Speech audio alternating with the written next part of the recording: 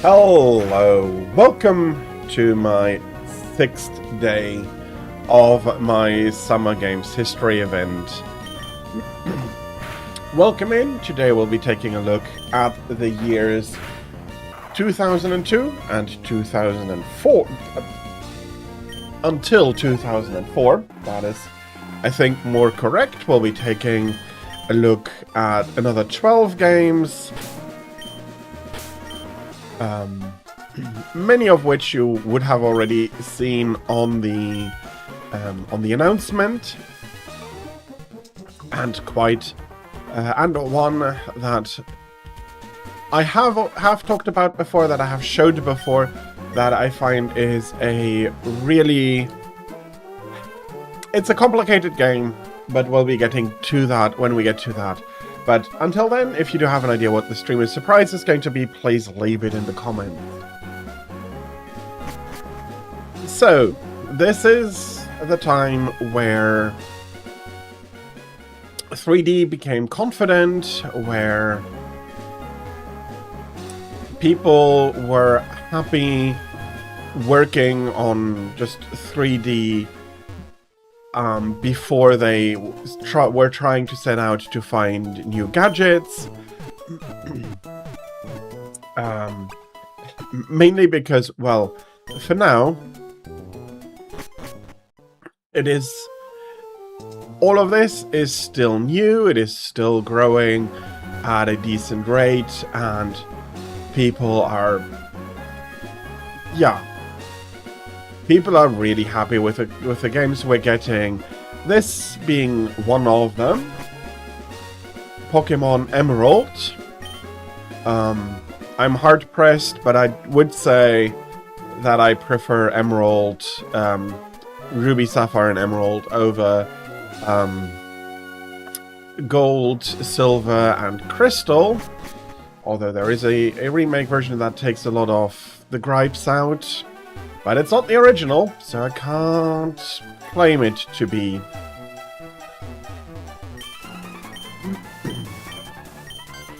And yes, for the people that might have taken a look, yes, this is a Nuzlocke run of this game.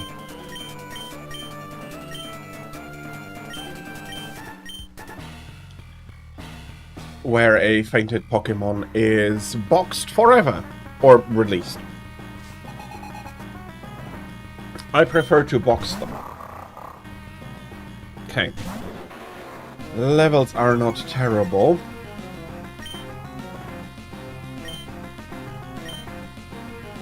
That's dark. That's not going to work there.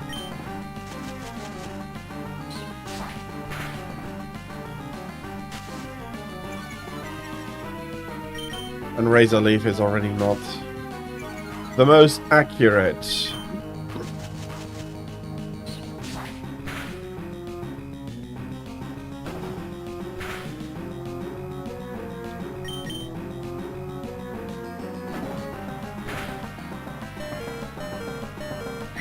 Okay.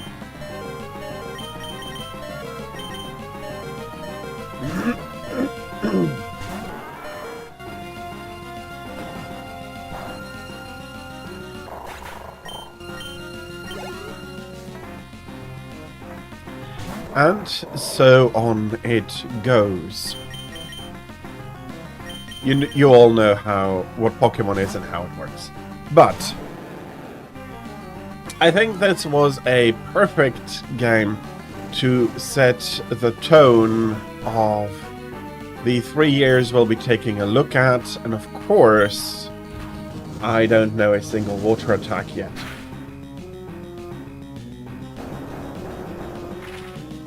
So, we'll be starting with a PlayStation 2 game that many have forgotten, although it did spawn one of the more popular franchises on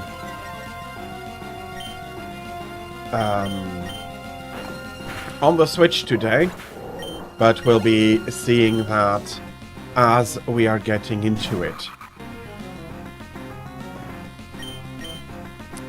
And then we'll be going through again a mixture of console and PC releases.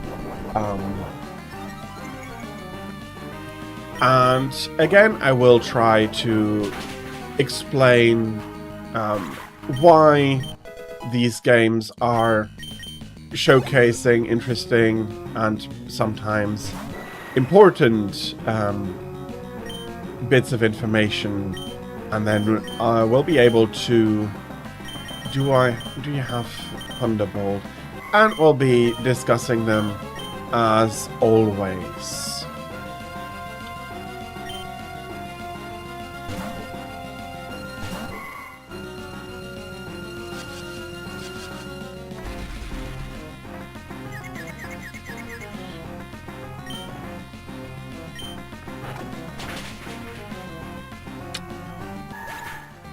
Okay, that was a bad decision. But this was but a showcase, so I'll be taking a quick break. Can I?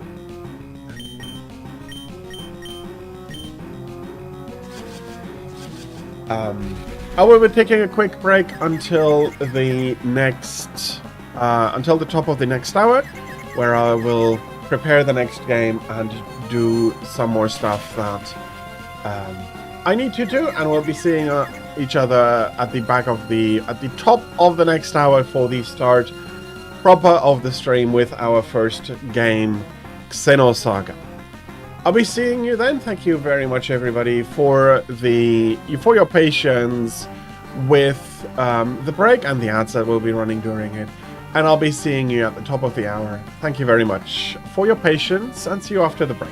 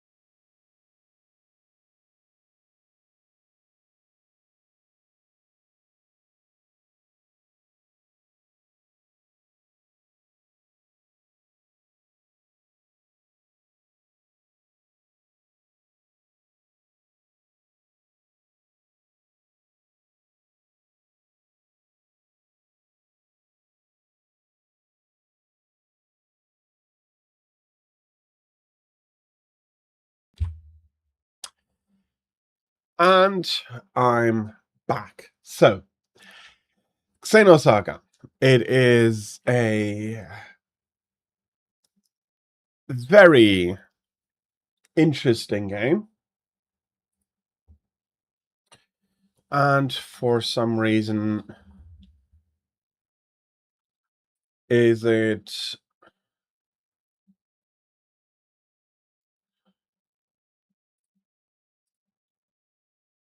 Okay.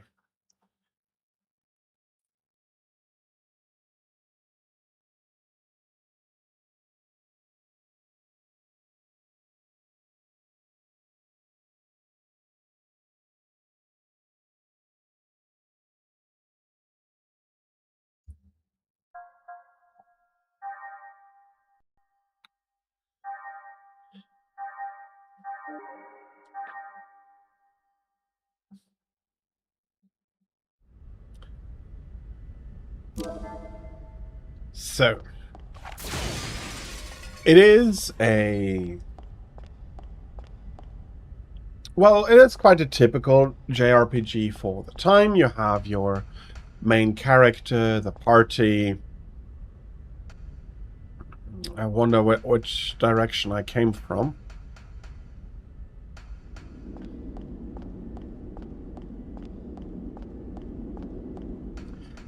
The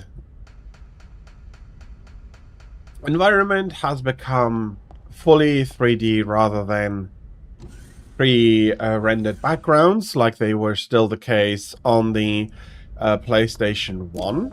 Whether that is the nicer decision is a question I am unsure about. I do have to say that personally, the pre-rendered backgrounds do have quite some charm, in my opinion. The lock has been removed. I do see a key card over there, which I cannot really reach. Yeah, and that gets me away from that wall. The containers are respawning, though.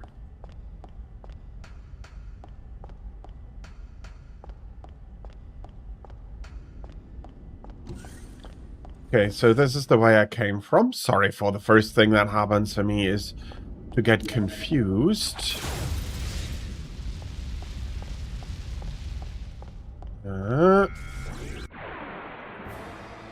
We have our enemy there. Okay, here we go.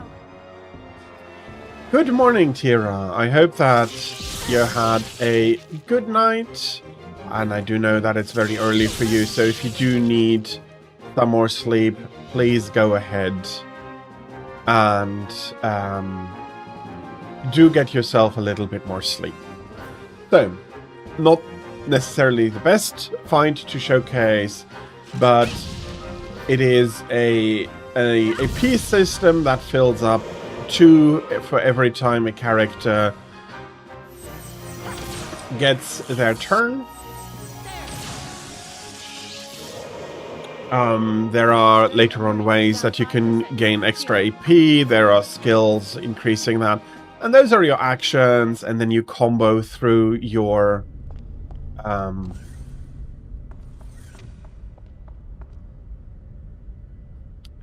then you combo through some of the ideas, and you go... go ahead to try and beat your... the opposing team in that mixed format.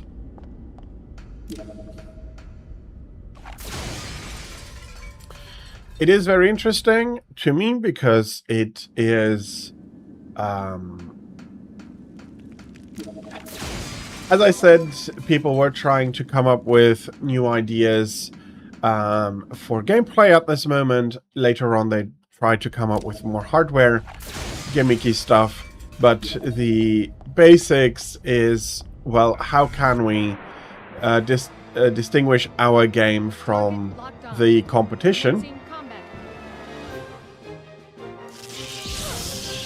And they tried this rather interesting system where you also would get different rewards, as you see in the bottom.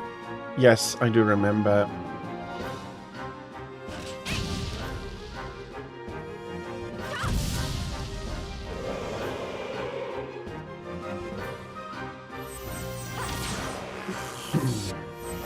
So, for example, we're not getting any bonuses here. There is an attack up for the next enemy. So, there is really, again, a lot going on. And in this case, it is to a point that, yes, you will need to be using them a little bit more than I did yesterday for Golden Sun, for example. Target locked on. Commencing combat. Okay, you are...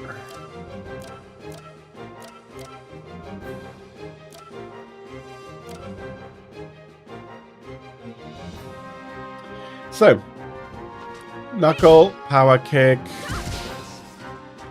not enough to kill.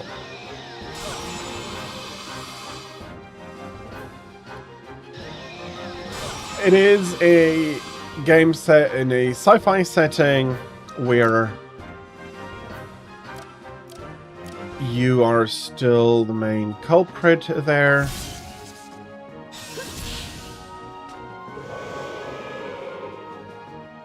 And that is one enemy down.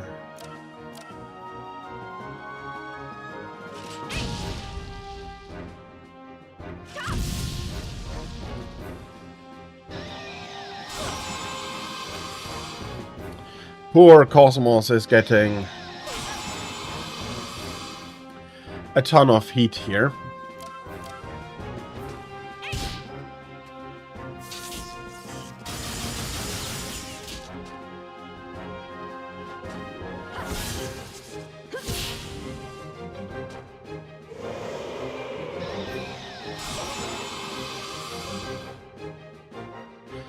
But yeah, in general, I do think the system not too complicated. It is still it's still in its basics a turn-based system.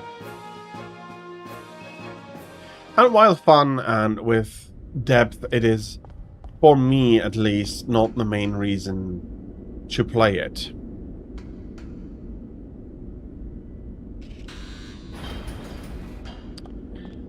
So, there is the mission target. Can we... we probably have to heal up.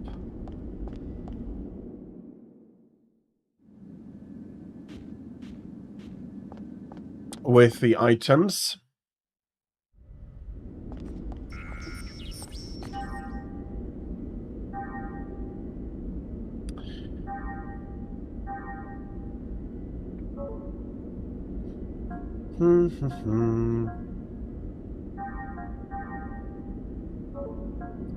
Okay, so this is already a stronger med pack. Cosmos, let's go.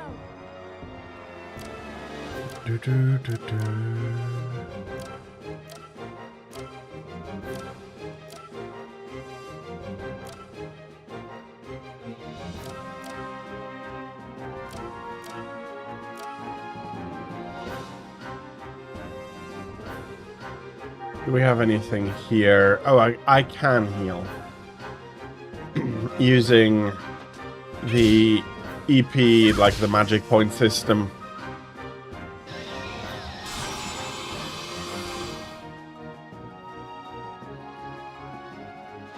Let's kill the first one here. They haven't attacked yet, so we are saving ourselves one attack, basically.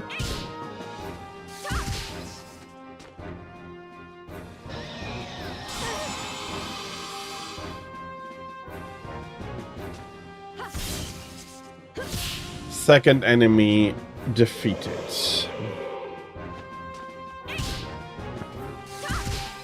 So, except that it is a fully rendered 3D world, what else is interesting about Enemies it? have been exterminated.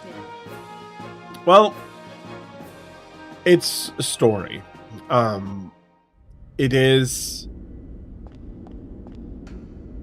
it's a very good piece of storytelling with a lot of... knowing quite a lot how to handle a lot of the things that for... that are important here. And Here we go. there is an interest in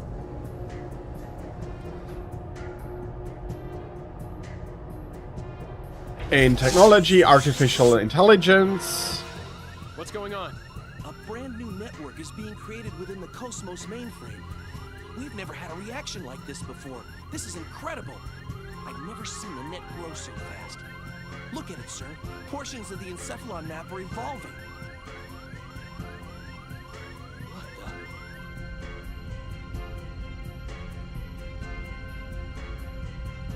the? Alan, I'm going to engage the target. Make sure you capture all the data. What? You cannot engage right now. You're tapped into Cosmos perception. It's too unstable. Don't worry. We can pull it off. What do you mean, don't worry? Chief? So, somebody is pretty reckless. Disabling auto safety. Destroy all targets. Destroy all targets. Well, that's not going to go wrong.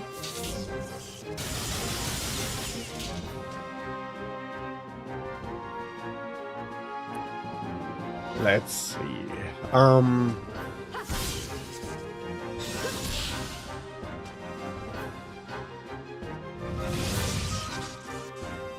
Okay.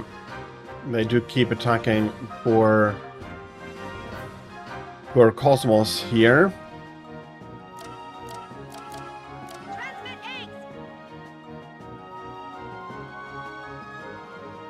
And while this is not optimal, Cosmos can always heal with the healing items.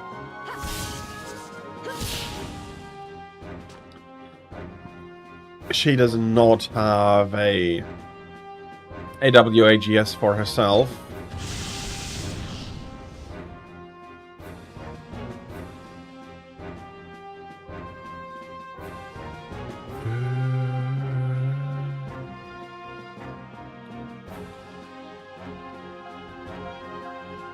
But we are going to guard with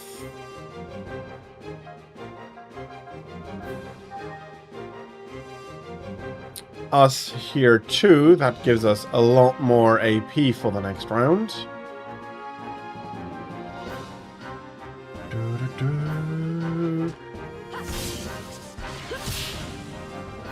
Charging. Our player.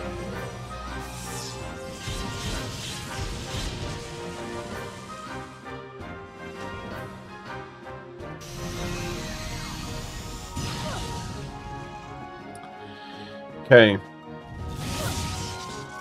That is... Ooh, nice. Okay, can you stop that?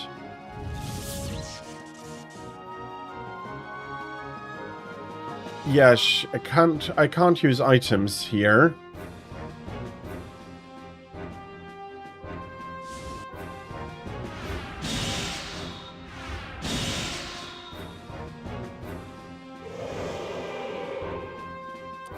But those hits did easily dispatch of that one enemy there. That's not a lot.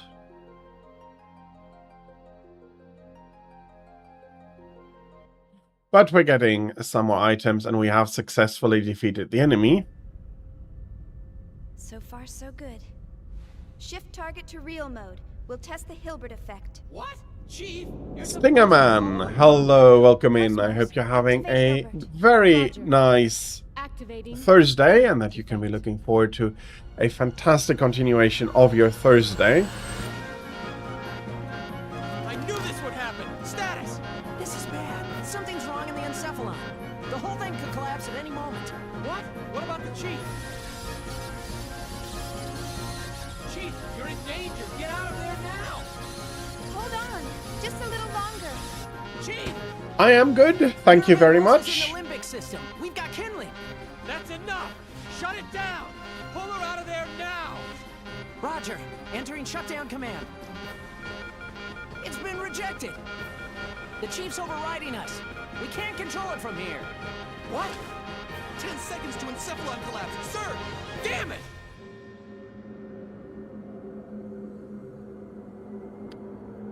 For some reason, she is very willing to risk herself in this.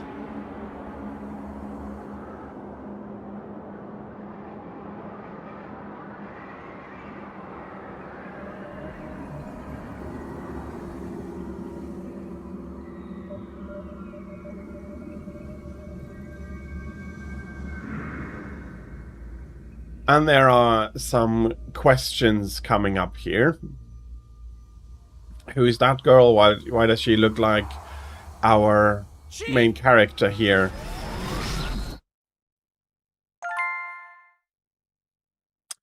And luckily she has a very hardworking assistant really worried about her.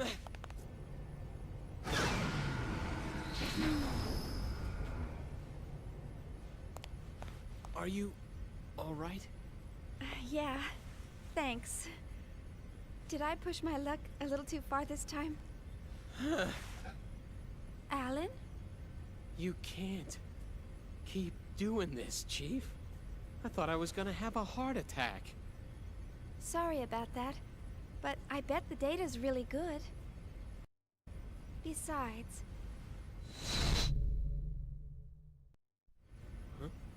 Was there something else? oh, it's nothing. Well, we better get started on that data. Today's our deadline, so I'm sure they'll be asking for it soon. Attention please. We are scheduled to gate out in approximately 3 minutes. All hands, please return to your designated areas immediately. Once again, attention please. We are scheduled to gate out. So the ship they're on is traveling somewhere, and the story is slow building, but it is... Yeah, it's really well made. It seems a little bit pretentious at first, with some Nietzsche references, but at least that is my opinion. They did understand mostly what Nietzsche was trying to say and really managed to incorporate that well into the game and the ideas that they are discussing. So that is something that I personally find quite interesting. And for the rest, well, the mechanics are working well. It's experimenting again, although a lot of people were doing that with fully 3D environments. Again, which is becoming more common. Still has some pitfalls. Still has some issues with you could pack a lot more detail into a pre-rendered environment simply because of how those are displayed and need a lot less visual power to display a lot of detail on. But the shift was inevitable, and it is a decent shift here. And you can see there's quite a few detailed character models on screen, really showing that the PlayStation 2 had a lot more power in the 3D rendering department and could work with this a lot more confidently than previous consoles could. And again, We are unsure exactly what this fleet is doing here. So, we're almost home. Yes, sir. Our final gate jump is at the next column. We're almost there. We made it this far, we'll be fine. The odds of contact between columns is statistically low. Besides, this asteroid field we're in is perfect for hiding the fleet from them. Huh. So Pollyanna thinks those asteroids are going to protect us. I'm sorry, sir. A bit testy today, aren't we, Commander? Huh? Is something wrong? No. Of course not. Ever since we picked up that object 10 days ago, everyone's been a bit jumpy. And we still have a ways to go before we hit comm space. I can empathize with the commander. Captain, can you, debrief us on the current situation? Our original orders from the Galaxy Federation were to investigate the vanished planet and assist the researchers. But ever since we picked up that object, it feels like everything's changed. What exactly is that thing anyway? Who knows? I haven't heard a thing from the research team. But, as I mentioned before, apparently they're after the object too. That's unofficial info, of course. What about the rumor regarding the casualties during the retrieval process? Even if it were true, that's none of our business. The research team has their own orders to deal with. The only explicit instructions we've received state that should any salvageable objects exist in the area, their retrieval takes top priority. Top priority? What does that mean? What it means is, over our very lives. Now, no need to scare them. Those orders merely reflect the importance of this operation to the Galaxy Federation government, that's all. Just stay sharp and be careful. That makes sense, sir. The entire fleet was renovated for this mission. Besides, if there's an emergency, we've got the trump card to fall back on. Yes. Speaking of which, what's the latest on that situation? They're scheduled to turn in the A7 reports today. A7, eh? Only one step away from fully operational. It's about time, I suppose. Lieutenant, please ask Chief Uzuki to come to the bridge once her data's ready. Ask her to bring all the previous data as well. Yes, sir.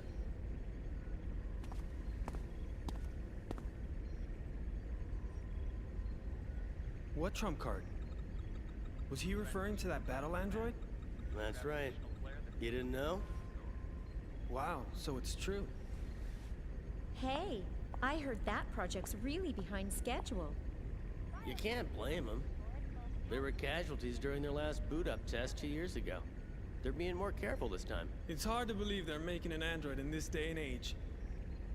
The only place I've ever seen them is in old space novels. Well, trump card or not, it's still an experiment. And it ain't like one android's gonna make that much of a difference. The whole project's just a chance for those Vector guys to show off. Someone's outdated hobby, that's all. I heard that even their commercial models differ greatly between those that have seen action and those that haven't. They say ignorance is bliss. Looks like they were right. Commander?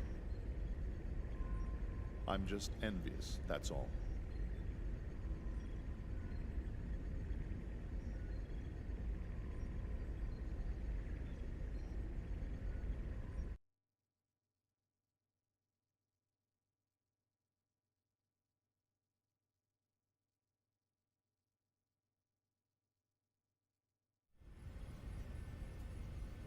Sure. I'll be there in 30 minutes.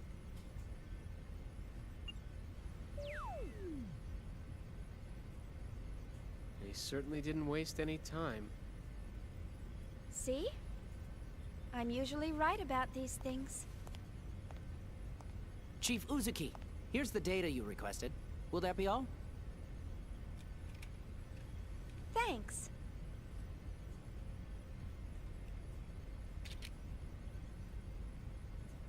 This should be good enough. I'll take care of the rest.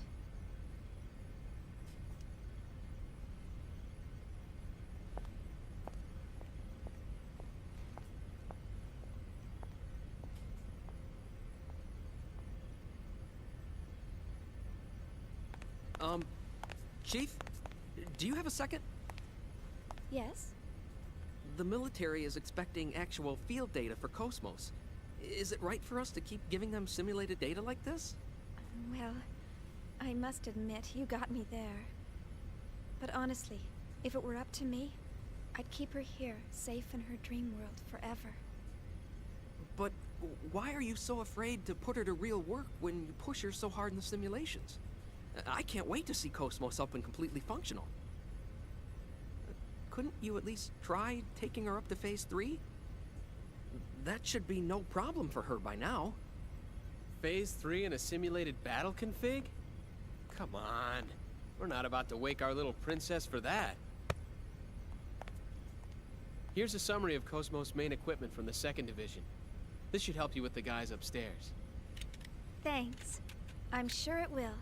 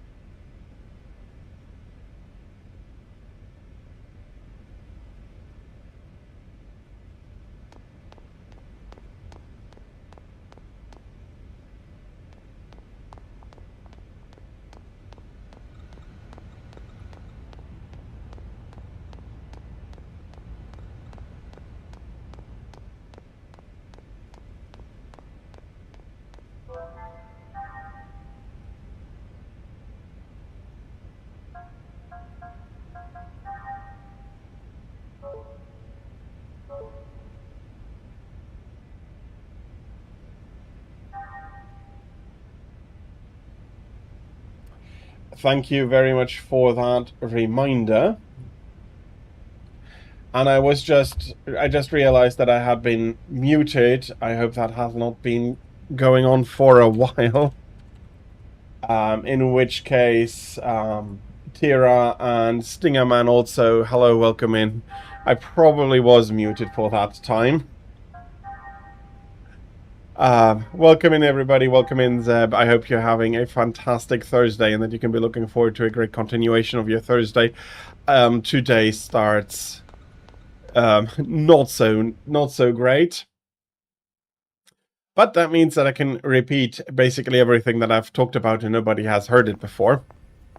All right, see you later. So, she's going to present some data about Cosmos, an android that they are working on. There's been some issues 2 years ago, and the captain is quite nervous. They picked up some weird object that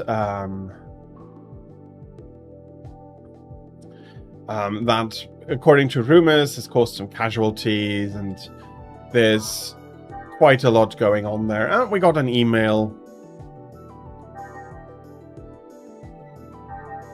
and we are having a cute assistant here as well.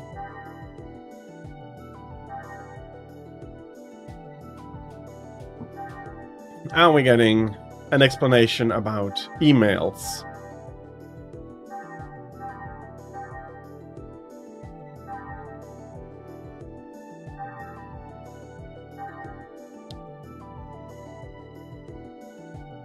So,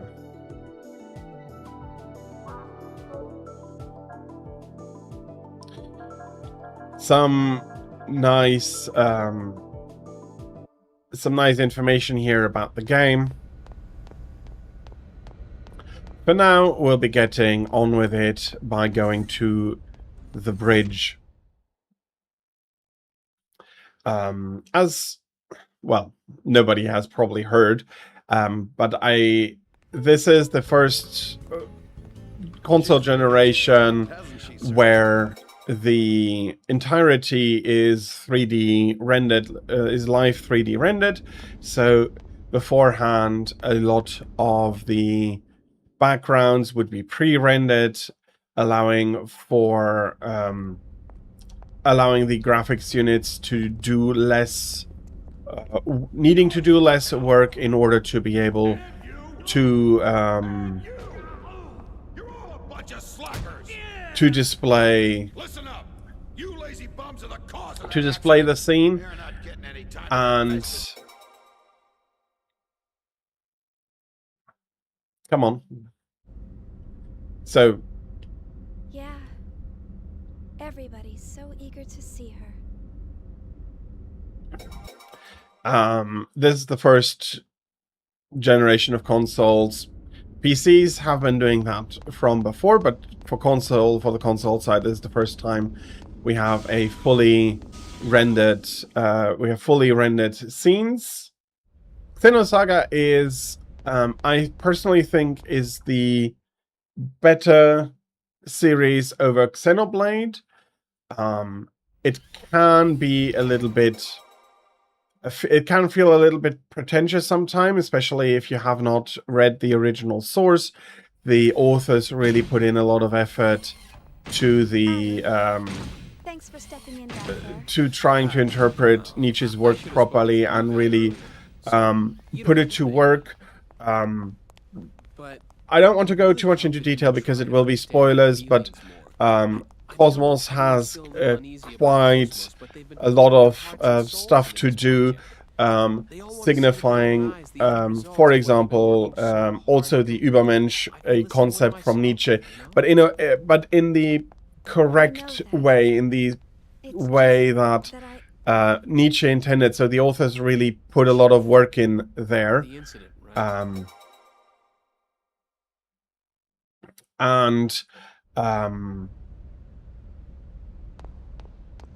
Yeah, so while it is not...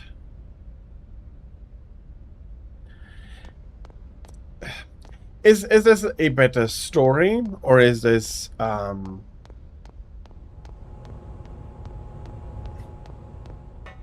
Yeah, it always depends a lot on the people playing it. I do find it's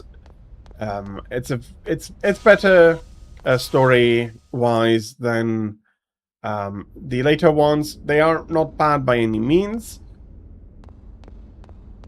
but from the combat system, this is definitely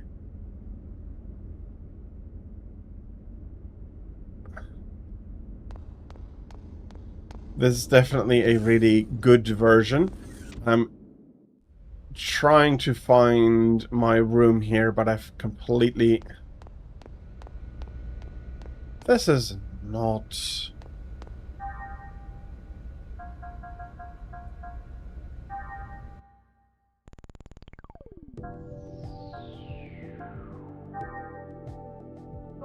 Yeah, don't have any plugins yet for this, and there is no...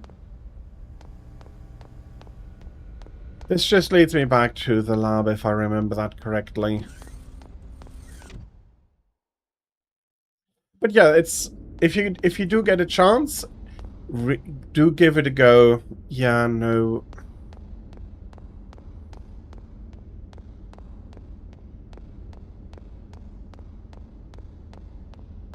Don't mean to interrupt you, but I'm trying to get to my room.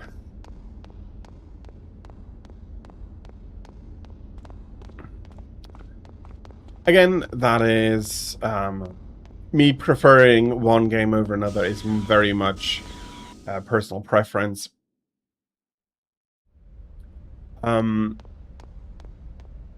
So, something that is still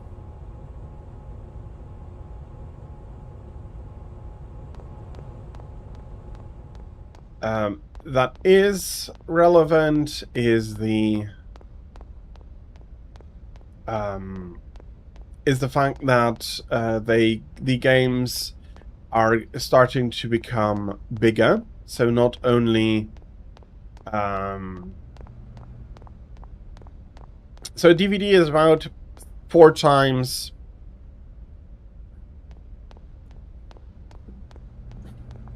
the size of a CD-ROM, and despite that, a lot of games are still releasing to... Okay, let's not mess with the red button then.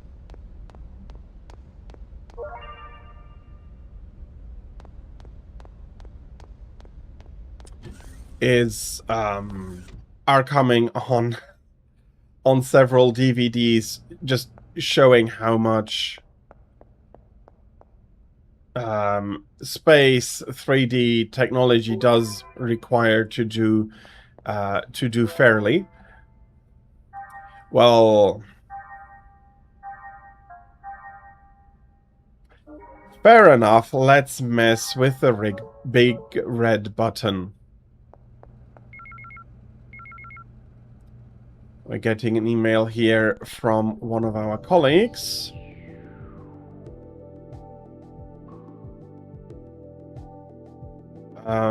We have been sent a real weapon.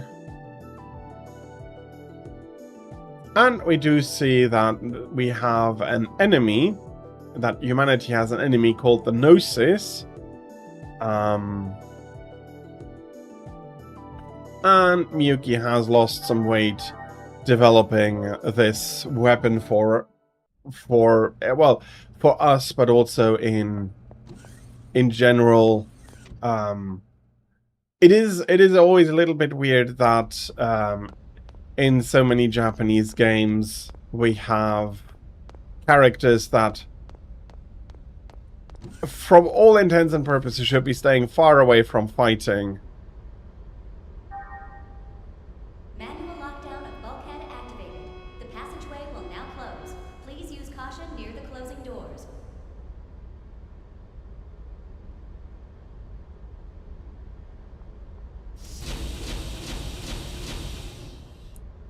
And the soldier is just standing there.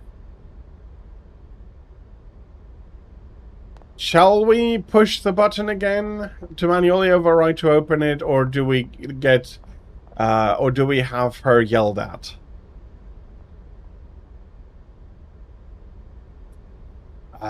While I allow chat to ponder that a little bit, as I was explaining, while we were still seeing Cosmos, it is also discussing some of the ethics of artificial intelligence and androids. Let's be nice, okay.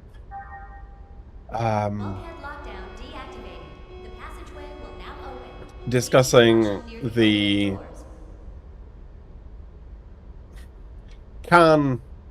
can artificial beings... oh, poor guy is cowering now. He was doing so well when the bulkheads were closing. He was just standing at attention like a good soldier, and then isolation broke him. So yeah, Cosmos being an artificial creation, what is going on with that? What rights do they have? Are they purely...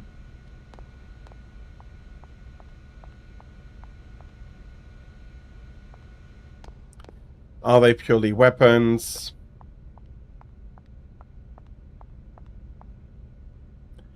We have some combat models here. What are they? Because in the first place they are looking human.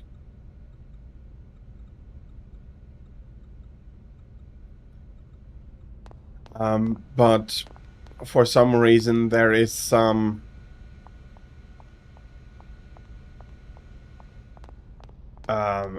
they are already using some artificiality here.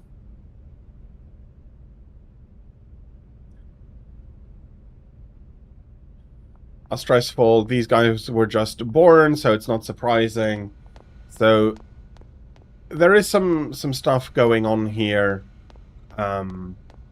beyond just Cosmos being the latest model, and so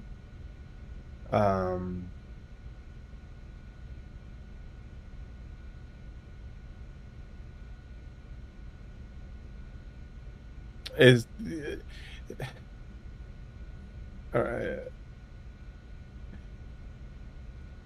they are rallying. They happen to be born differently. How differently?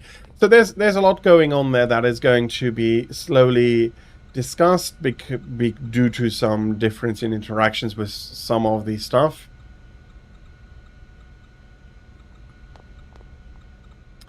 And with that, we should have...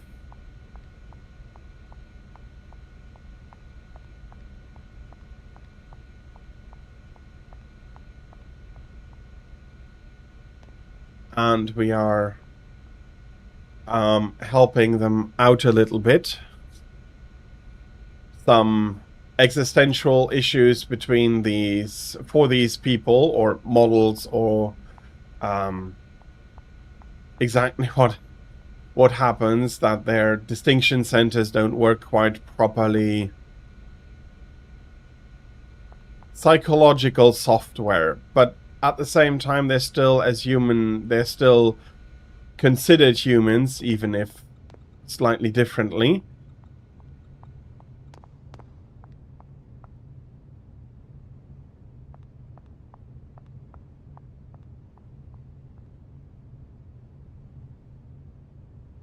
So yeah, there's definitely some issues.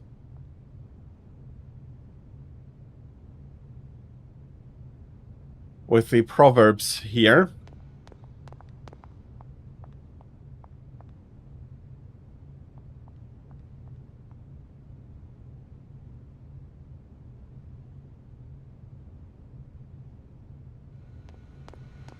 Shion is a very kind person. Same with Cosmos, who is definitely developed as a combat model. She wished she never would need to really awake, because that means that they are going to be plunged into combat.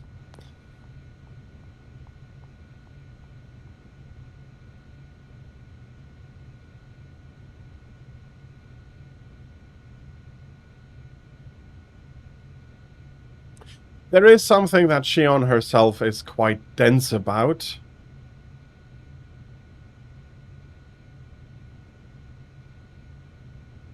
You have some interesting symptoms. Okay, Shion does get it. She doesn't verbalize it, though. So, for a moment, she did appear quite dense there. And again, some more discussions, making adjustments. It seems very, very harsh, to be honest, that you are using sentience in active combat roles like this. Ms. Uzuki. He wasn't always like that. But then something happened. Is he an old acquaintance? We were classmates at the military academy, and I've been stuck with him since then. It was Milsha. I see. So, that's why. You knew about that, huh? Then again, anyone planning to join the 3rd Division would know. Well, I'm from Milsha. Huh? Of course, no one's allowed to go there anymore.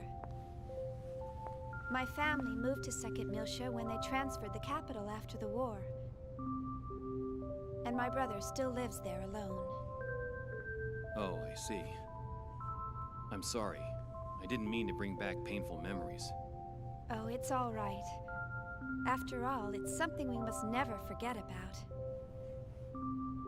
For our sake and theirs as well.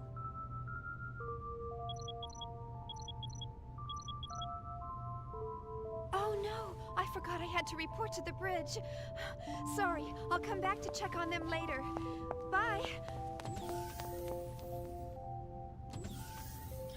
Taking time off her own duties in order to help other people out.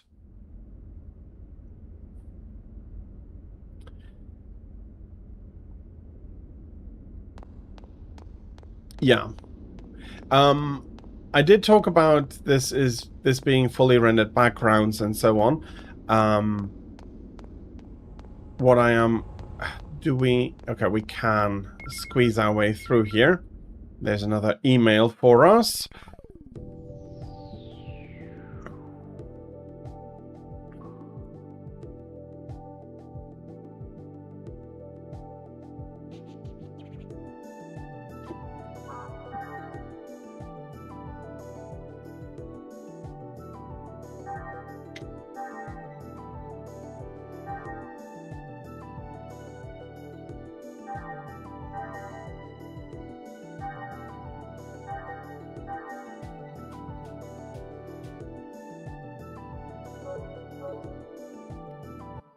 Okay. But yeah, started another series on its own. There are 3 parts to Xenosaga. Okay, that is something that is maybe particular to me, that I feel that Xenoblade being in the same universe as Xenosaga still belongs to the same series, even though technically it isn't. But all in all, it is it's a great game, and again, it is something that in general for the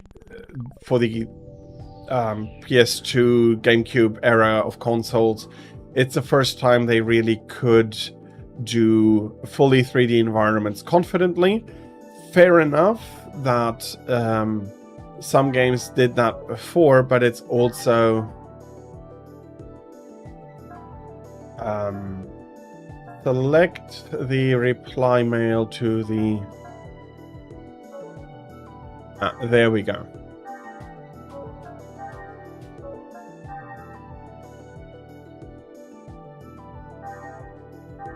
So we're sending a reply there. A bunch of concepts and terms. It is... I don't think it's ever officially said, but for me it's the same universe. Before or after is always very hard to say with high-tech systems like that. We also have the bots, like the big robots, the mechs that we can pilot in both of them.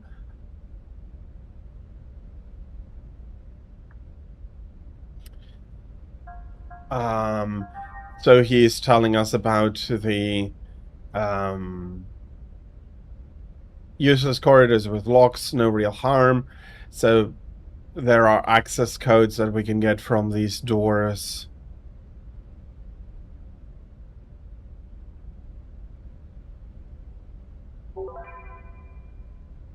Oh, we get a file here. And we're discovering a new address here. But yeah, it's a very interesting take from the story, using the tech to tell to do simulation and real world comparisons and stuff more confidently. The start of the first console generations that really could do everything confidently in 3D. On the PlayStation 1, For example, a lot of backgrounds were still pre-rendered because of how much power it saved for the core. And we are at the time where the CD stacks to a degree have disappeared. A lot of the large JRPGs came on multiple CDs, but it'll be back, and very quickly they'll be arriving on two or three DVDs as well. Partially because a fully 3D rendered environment does need more data in order to construct itself, but also because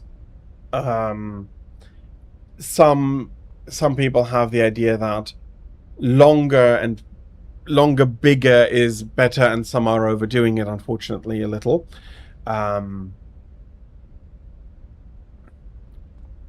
Then again, if you do play a lot of those that overdo it, yeah, some parts stretch, but most games of the era still doing a really fantastic job of telling the stories that they want to tell. So also the games can be a lot more confident with dialogue, put a lot more dialogue in there, put a lot more cutscenes in there, allowing a lot more exposition and talking between characters to carry some of the story and exposition.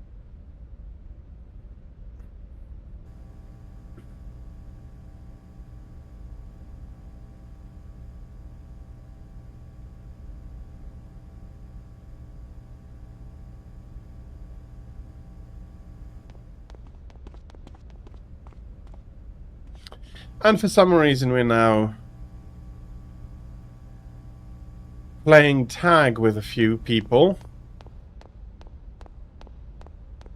Luckily, we do not need to repeat it, can we?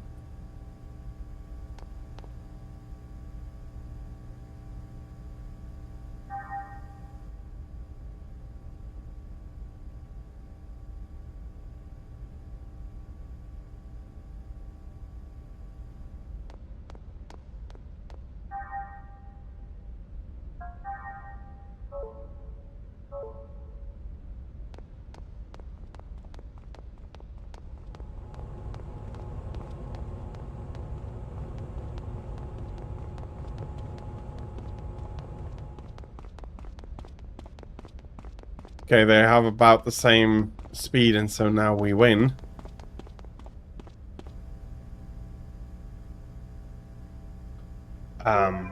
Small things, because you're going to encounter the enemies mainly on the overworld, so they do tutorialize this part well. But yeah, we'll be seeing a lot more fully 3D rendered games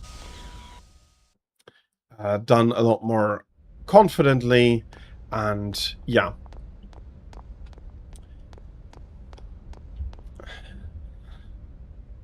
It's a really, really good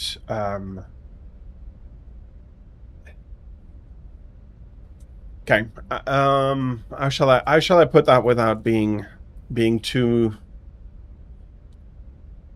Yeah, but it is a time where some of the best games came out, and where the audience was still small enough and fractured enough that games would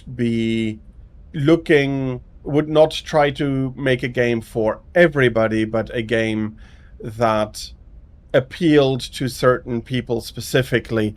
And that is something that I do criticize a lot for, that nowadays people are trying to do too much a game for everybody, rather than being fine with a game for a specific market that is definitely going to enjoy it. But we'll be taking a look at more of that after this short break with a with still an RPG, but in general a very different game, that being The Elder Scrolls Morrowind, which remains a core RPG, but changes everything else up quite drastically, and we'll be seeing that after this short break. I'll be back at the top of the hour. I thank everybody for their patience with and during the ads, and as I said, I'll be seeing you after the break at the top of the hour. Thank you very much.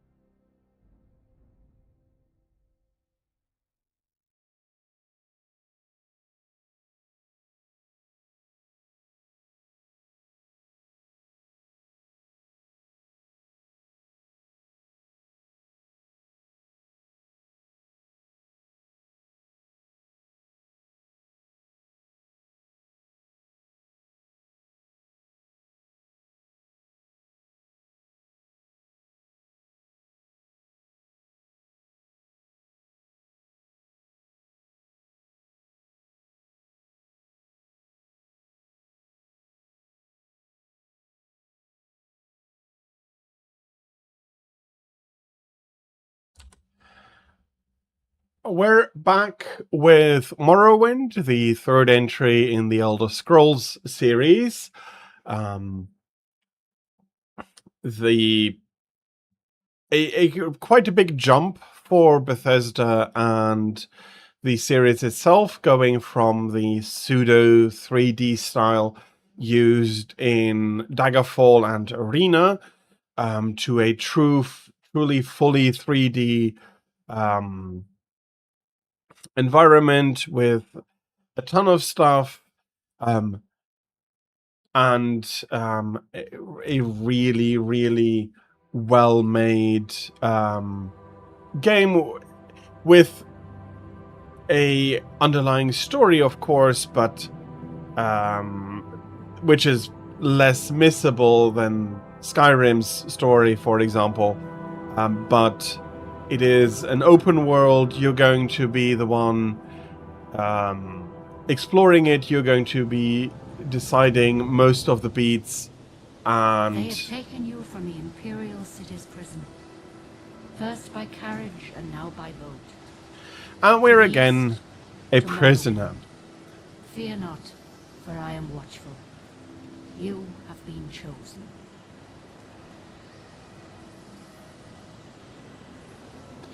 And we have been chosen. We're here. Why are you shaking? Are you okay? Wake up. Stand up. There you go. You were dreaming. What's your name? Let's give ourselves a name. I do apologize if it's hard to read, but if... Not even last night's storm could wake you. I heard them say we've reached Morrowind. I'm sure they'll let us go. Quiet. Here comes the guard. This is where you get off. Come with me. So, I get off here. You can already see that a lot of stuff is interactable.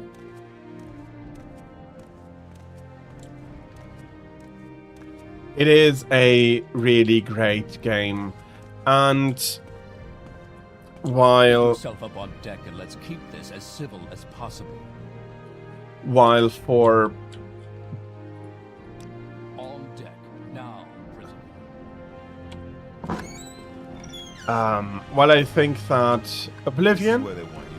Head down to the dock and I'll show you to the census office.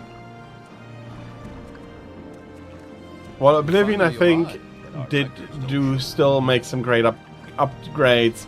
I feel that Skyrim was unfortunately a little bit of a step back. Oh yes, that is something I'll still be getting to.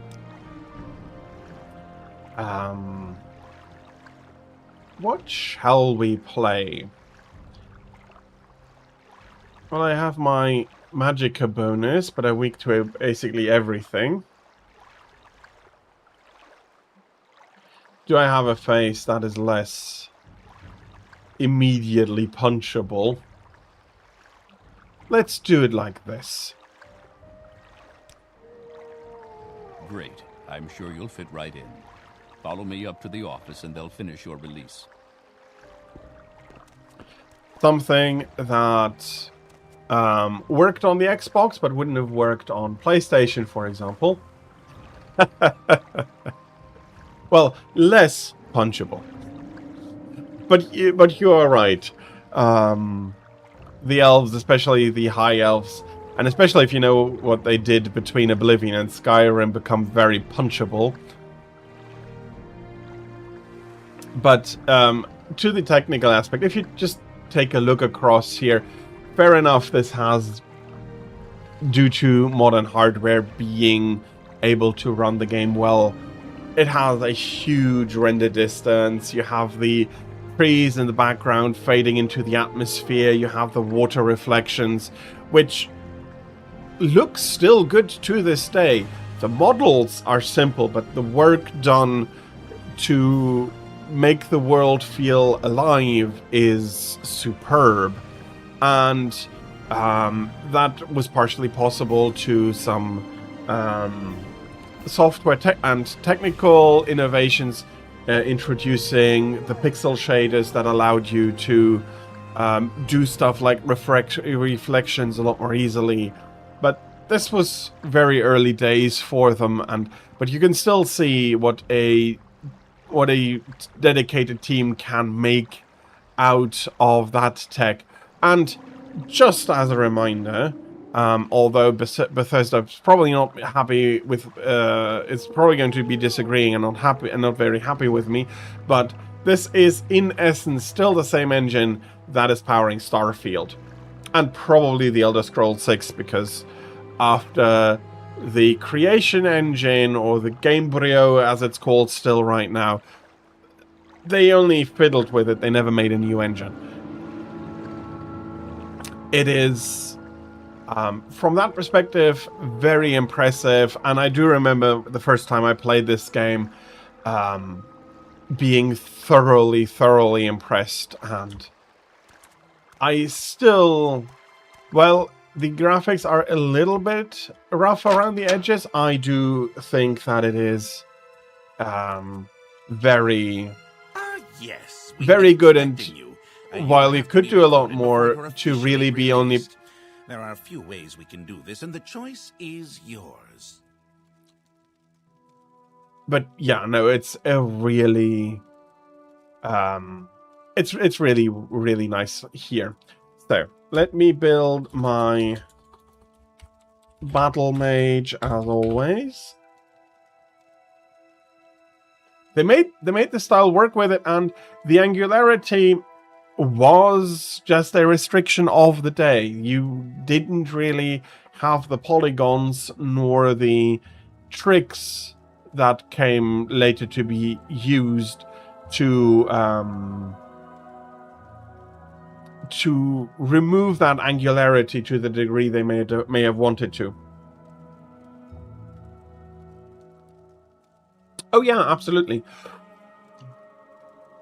There is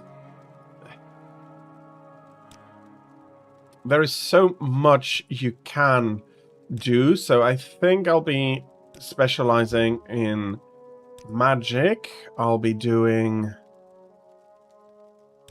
agility and intelligence.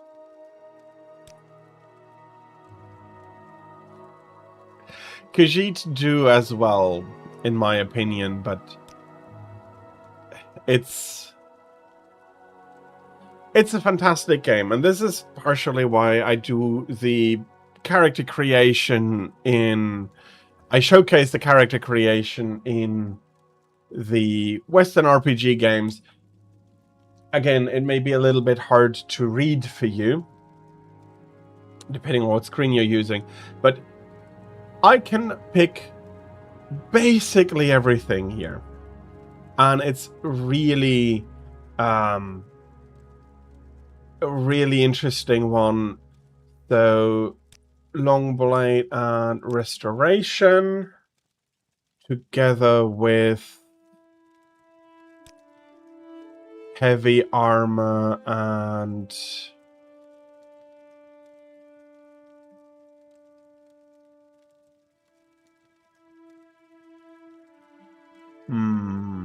I want one of these as well.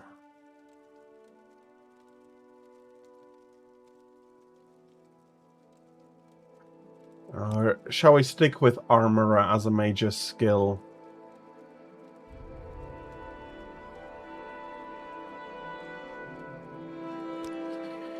Speechcraft, Mercantile as minor, Illusion, Enchantment, and Block. Am I going to be using many shields? Probably not. Athletics as another minor. There are quite a few. I currently don't have any texture packs installed. Very good. The letter that preceded you mentioned you were born under a certain sign. And what would that be? So I don't have a texture pack installed, partially because Morrowind, for all the modability of Bethesda games, is one of the ones that I really find that it doesn't need that. And I think I'll be taking Woundburn, Stunted, Magica.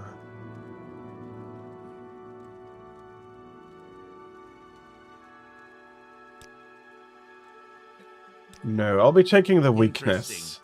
Now, before I stamp these papers, make sure this information is correct.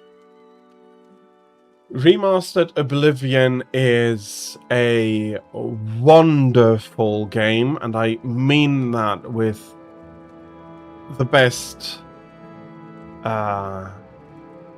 with the best, in the best possible way.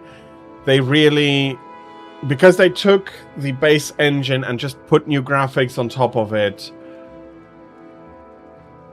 So nice. They did some minor changes, but it's all good in my opinion. And it's a seriously wonderful game that really takes the old game and really gives it a new, a new coat of paint, and thus, unfortunately, in the eyes of many, a new life.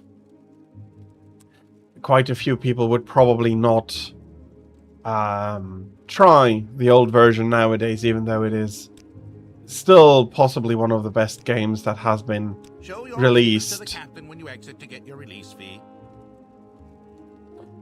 So, I do need to bring these papers to the captain.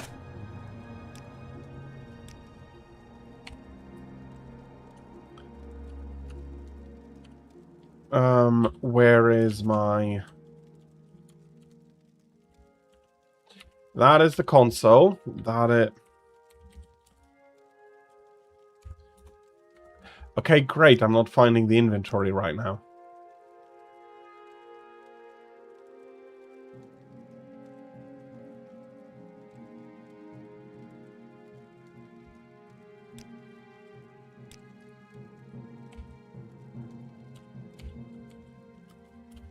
Continue through to the next building and talk to Celisgravius. Okay. Let us move on. We can pick up the dagger here.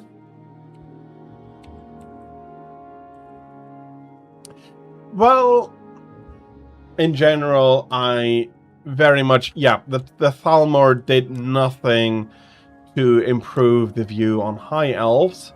I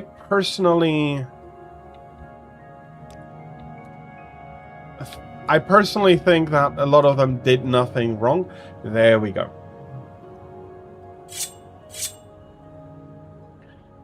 And then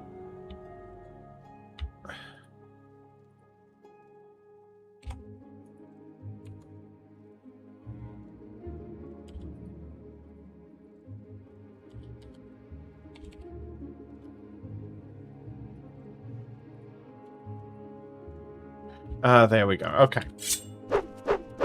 And we can slice and dice with our dagger. Is this the way we have to go? I think we do. Oh, it's definitely a possibility. Plate, cup, engraved ring of healing.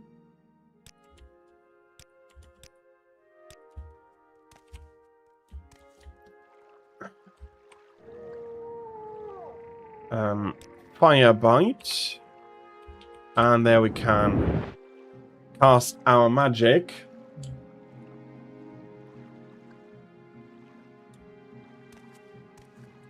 Oh, you can absolutely make it work. That is what I really appreciate so much about this game. It gives you options. It gives you a ton of options. And it allows you to make it work. Why? There are some traits that Argonians have that make them actually quite interesting as mages. They tend to have a lot of stamina, which you might or might not remember that in this game. If you cast magic, you also need to use up some stamina for it, just as with any physical attacks.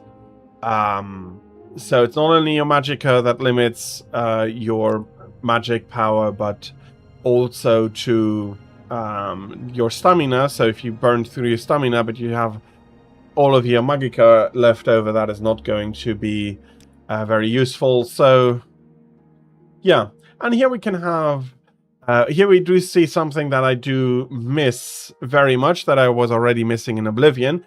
Morrowind is the last big RPG really doing that, and that is this dialogue system. So instead of giving you a list of numbered options, everybody here has a list of keywords.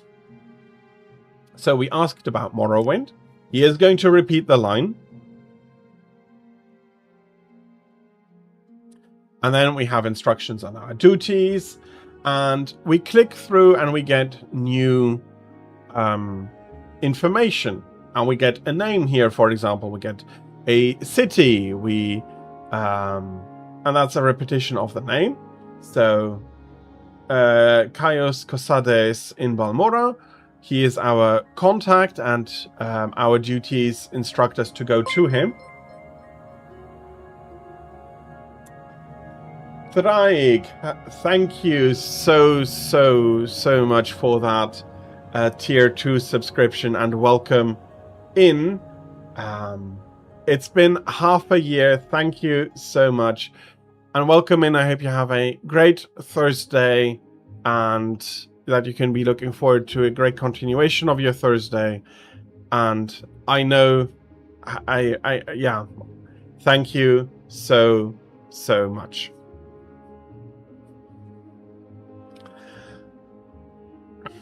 And yeah, this is a very interesting system you get, but it does require the player to read and to be attentive. So we could, well, we might have not been able to leave, but yeah, what are our duties? So, and then where is Balmora? There is in the South Corner Club. There is we should be talking to people, and then we get some advice to take a Stilt Strider over to Balmora, fast, cheap, safe, cross the bridge and head east. They are giant insects, and so the world opens up through conversation that feels, I think, a lot more organic.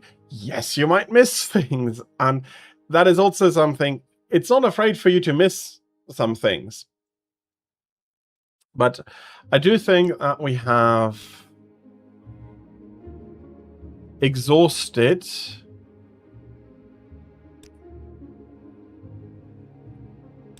much here. Yes. And yeah, so we have the map now. We have our main inventory. So we have directions. So how was it to... Yeah, drop it onto yourself. So we've been given a letter here. You've been given these directions in a package of documents. Do not show them to anyone. Do not attempt to read it. Follow directions. You owe your life and freedom to the Emperor. Serve him well. Like... And then we have this package we are not going to try and read.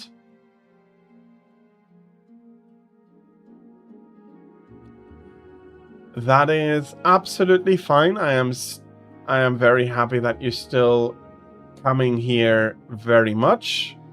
And I can understand that sometimes circumstances do not allow you to enjoy certain things as you did. The most important thing for me is that if it's not working for you to stay in the stream for long or to enjoy the stream, then that you take the steps that you need to be feeling good yourself. That is the most important step always. And if that means you're not here as much or here as long, then so be it. If you are more important than my stream, and your well-being is more important than my stream, and that is not only for you but for everybody. If you can't do that, then if you're not able to really be here, then please don't be, and take the steps that you need to be better. Oblivion, yeah, the remaster, did the remaster have it as well? I'm not quite remembering now. I need to check that. Yeah, but Oblivion still had it, although it feels different. Something is, but that might just now be my brain playing tricks on me. So don't take that too seriously. I'll be needing to check before I can do before I go into that for sure. Yeah, that is also something. EverQuest did that quite nicely. It's of course not an intuitive system, and it is not a quick system, so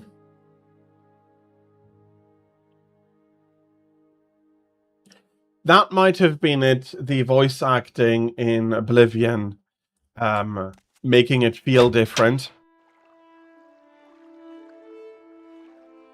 So now we have our journal, which will be, if you play the game, you will be using a lot, and sometimes you'll be going back pages and pages of side quest stuff to find where you were on your main quest. Although you can sort by topics and quests and all of that, so. But I remember having one playthrough where I decided to just use the journal linearly, and that would and could result in some weird reactions. I don't have time for this, so make it quick. Let's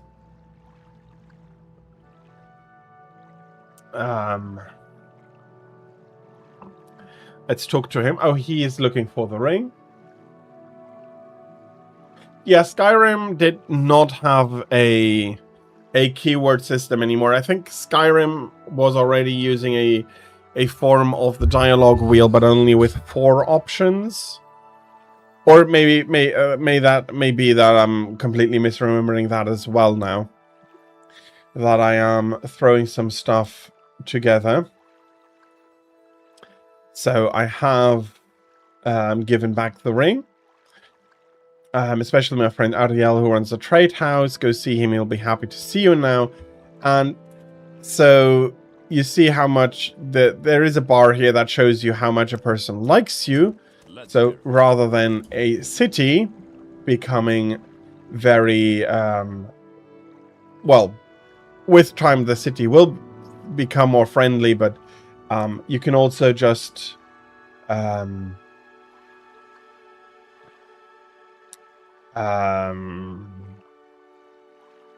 make friends with a few people. I'm waiting.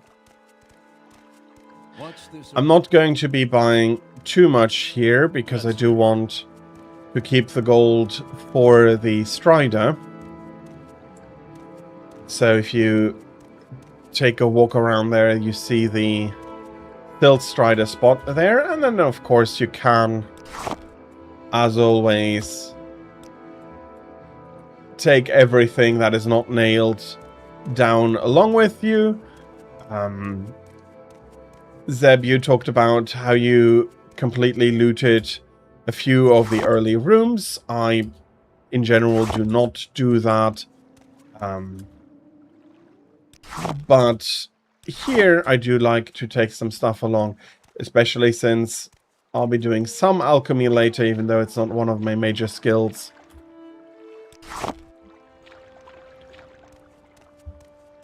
But it is still in my opinion, a good skill to level at least a little bit to make yourself some good potions.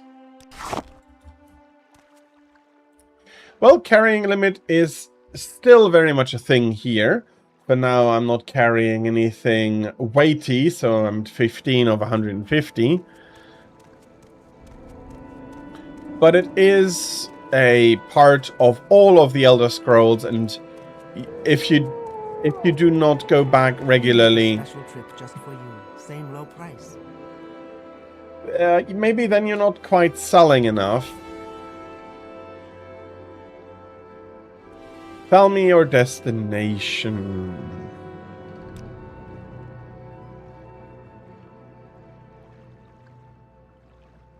So he is not very happy, but he sends business Darvame's way. There's some Daedric ruins. But there are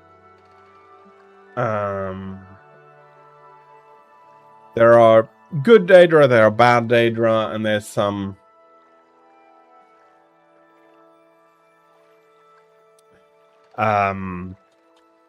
discussion there, and it's really, really interesting. So, but we do want to travel. And we want to travel to Balmora. That would be 14 gold. Again, it is probably quite small for you, so I'm not sure how well you can see it. Let's travel to Balmora. We make a special trip just for you. Same low price. Same low price. Yeah, I did have those off. Subtitles should have been on from the beginning. Yeah, but I can't increase the box sizes, unfortunately. Well, I do remember my first time playing Morrowind and then going back to Daggerfall from there. It is absolutely not necessarily necessary to really carry everything that you come across.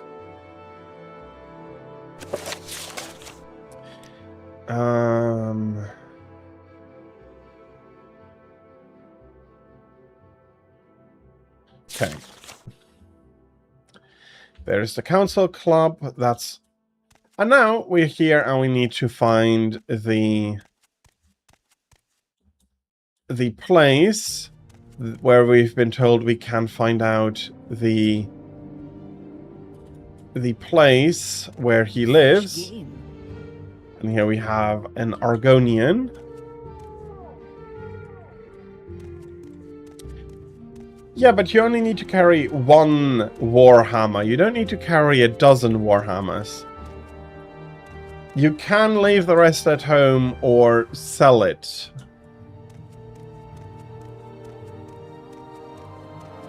Ores, gems, tiara thingies, and then as soon as you do finish a dungeon, you take a look at how much you're carrying and you're going either to sell. Get moving. You either go back and sell or back and stash. Fair enough, but I stash a lot of things at home. South Wall is a working class corner club in Balmora.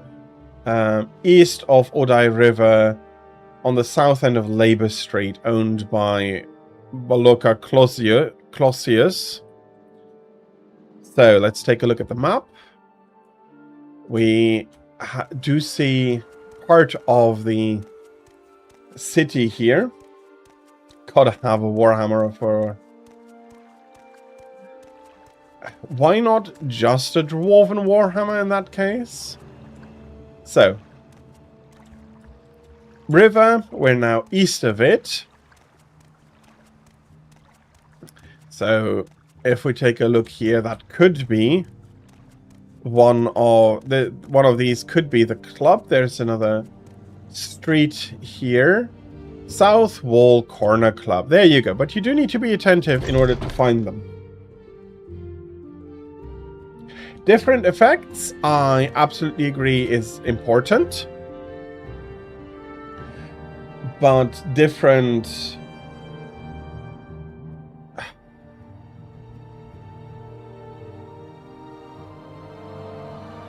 Yeah, maybe because I'm a battle mage, I don't carry around those enchantments very much. I do carry around Soul Steel quite a lot to fill up Soul Stones that I then can use to fill up my Soul Steel.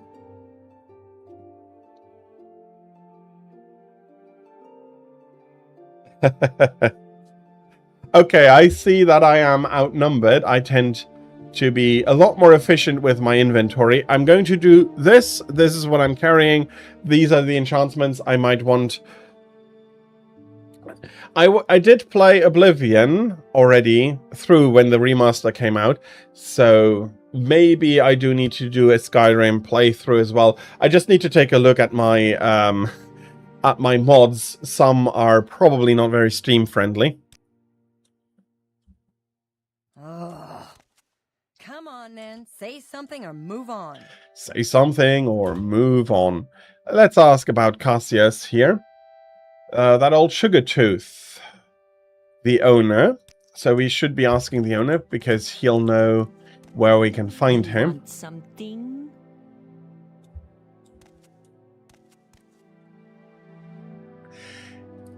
Carrying over...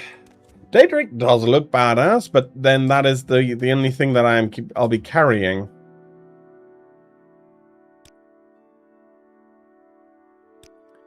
Okay. Why do you approach?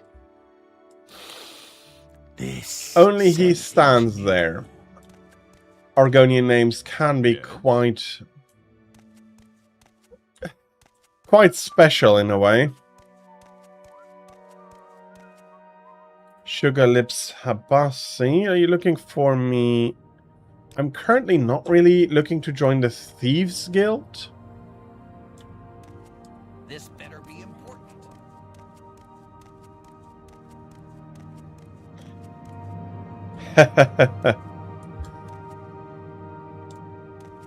Summoned by another. Questions again. Where is the owner then currently? Because I'm...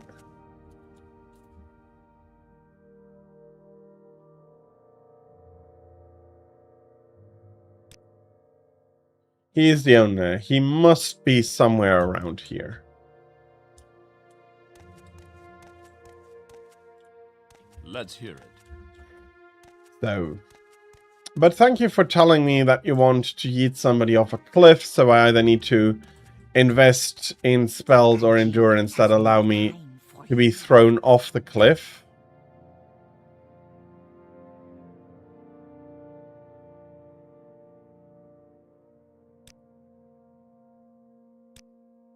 Sorry, stranger. My time is short, so get on with it. Don't stand about. Get moving. That is not wrong. And here we have our owner. We rent beds. He has some information, specific places. If you're looking for someone in particular, the Fighters Guild is on the Trade Street, west of the river. The Mages Guild.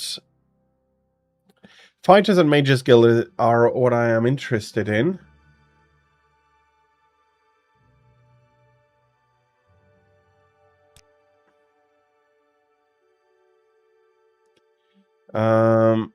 Someone in particular. I'm not getting the Mage Guild keyword here.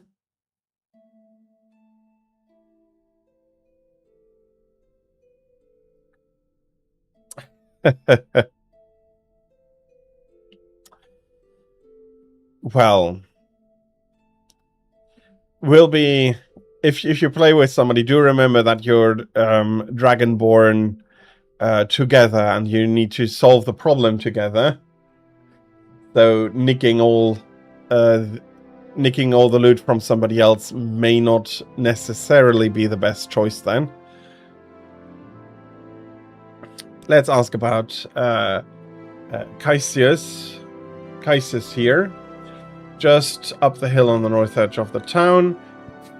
Front door, not the upper door, to the terrace. Up the stairs left, and down to the end of the street.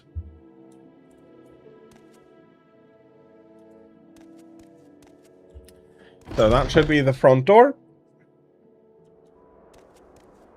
Up the stairs, and hang a left until the end of the street. It is trying to bolt on a co-op multiplayer onto a game that was absolutely not made for it.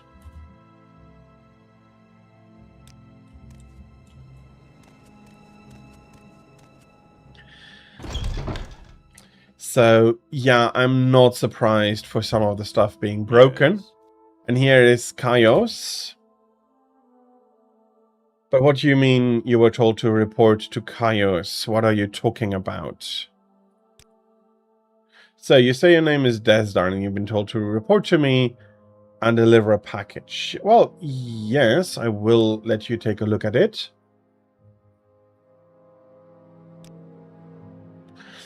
And then, good, welcome to the service. And we are now, again, a blade. Emperor's eyes and ears. I can use his bed, but no touching everything else. We can improve skills with the trainers. He can give orders right away. We knew, we look at, he's giving us some money, a decent weapon, armor, spell.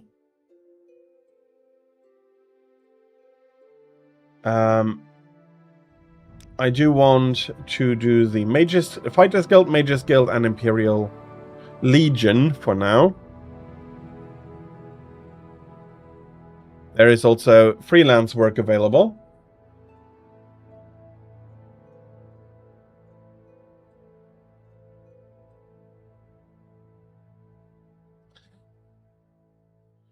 You saw a video, but oh.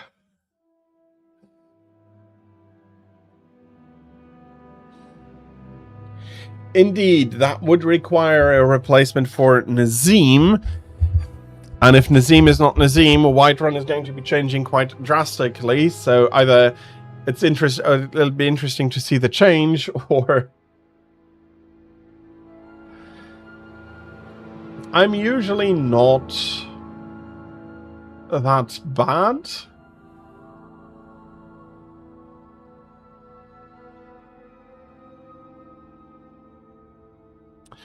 So, Mages Guild, Fighters Guild. We do know about the Fighters Guild already. So...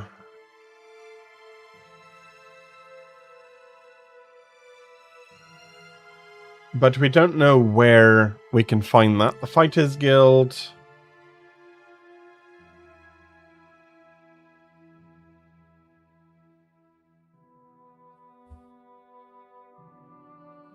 And then the Imperial Legion,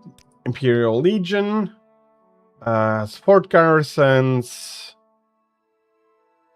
Fort Darius in Gnissis is accepting recruits, though. He is very... I can absolutely understand him being annoying, yes.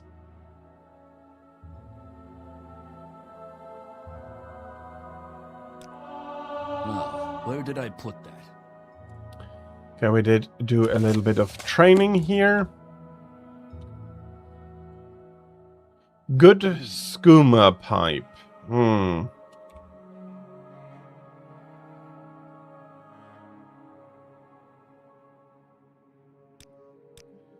That is seriously not a great look.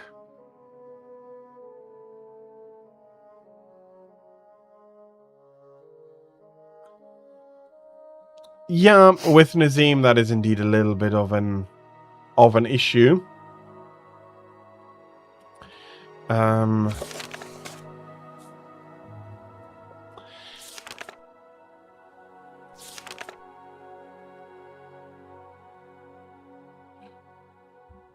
Trade Street west of the river.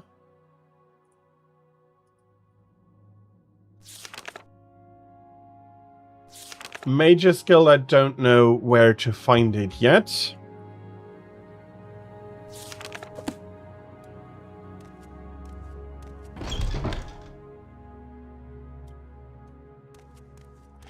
Well, I am somewhat unsurprised, and I just...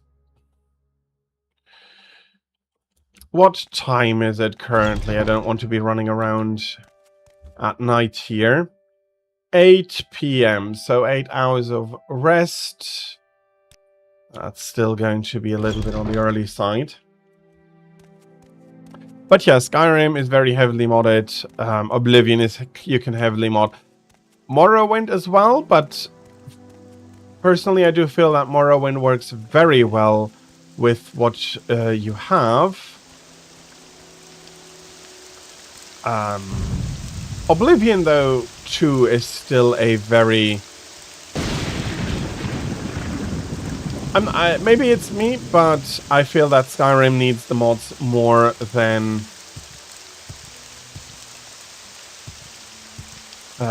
the other Elder Scroll games. Especially because, well, you're being made Chief of the Blades, and then you can't give them any orders.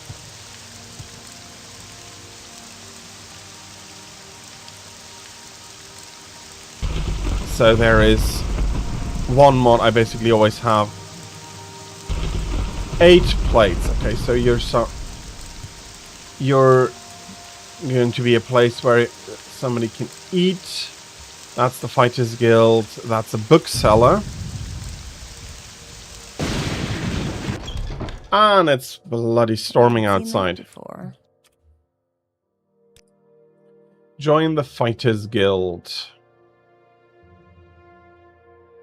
Read Charter.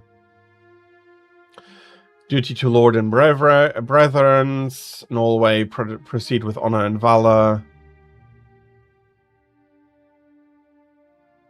You are permitted to use items in the equipment chest.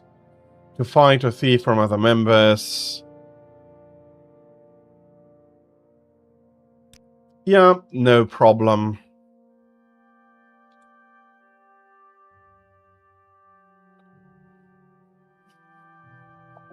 Yes, it does feel like that. And yeah, the thunder was loud.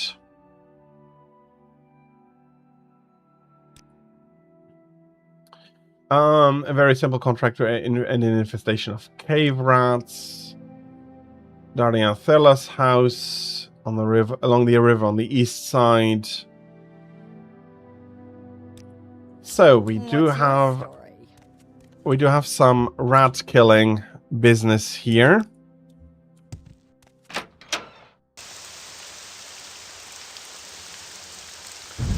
Oh, I am sorry about that. I'm not sure if I can... I've put down the loudness of it. Do let me know if it is still going too loud. And we managed to find the Mage's Guild quite quickly. Will you be taking the Mage's Oath? Perform duties assigned to you by the Masters of the Guild. Learn, grow strong. Share your knowledge freely with other guild members. And yeah, I don't have any problems with that. You can ask for duties to perform. Ajira may have a task for me. Let's see if we can find her. All right, I'm listening. That is going to Balmora. That's an exit. Yes, Outland. Yeah, it is. That is also something the environmental engine in Morrowind was actually quite performant in the sense that you could, like, sounds changed with distance, and so Close by Thunder did sound a lot louder. Absolutely, you have quite a bit of time until then. So at least 8 hours until then, so... but yeah, if you don't make it back, that's fine, and there's always the VOD for you. But I hope that you're going to have a good and restful sleep, Zeb. And thank you for stopping by. Yes, Ajira has duties for you. Must study local mushrooms. Of luminous Rusala, violet Corinus, Bunglus, Bane, and Hyphaeophasia. Can be found on the Bitter Coast. Go south along the River Odai until you see a bridge. Get out of the... Oh, so we ought to be walking in the river, according to her. And find a path west over the hills. So we have some Fighter Guild duties. We have some Mage Guild duties. Thank you very much, Zeb. And that is fine. I've heard a lot about you out.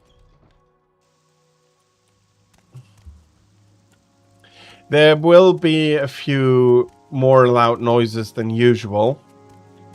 So I do hope you'll be fine.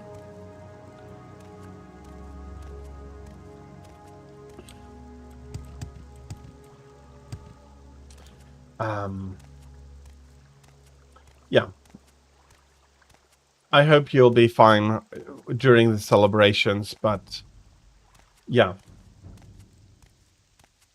Well, that is not a bad idea, and they hopefully can help you well, and then you'll have a fair time, hopefully, at least. And yeah, everybody else, if there is ever anything in the games that is too loud or too troublesome or something like that, please let me know and I can adjust the volume. Do you want something from me? Not really currently, Caius. And as we're getting towards the top of the hour, there is a few things that I do want to discuss. So, our first game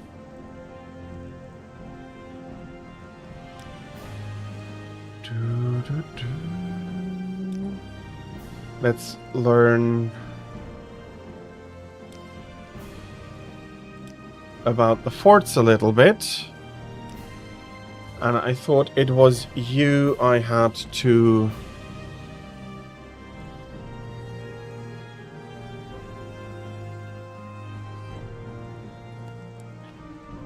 Oh yeah, the music is quite exceptional again. Though they really did really well with so much in Morrowind. It's a bit of a shame that it has become more forgotten. Because if I had a choice in it, I'd still say that this should be the standard for Elder Scrolls games. Yeah. And yeah, it's a... here is the house with the lady we should be visiting for the Fighters Guild.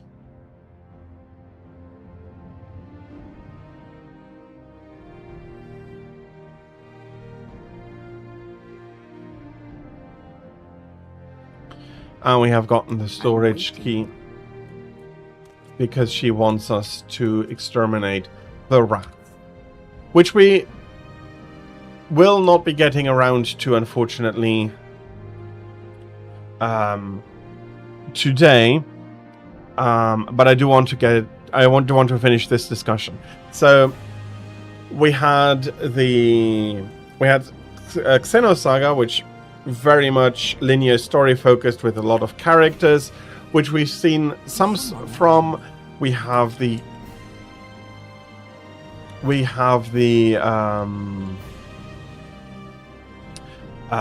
idea of like stepwise getting the story forward, and then you have combat in between those, or you have combat in order to get to the places where the story moves forward. Whereas for Morrowind and in the style of Western RPG in general, we have a freeform story where you need to explore, you decide. For example, I could have said that I'm not going to take the Stealth Strider over to Balmora, but that I would have taken, that I would have gone on foot, and then I would have had adventures on the way to the city, and that would have changed my personal story. Also, yeah, so that is the focus here. There's also clearly the continuation of where we saw, like with Eye of the Beholder or Champions of Krynn, that going like Champions of Krynn going over to Eye of the Beholder, going from a tactical map to a first-person map to playing a single person from a first-person view. There is a development there. And on the other hand, CRPG split off and kept the party mechanics and the external view. So it is part of an evolving approach to RPGs, but I do think that this is very much the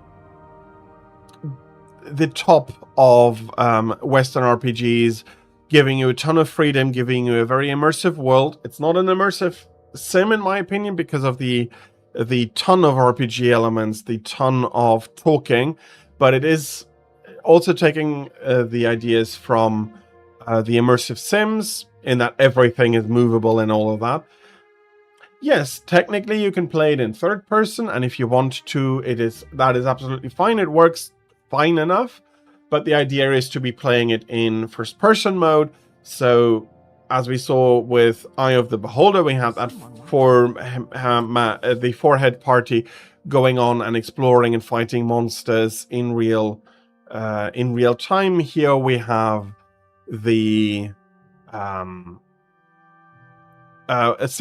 it already being condensed down to a single person, a single hero. But yeah, it being a 3D game, if you can pull the camera out, if the game allows you to pull the camera out, you can play it in third person, although I do think that it is more easily played in first person. And again, I want to emphasize the freedom that you're given. It is a freely explorable world. Some parts of it are inaccessible because you're just not strong enough to go there. These places are too dangerous, and you do need to gain more experience, more strength before you can go there. But it is a really fantastic series that I will say is going to be made easier in with future installments. Oblivion not yet, but Skyrim, it is very much made easier. Some people may like it, others may not. I like both styles. I slightly would lean towards Oblivion, but take some of the smithing plays from Skyrim. That was a brilliant idea. I like the smithing stuff and then the enchantment stuff in Skyrim. That is really, really nicely done. Personally, I do not enjoy the scaling so much because I would prefer it if you really had high danger, low danger areas and you'd need to fight to get there. On one hand, I can understand it because the entire world is your oyster. On the other hand, if somebody says, oh, it is dangerous, it doesn't quite feel that way. Oblivion had some of it with the gate scaling. Oblivion, the alchemy is good, but alchemy is always good. Alchemy is also good in Morrowind. Alchemy is also good in Oblivion. But that is a personal preference, feeling that I would prefer some areas just to be more dangerous. Basically like Fallout New Vegas, but that is a game we'll be seeing later on, and I can then discuss it in more detail. For now, I can't show enough again of the game that I wanted to show, but I will be needing to take another quick break. When we're back, I'll be showcasing .hack Infection, another approach to how to do RPGs, and I'll be discussing that when it comes up. Until then, I thank you very much for your patience with the short break and the ads that we'll be running during it.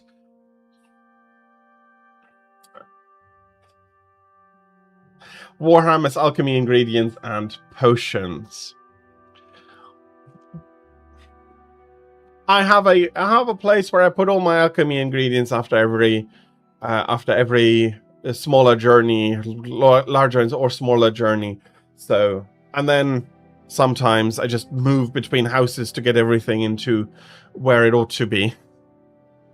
But everybody has their own way of doing that, and that is what makes these games so great in general. But we'll be going to the break, 3 minutes of ads, and I'll be back after them. Thank you very much for your patience during the breaks and the ads, and I'll be right back.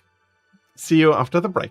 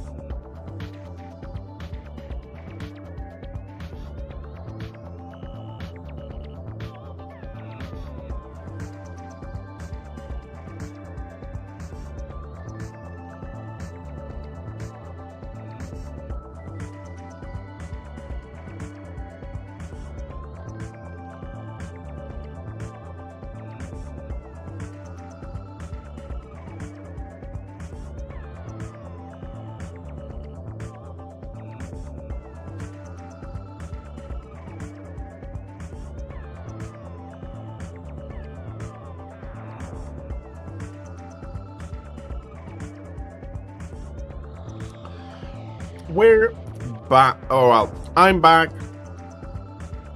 with .hack Infection, another another RPG in the JRPG style, although not quite. There are some significant differences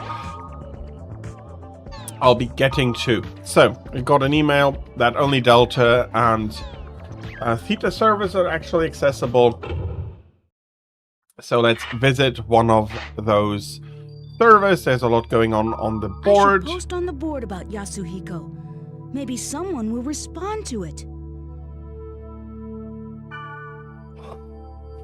And as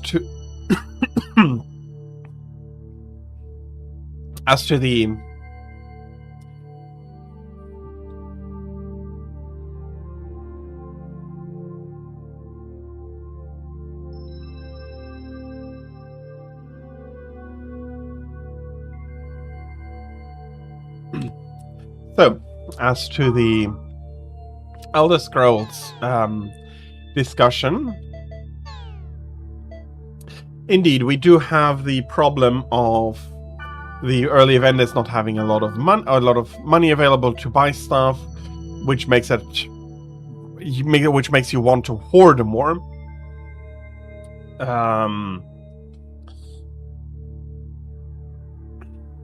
There is it's just troublesome, but there's not much that can be done. We have some and then you do need to try and get up to 5,000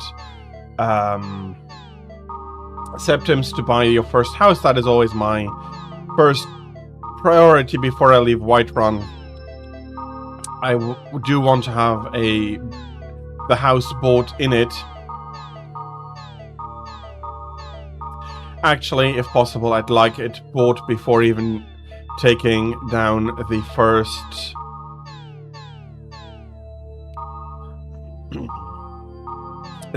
dragon outside of Whiterun. That works as well. I usually buy all the houses in all of the parts just to be able to just go back, just stock some stuff and keep selling out of it as money becomes available again to the vendors.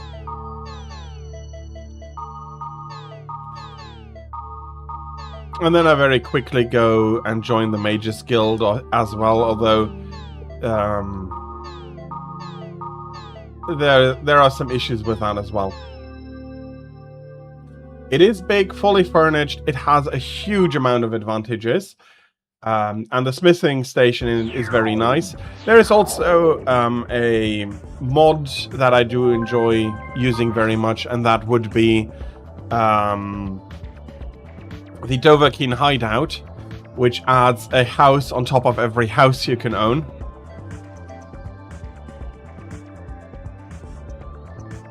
But it is a very nice house indeed. And we get, for this, for .hack, we're getting some weird emails here. Again, it being much more, a much more linearly focused game. Again, also a PlayStation 2 game, so you do need to manually save quite a bit. And we've our friend that invited us to join has been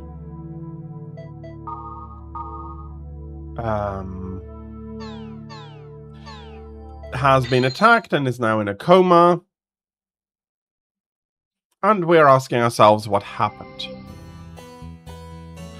Nevertheless, we're still logging in to the game and we see somebody running around at the gate here.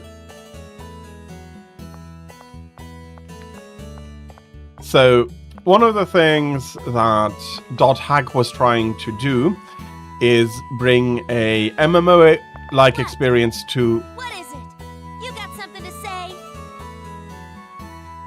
No. An MMO-like experience to a single-player game with a linear story. I might are you or not? Come on now, don't be shy. You can tell me. Listen, in case you're not aware of it, you're being very rude. It's impolite to stare at someone like that. You have to understand it's the same as the real world. Don't you get it? Ugh. Last chance. What is up with you anyway, huh? Somebody is being very energetic.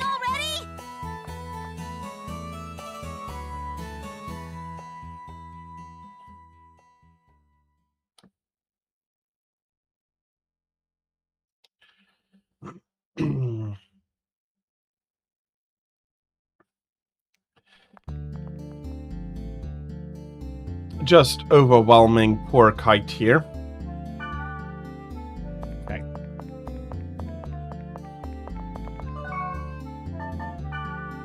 So you can talk to everybody, you can trade,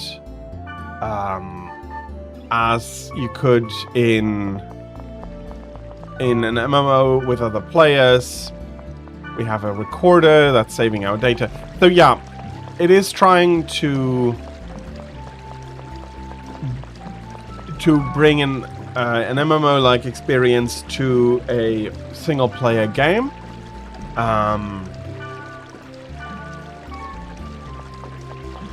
We're taking a look at some of the explanations here and there. Yeah, so what I do enjoy the story of the game, and I do mostly enjoy the mechanics. What I never really managed to wrap my head around a lot is why try to emulate an MMO so badly.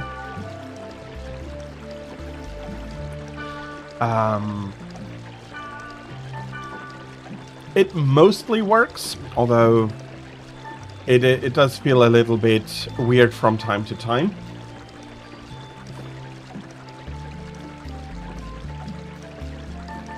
I don't think there is anything wrong with that, and it is something I absolutely need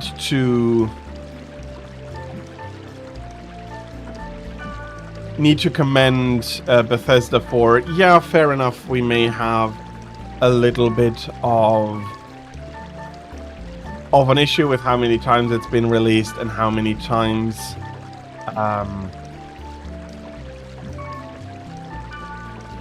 with some of the limits of it onto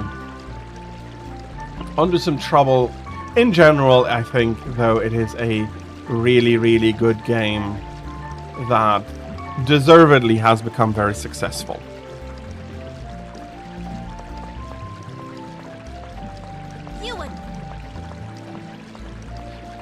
Okay, I could... You again. I'm busy right now. Can't you just leave me alone?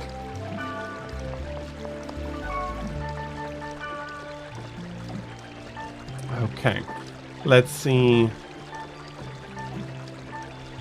A yellow candy cannot be used, but it can be sold. Let's sell the 2 that I have. I am, though, happy to see that they are doing updates, even if it is crash and bug fixes for the game still.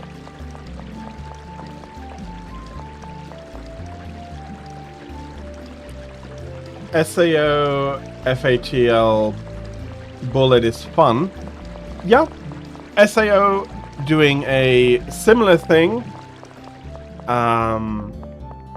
Well, trying to bring an anime that is representing a... Oh, okay, Fatal Bullet. Yeah, okay, now I know the game. It's a good... Yeah, no, I have... That is one of the ones that I have played. It's a good one. It does the same thing, but this time it's trying to bring the anime atmosphere over to a game, and the anime atmosphere is an MMO atmosphere. Hollow might be still my favorite in that regard. There is a mobile one that is fair, but a little bit on the side for me. Okay, that is a heal for everybody nearby. Can I learn that, or how did that exactly work? I cannot use the item in town, so it's just a one-use item. Hollow realization. Is that okay? I need to check this now. Is that a new one, or is that?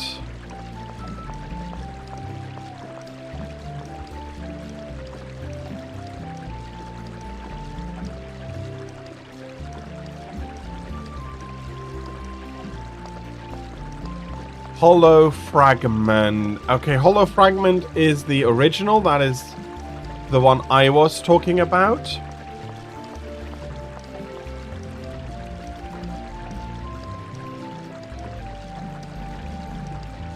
Hollow realization is the newest one.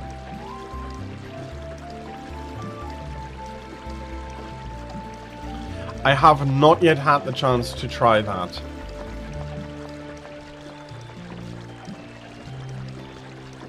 It's the newest one you want to play, so that is Hollow Realization indeed.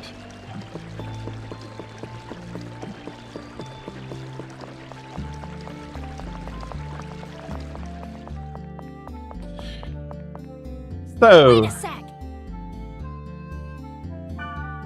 Yeah, you. I know some interesting keywords. If you go with me, I'll tell you what they are. Do you want to know? Well... I don't think she's going to take no for an answer. Fine. Oh.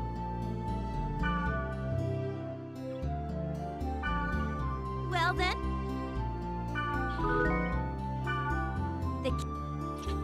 So we have the keywords hidden, forbidden, holy ground. We probably need to invite her or she's going to raise a stink. Okay, here I come.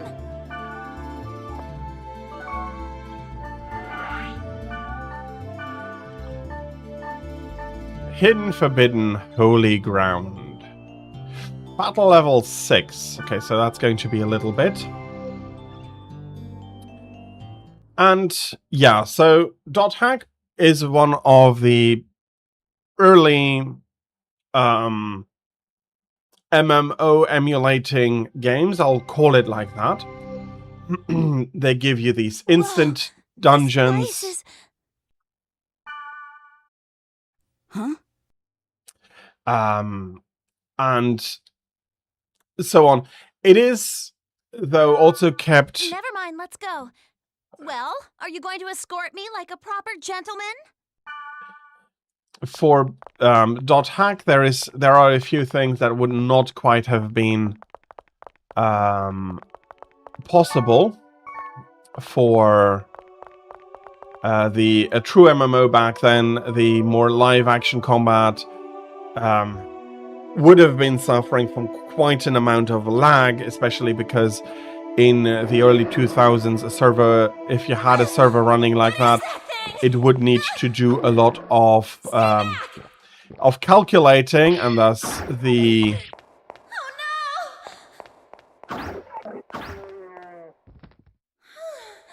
So that's it. Pretty weak, huh? What do you know? You didn't even need my help at all, did you? Okay.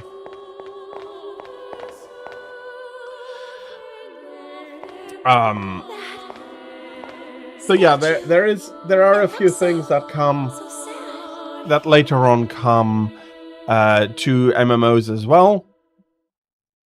But at this point, it's still very much semi-turn-based to be able to give the server enough time to work, do the calculations it needed. By the way,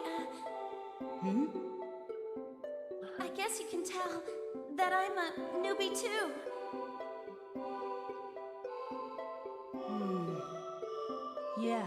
It must be pretty obvious by the way I acted back there.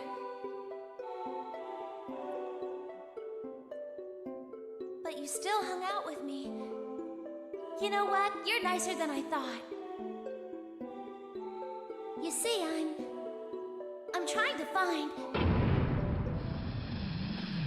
Hey, what are you doing? What? What about you, huh? No time to explain. It's too dangerous here. What? I'm telling you to get out!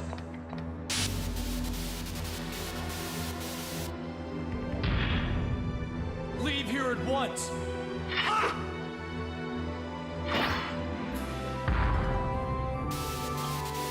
And there is some weird stuff going on here in the game. This one as well. But how?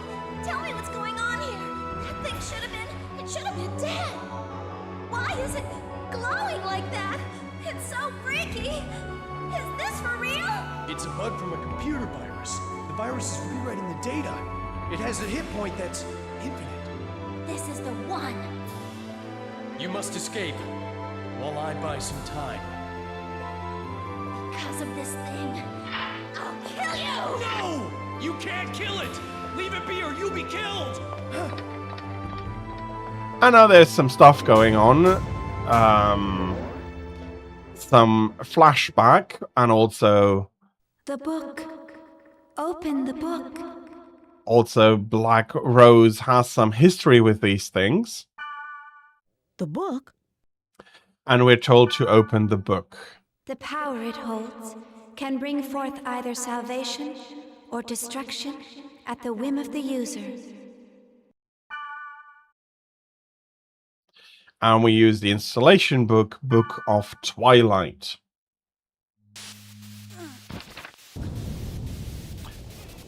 Very nice idea in digital parallel world building.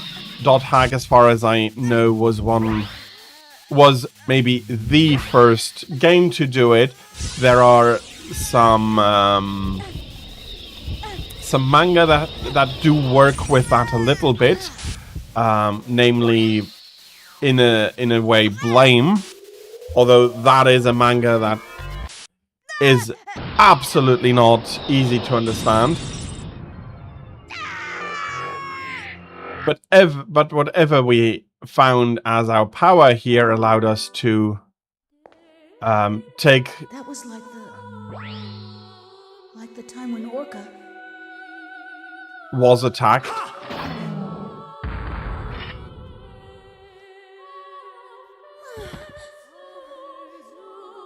That skill. Now, I understand. You are the same as the virus. To think that I was saved by someone like you. No! That's not... I don't even know what's... Do not lie to me! Recently, many places within the world have been damaged by a virus. Those who willfully spread the virus and destroy this world for their own amusement, they shall receive no mercy. No, that's not me, I did not expect to find the one responsible so soon. Draw! Draw your sword, now! I won't! There's no reason to do that! There is for me. No! I don't want to fight!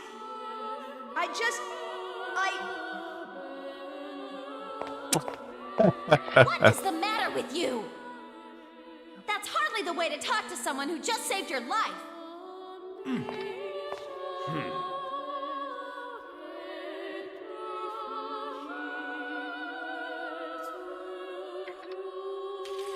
I still do not trust you. I just require the time to think this through. But if I find out that you are indeed in with them, I will kill you. I mean, fair enough, but we're not with any of the virus people. We don't even really understand what is going on. That was rather childish for Balmonk of the Azure Sky, the descendant of Fianna.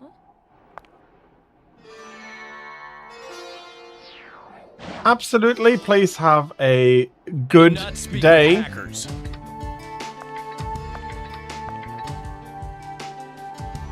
Please have a good day, Thrike, and yeah.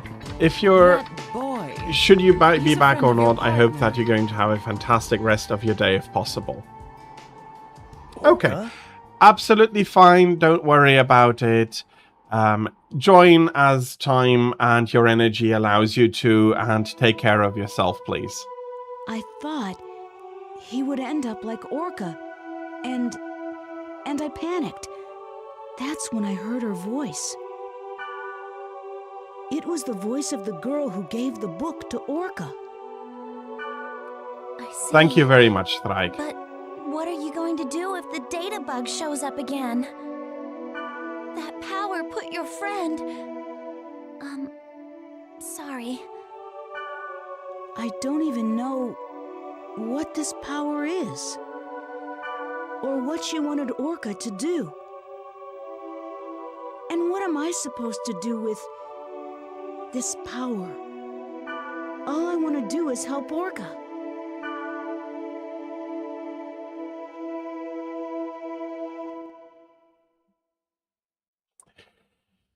So, we're moving on with .hack here.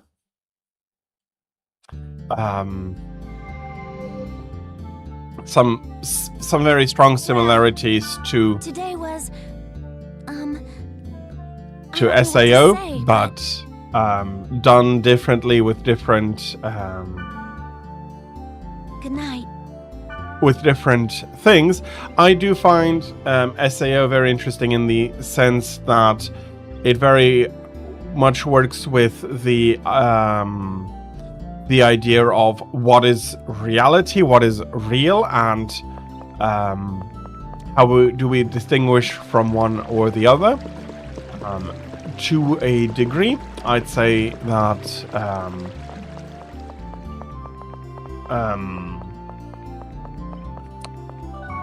if you do get into such a situation, both would absolutely be real in that sense. Let's have a little look here at some of the keywords we have. We have structures, area level, a field type,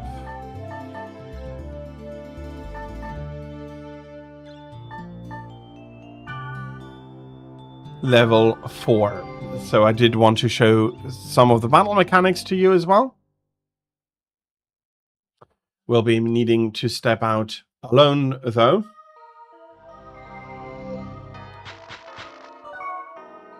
You cannot use that command unless you're in a party, and I cannot attack unless I am facing off against some monsters.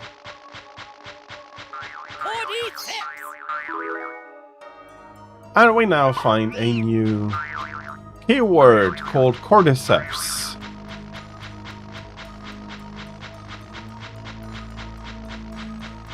That is a really nice topical name.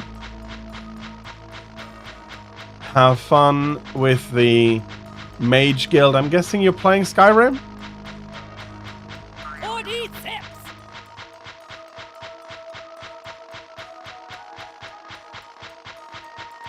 So have fun with that, and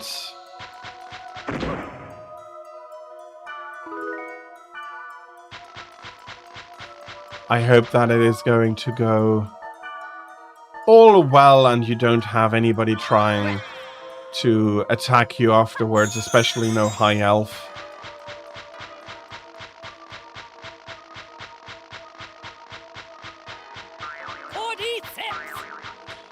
Yes, I know we have a new keyword.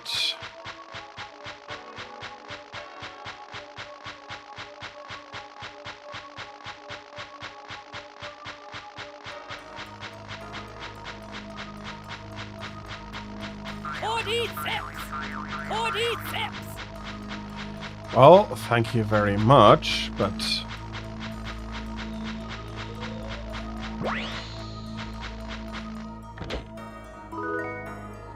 We have an ice flow, and there is an entrance to a dungeon.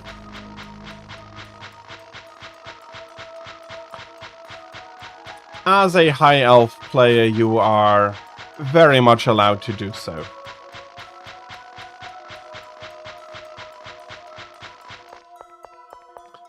So let's enter this castle.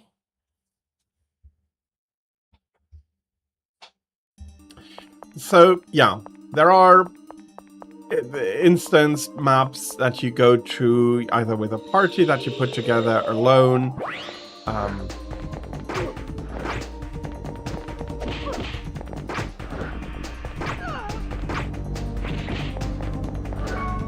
One of the big issues here is that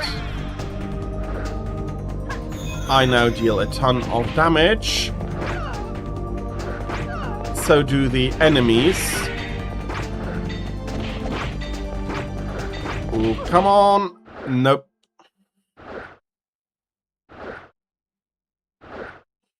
She did remove me there, and unfortunately then I'm completely glitching out. Biggest Kite, unfortunately, cannot die at the moment.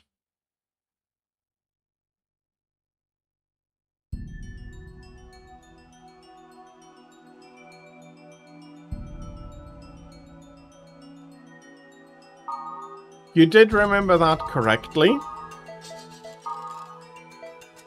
It indeed does.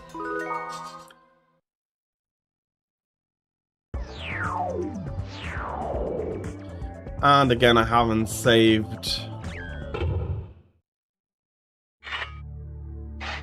early enough, so instead of going through the story, I will be going into a dungeon on my own.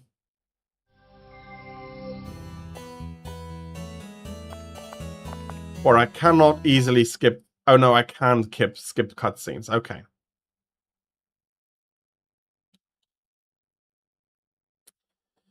Okay, that's good. Let's get some gear. Again. And then we move on. And yeah, I'm not 100%, but yeah, you are correct. That is what that does deal with. And again, you have my express permission to deal with any Thalmor or other annoying high elf as you see fit. And if that means you need to burn them to the ground, then please do so.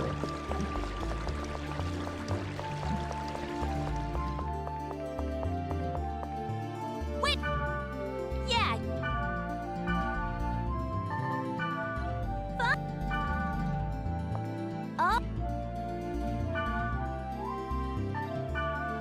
Oh! Just... Okay, I want to investigate... Oh. Well then... Okay, we have to do that before we can do anything else. Sorry about that. We'll be doing that quick.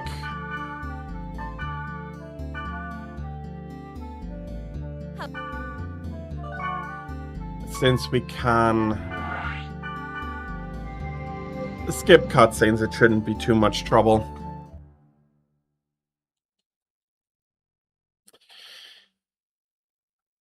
But yeah, partially I've played a few RPGs back in the day, for example, RuneScape, but I also did play some Lineage 2, some Guild Wars, which was also from about that time. So these kinds of games were interesting for its story, less for its The book. The book. less for its pseudo MMO mechanics. Although some of the things that were taken on by later games and the story being an existential idea of what is reality, how can we distinguish between reality and not reality, because the world here that we're playing in is a virtual world in the game as well, but we do not have the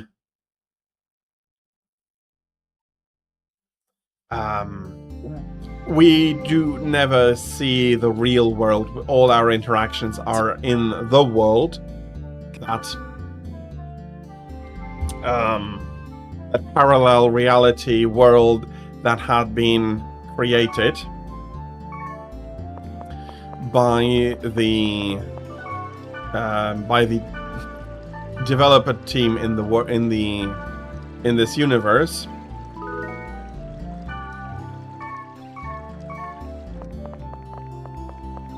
And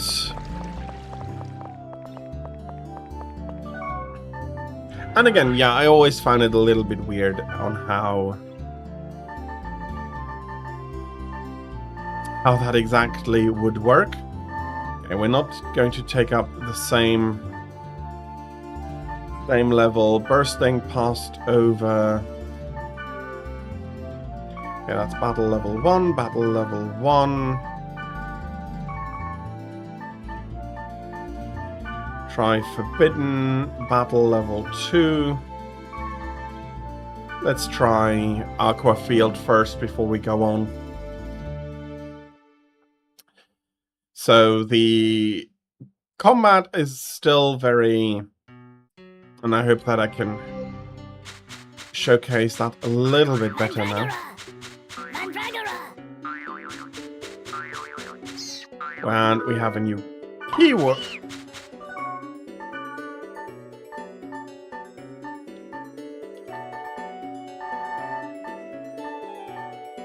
Yeah, no, that's a new keyword.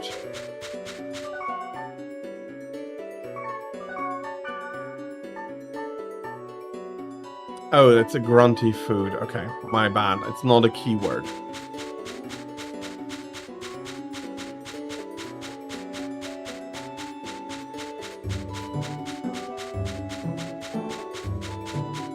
There's an enemy somewhere here and battle mode on.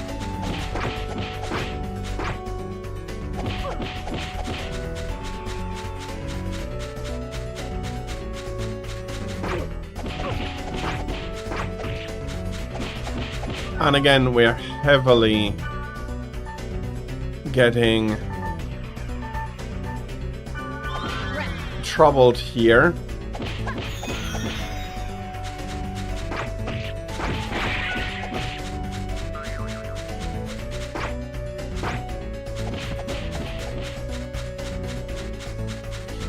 Luckily, SP are recoverable here, even during combat, which makes this a tedious fight.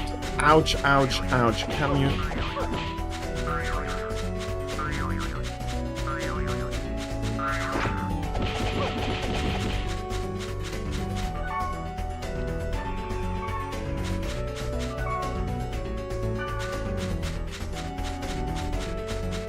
Can I escape?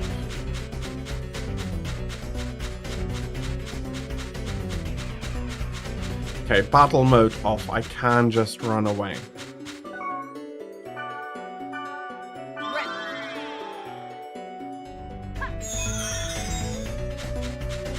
But they are trying to follow me, so that is definitely not great.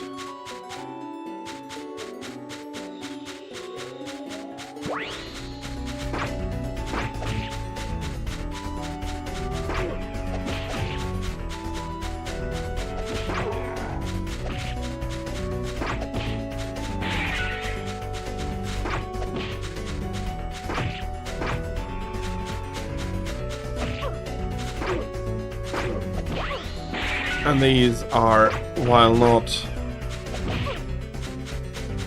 the best of enemies, these are quite doable.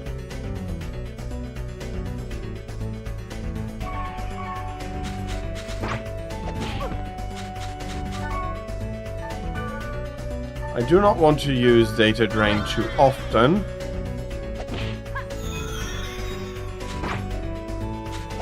But yeah, there is some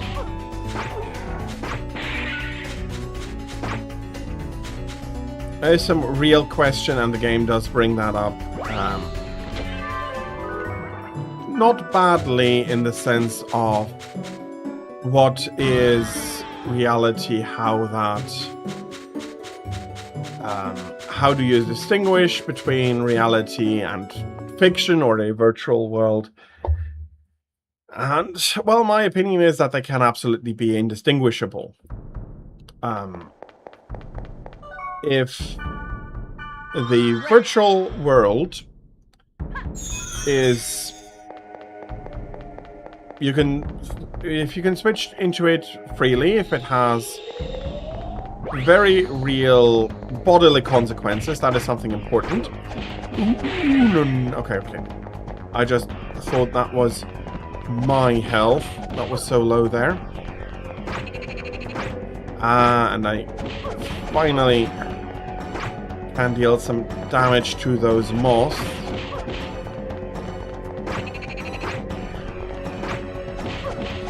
Still going to be an annoying and prolonged fight. But even having a little bit more attack hit and everything is already very helpful here. If only that thing wouldn't stagger me so hard.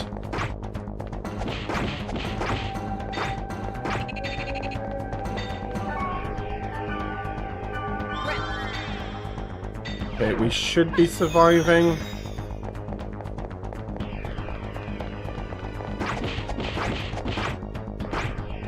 Here we go. Same amount of experience, though, as enemies that are a lot easier to beat.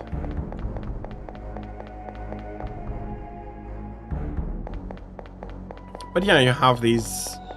You go through these dungeons. They are, if I remember correctly, somewhat procedurally generated to have the huge variety, to allow for the huge variety of the keywords, leading you into always slightly different places, while the aesthetics are not able to vary as much. The layout does need to be able to change.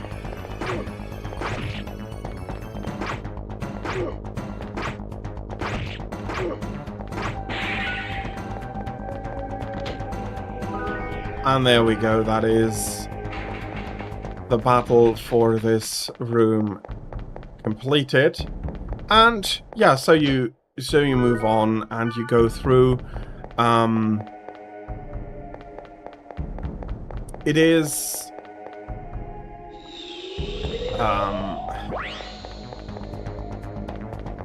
technically a lot more open than, for example, can you maybe not stagger me every 5 seconds?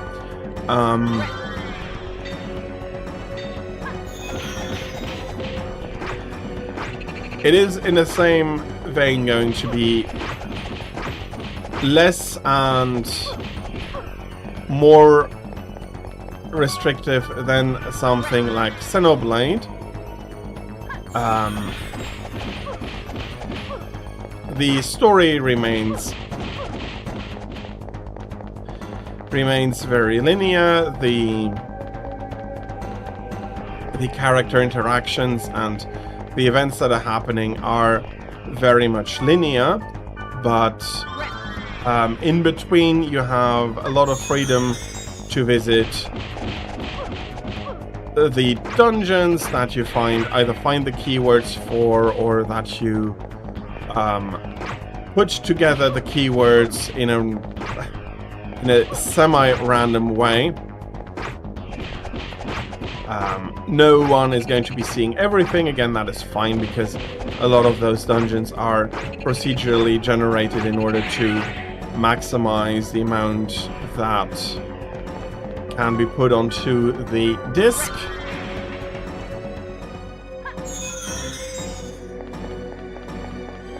And yeah, as I already did say, over the course of the game, I think it makes a really good... it really does well in showcasing the questions and ideas that it is trying to bring to the fore. I do think that it is doing so very effectively.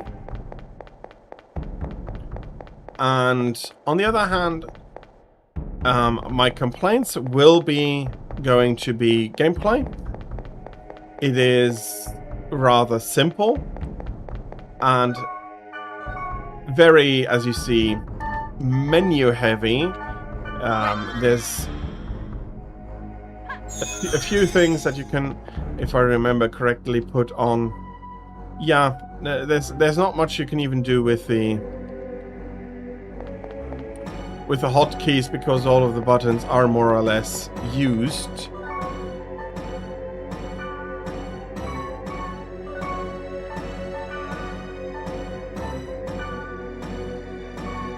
So all of your spells and special attacks will need to come through a menu.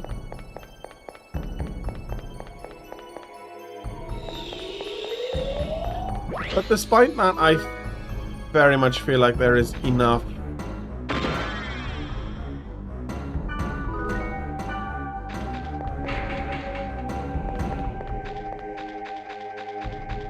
Oh, the curse is swallowing SP from me.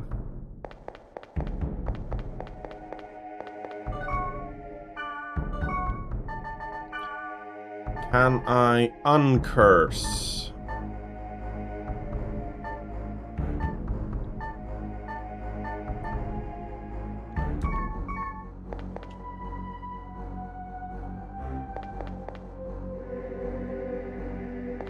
That is going to make everything a lot more risky now since I can't recover that, so I'll need to rely on healing items.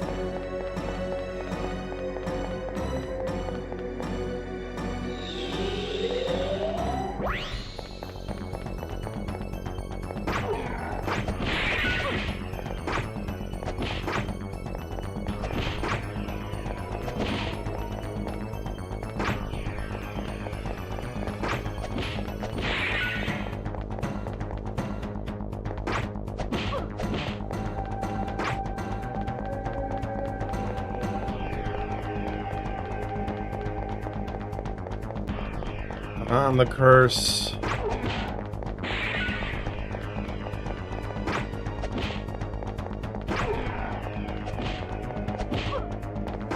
is still not lifted.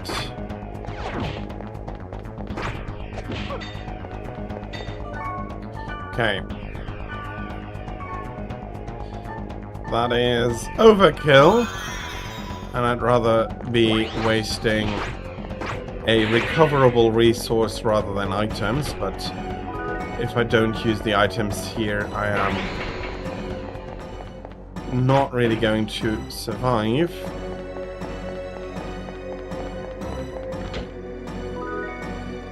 And I'm getting quite a lot of gales here. I have found the moon.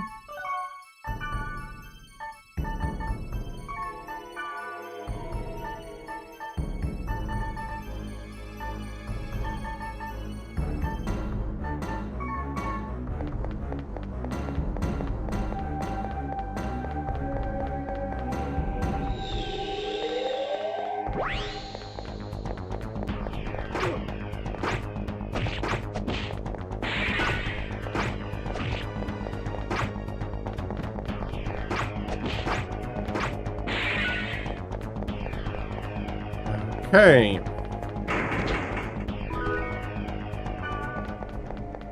That's another green gale.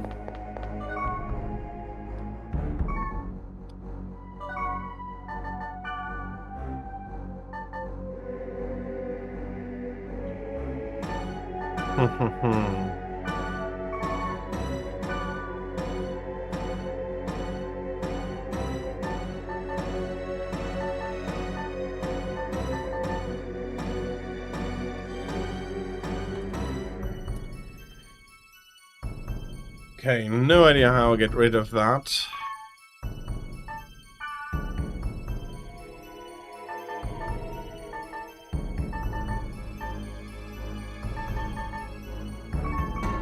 Don't have any armor available at the moment. I have an antidote. Some more blades that I can sell for money.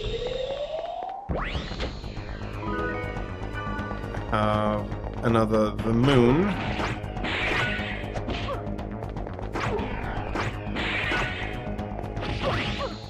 Ow! Bloody triple attack.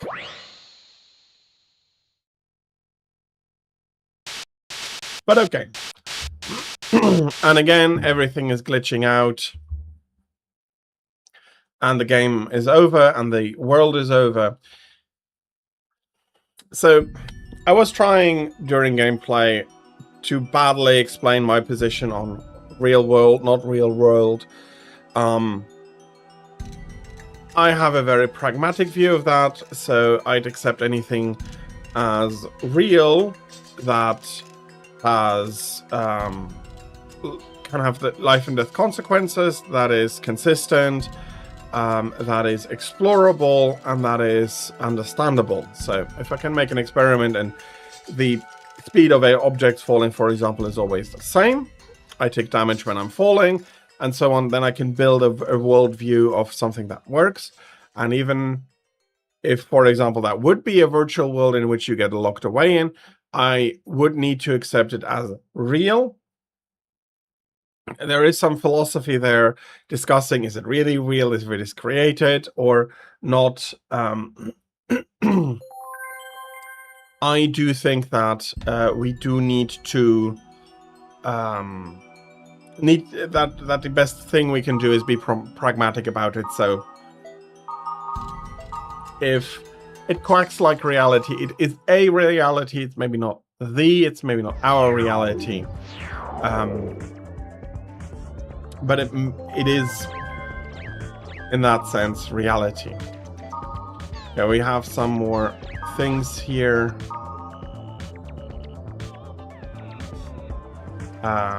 Black Rose doesn't understand.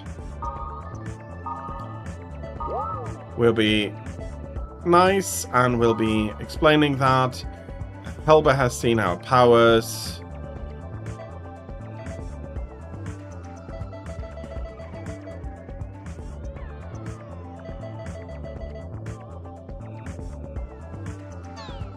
She knows about...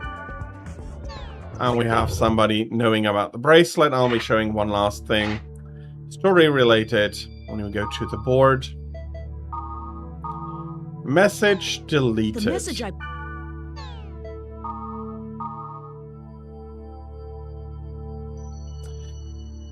Stahotny is a detestable golden sunny demon.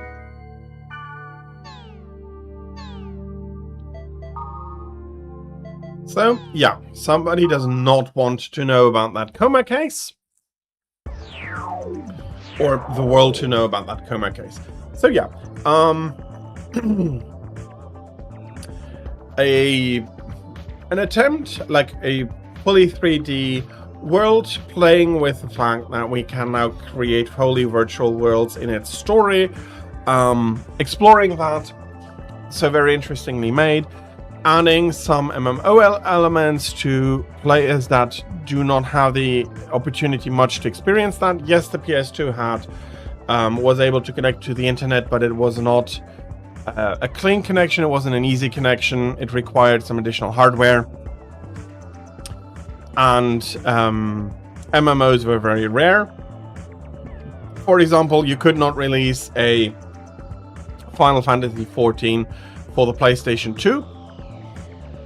There were some tries later on in its life, but the technology was not mature enough to really do that on a console yet. So, yeah, a very interesting look at a different idea of what RPGs can and maybe should be, taking MMO elements, mixing them with a single-player story. Guild Wars was trying to be an MMO with a single-player story. Different concept, also very interesting back in the day. Was it always successful? No, but I do think that .hack is deservedly praised as an interesting game with an interesting concept. And yes, the game came first, unlike for Sword Art Online, where any game came after the release of the anime, or was the light novel first, then the anime?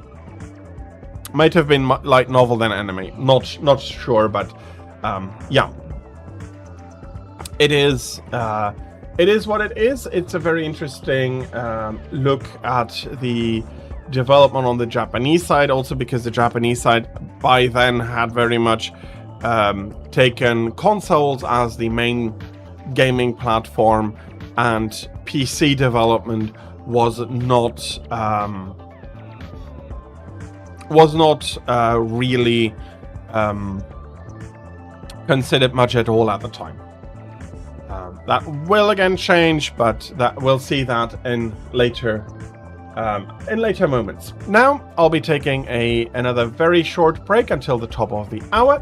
When I'm back, I'll be showcasing Metroid Prime, and yeah, I'm also looking forward to that. I do have some comments for that. I'll get there when we start the game. And until then, I do thank you for your patience with enduring the ads. And I'll be seeing you during the break and the ads, and I'll be seeing you after this short break. So, thank you very much.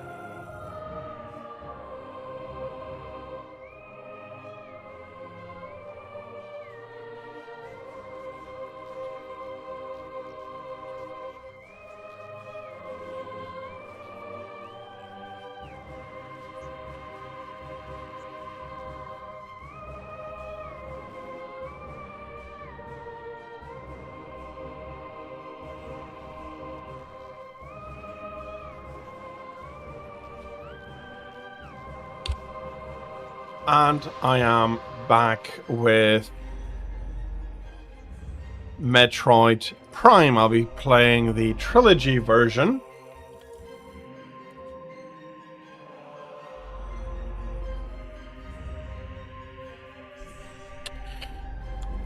And I'm immediately rerunning into something.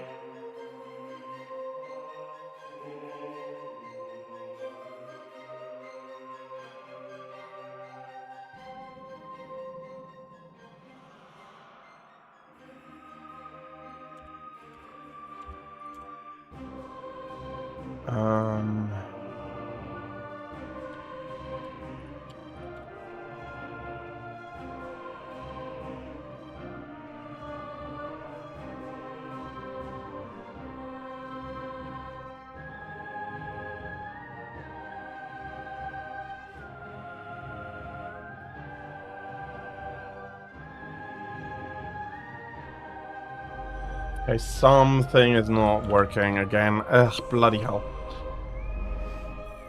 And again. I did test it beforehand.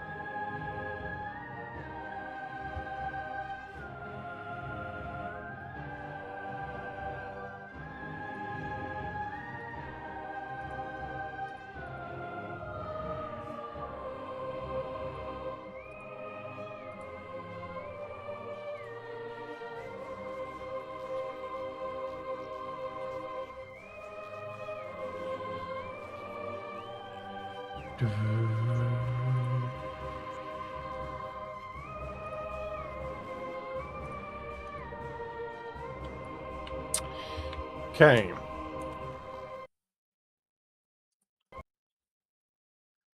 Let's try that once more.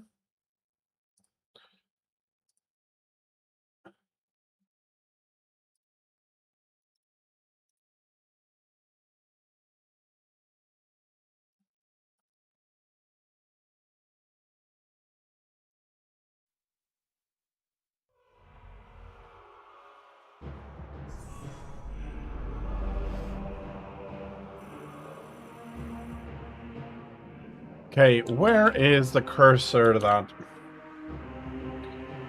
should allow me to do this?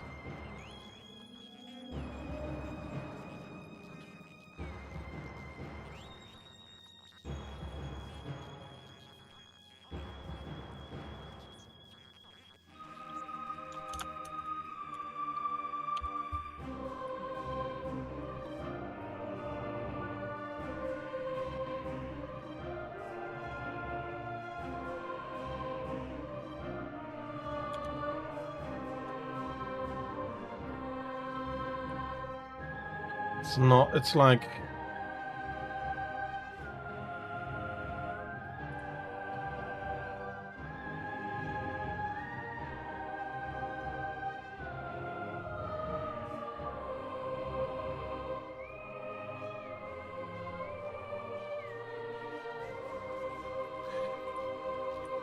It acts like I'm not even pointing at it at the moment.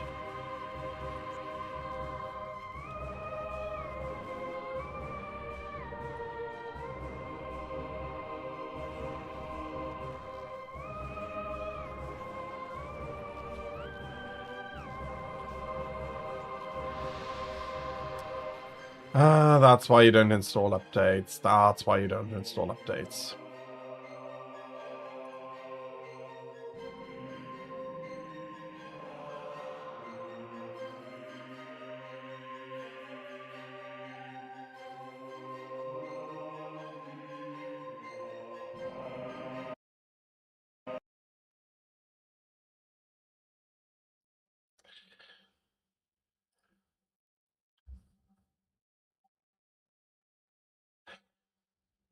I wouldn't.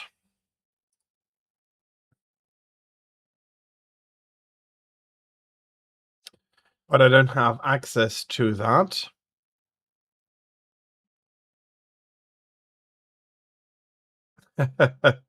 Metroid Prime is better than Amazon Prime. I think I can easily agree with that.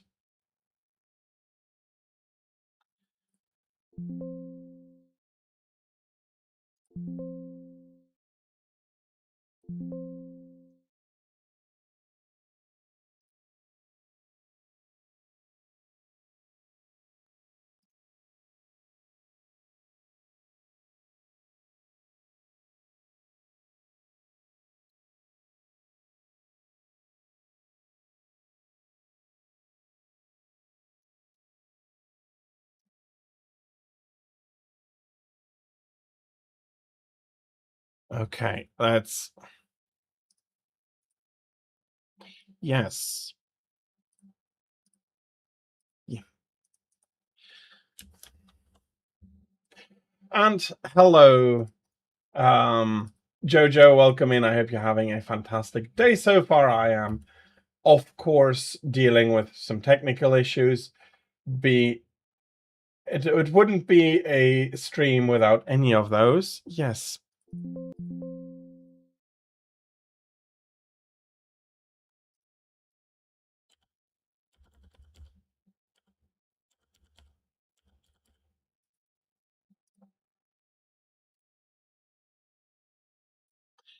Okay, let's try that.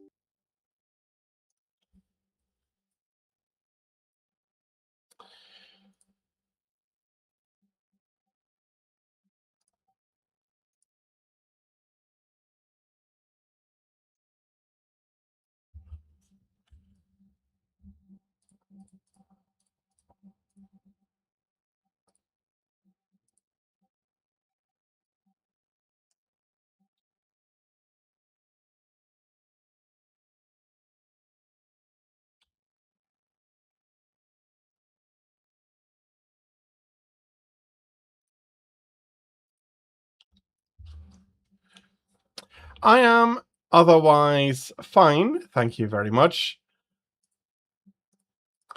I do think, though, that if I...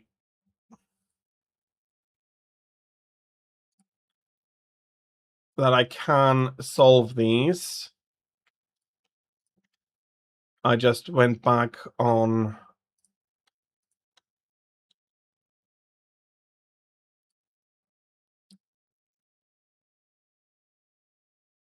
on some stuff here.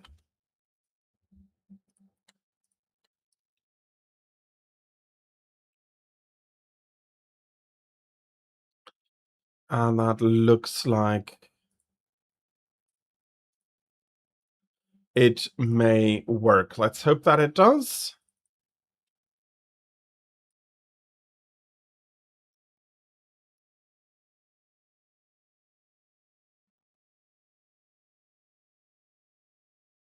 Compiling shaders, and that should be working out then, hopefully. So, yeah, for the rest of my day, it's been good. I'm probably going to be very annoyed with all of the controls until I really figure out what is where.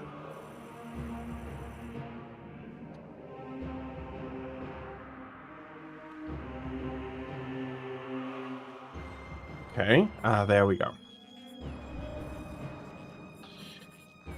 I had completely forgotten about that, but there we go. Okay. It's imperfect, but we can start with Metroid now. So, I did showcase the very first Metroid back in the first stream of the event. It was a platformer that had been distinguishing itself by backtracking and exploration. We did also see Castlevania Symphony of the Night, which is the second game lending its name to the portmanteau of Metroidvania, the overall name for this kind of category of games. And for some reason,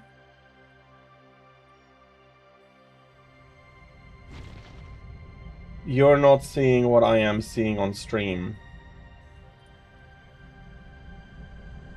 Okay, now it's working. OBS being a little bit weird now. So,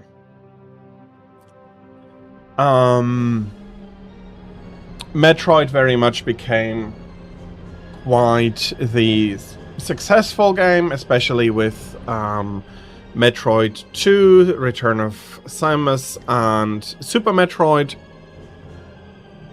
In the mainline series, we then got Fusion a few years later, a remake of the first game in Zero Mission, and Metroid Dread, released on the Switch lately, being the last entry of the mainline games. And then we have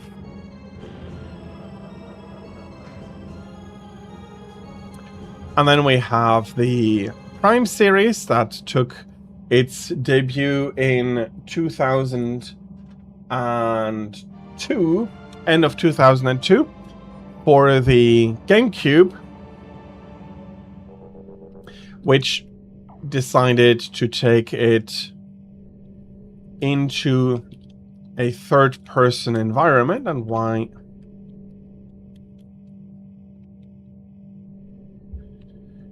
are now none of the controls working anymore?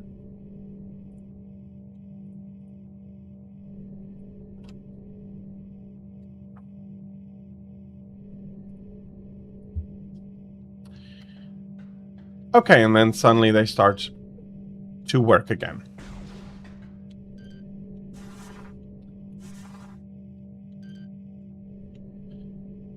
And that's probably a button I haven't found yet. 1 second. That's always a little bit of an issue with these. Not a bad one, but...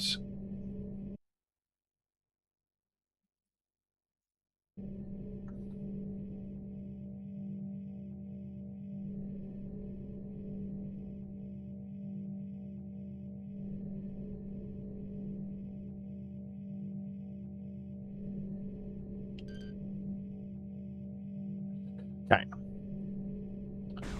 Oh, that is going to be an issue.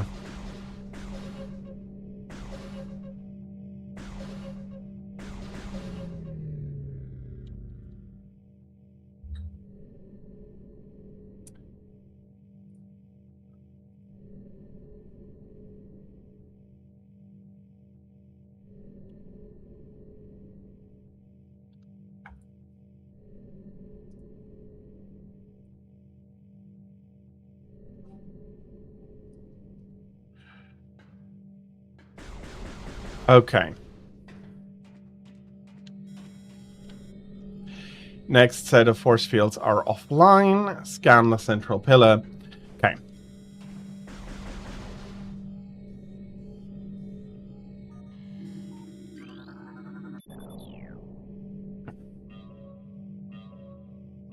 Okay, we're making it...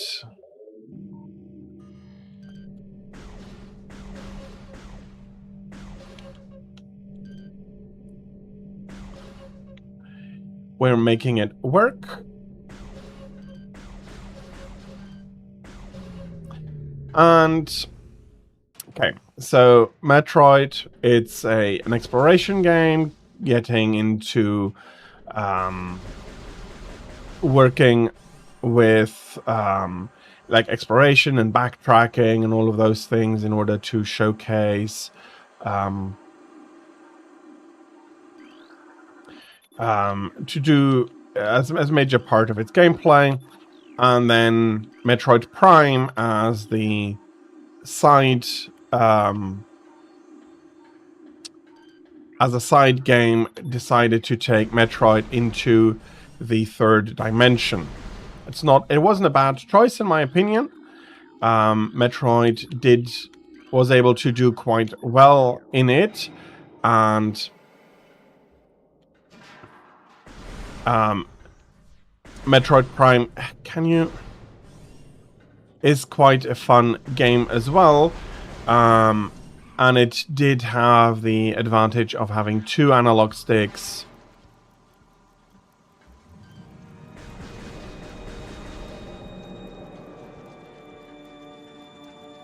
And thus allowing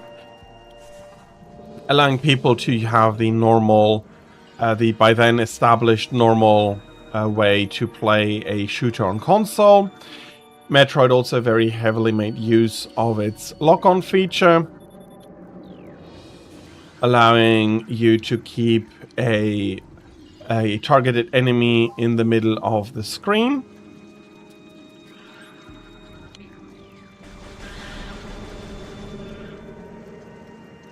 And as such, it was easier to combat them than if they had not stayed in, like if you need to follow them. On the other hand, it was doing a lot more with exploration than other console shooters, like for example Halo. Halo was a lot more focused on the gunplay. Metroid was a lot more focused on exploration, puzzling, and the occasional shooting in 3D, but they did decide that it should not be the main focus of the game, so to say. And they did make concessions for the difficulty and the level of the FPS mechanics. For some reason, well, probably because they didn't decide to rely heavily on the controller, it does make it such that I prefer the Metroid Prime games over many other purely console shooters. It's a personal thing. I don't like to play any first-person shooter or even third-person shooter with a controller. Mouse and keyboard is a quite vastly more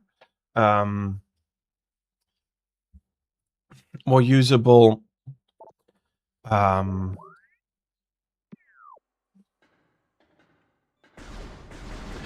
precise control method. And again, you are free to disagree with me there. And you could, and especially if you do like one more over the other, that is absolutely not an issue. Although I think I do have a very strong technical argument for the control and speed precision of a mouse over any controller, that I think even most people would not disagree with. And then it just ends up to be a preference, what you prefer, what style you prefer to play. The Metroid Prime trilogy also had the opportunity that you could play it with the Wiimote, which to a degree actually was quite a nice upgrade then. I do have the feeling you're not quite...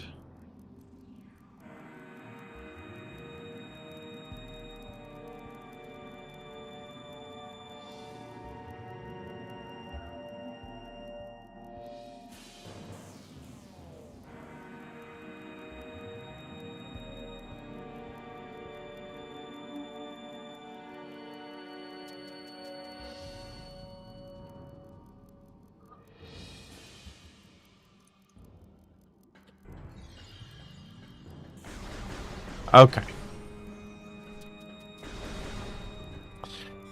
And as the introductory level, yeah, it is... There is the jump. This is quite the nice...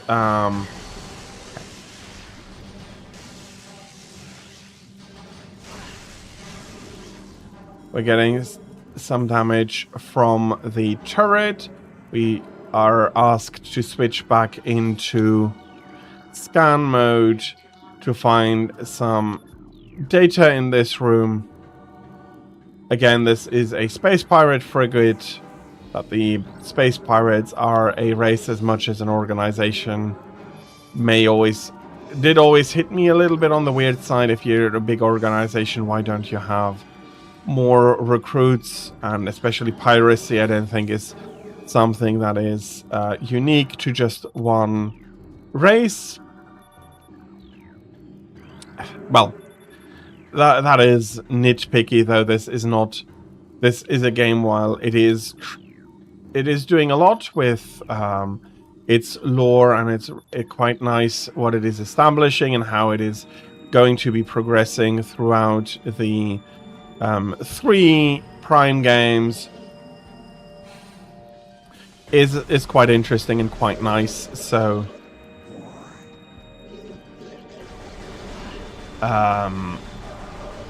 it actually does make for quite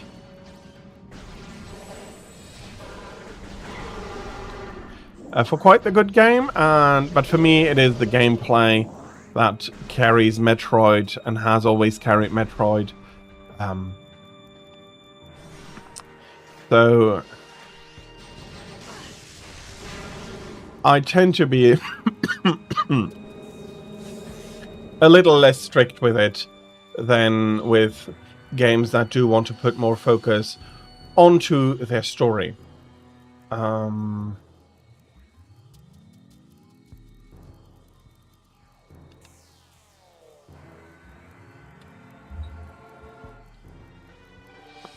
Okay, let's switch this on, and we're getting approved for access to the Gamma deck, and that is what we'll do. There's going to be a quick elevator ride. Elevators are something that is quite common in Metroid. They were introduced in the first one due to the necessity of hiding loading screens, and this was the elevators back then were possibly the best way to hide them.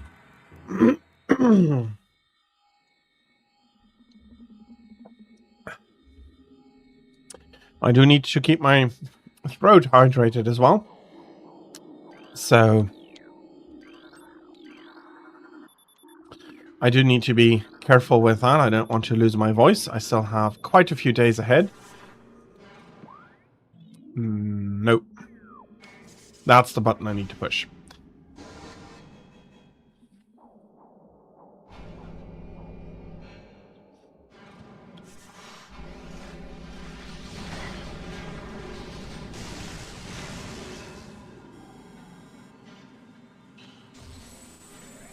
Yeah, this is quite a nice feature that the charge beam in Prime can get items closer.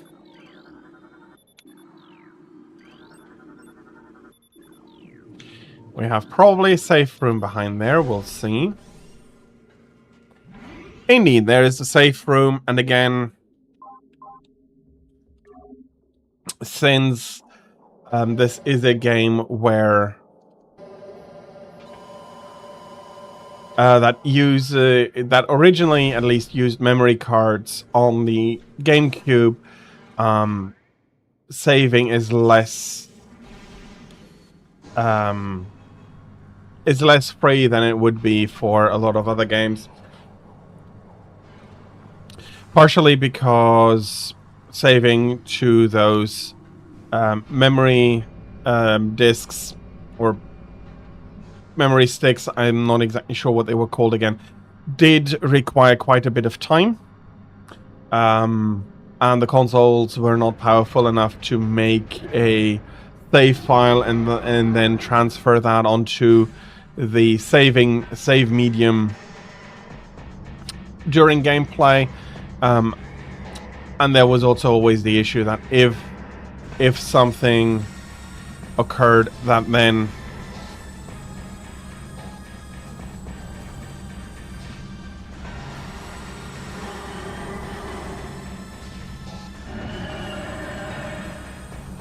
and we have our first boss here, another big feature of any Metroid game.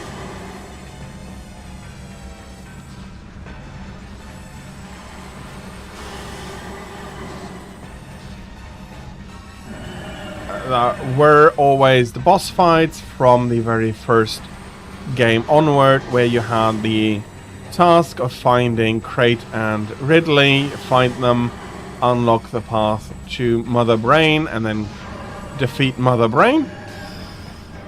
And as such, boss fights were always a big part of Metroid.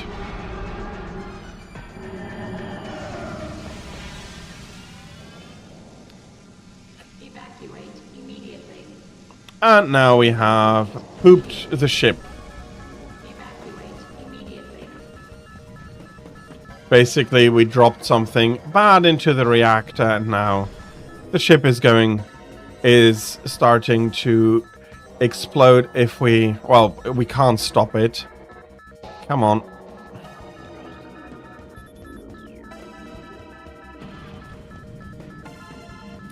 And thus we have to evacuate and look on from a distance.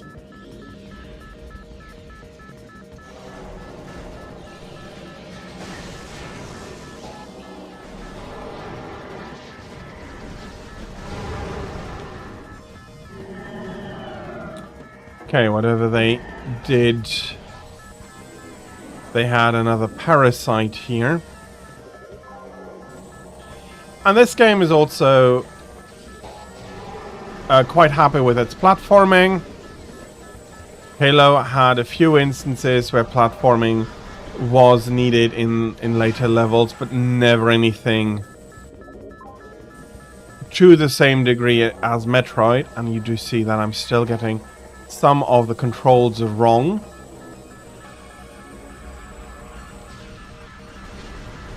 But again, that is an emulator issue, that is not a game issue.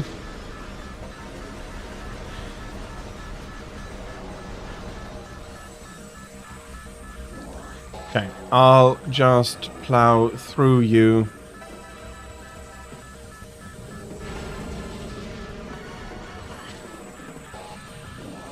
And I'll just try to get to my ship after getting through some of the heat blockers here.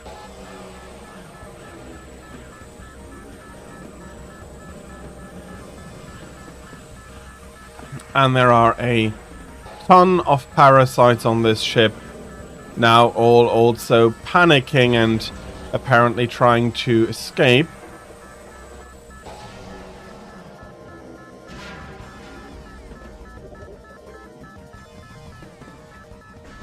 But I can't really blame them because they're living in a place that is going to be suffering the effects of a reactor meltdown first, i.e. the cooling system trying desperately to keep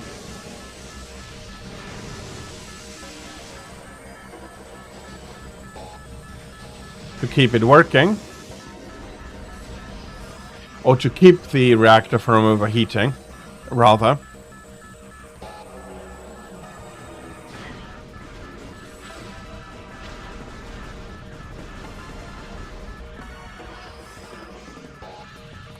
And yeah, we'll be pretty fine.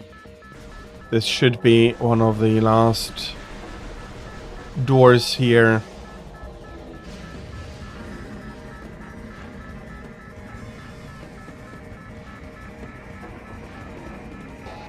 Let's keep up with it and let's not get smushed by whatever that piston is.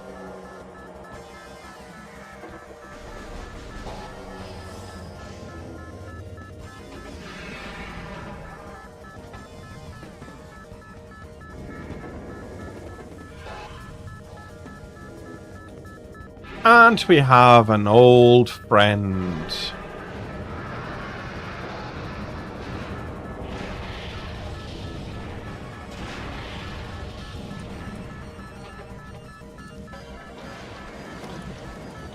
Somebody is not happy with it. We'll be making our way over here. Do we need to scan you? Well, it did allow us not needing to fight a turret there. And we're getting blown into the elevator. And we're having stuff blown off our armor. And we're now suffering a ton of malfunctions. Which I always find a little bit on the weird side. Why? If this is one of the most... I don't have...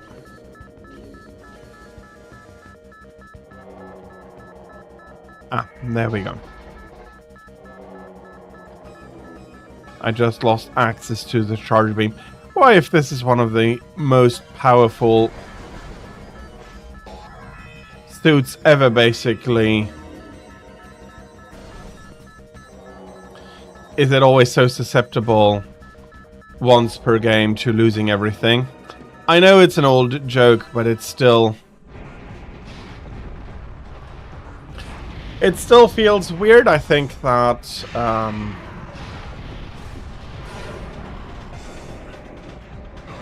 Metroid Fusion and possibly Dread, although I don't like it. I don't like it as much in Dread as I do in Fusion. In Fusion, it is that you are infected by something that the medical science can only barely save you from, and only after completely removing you out of your normal power suit. And all of that is then, of course, going to lead to you having lost basically everything, and you need to reacquire those things, even though you can download missiles. Not sure how that works. But there are, there is the normal slew of updates, and it works, in my opinion, really, really well. Less so in other games, but I do accept it as a necessary step to the beginning. And now we are descending towards the planet. And while I can't show you a ton of it, I can show you a little bit of it. As we're landing on Talon in pursuit of Ridley. Why the ship doesn't have landing struts, I never understand.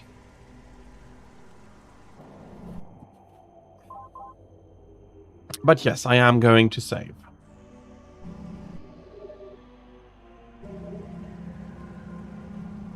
And now we have quite a few doors we can choose from, which will bring us into different parts. And we need to find the correct one for the first power-up. We are getting immediately harassed by some enemies. What else is new?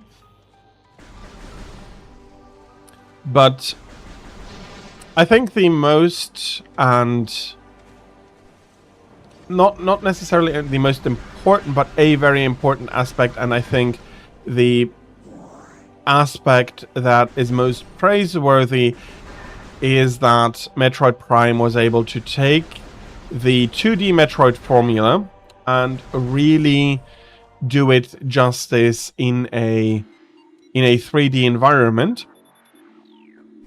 You might notice that it is out of Nintendo's major franchises, Mario, Zelda, and Metroid. You might also count Pikmin to a degree to it, but out of those three franchises, Mario, Zelda, and Metroid. Metroid was the last one to get a translation into 3D, and also did not have a release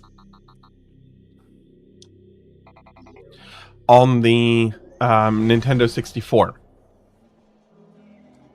So it was a game that where the team decided that they needed to wait, that they could not do it on a Nintendo 64. And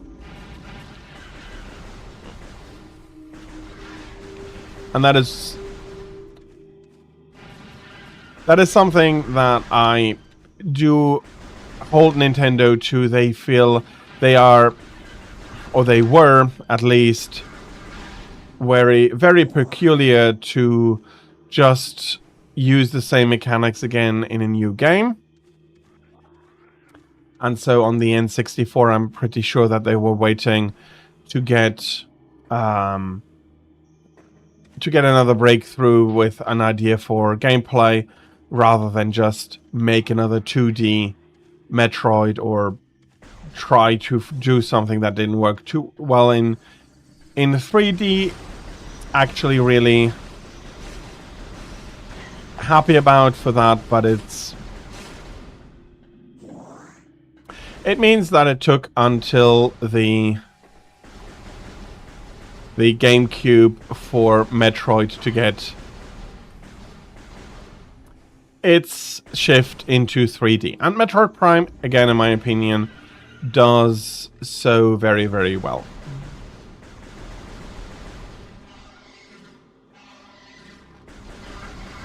Oh, there you are, you bastards. I thought I had to deal with flying insects rather than crawling insects. And I just realized I hadn't given them a scan yet.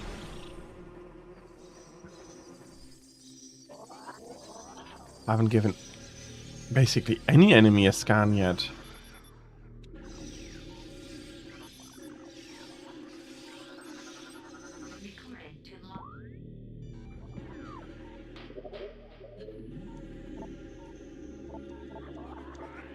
There we go.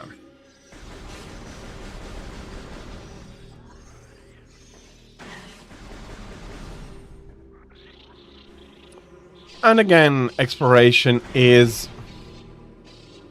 writ large in Metroid Prime. This time a three-dimensional environment.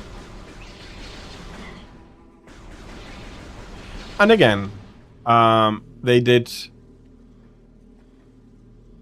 adopt the Z targeting system from okay, I can't open that one. From Zelda,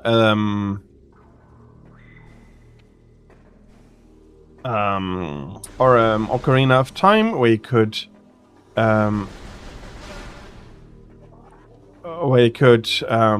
log on to a target and then strafe around it and keep it. It would keep it automatically in sight, which would allow you to do quite a bit with changing the the controls during that. So instead of turning, you'd be strafing, and so they use that as a measure to differentiate between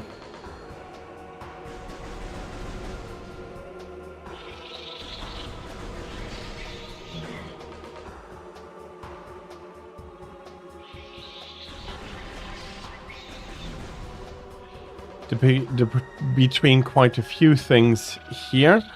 The radar is also a very nice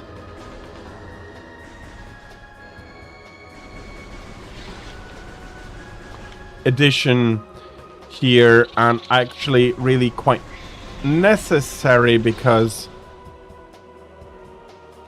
keeping track of the enemies is not... it's not as easy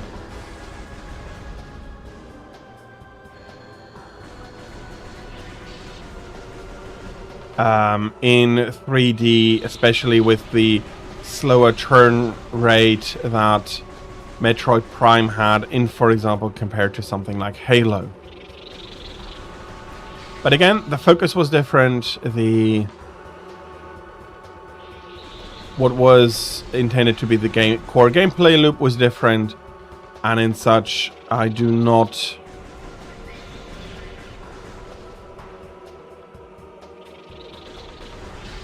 begrudge them the differences that the games had. Okay. Step 3 complete, and we probably have 4 of those to destroy, luckily. Oh, come on.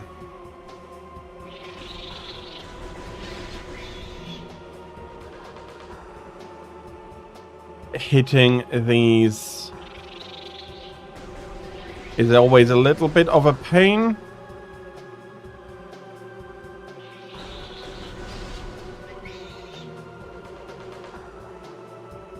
But again, if I were to use the lock-on more,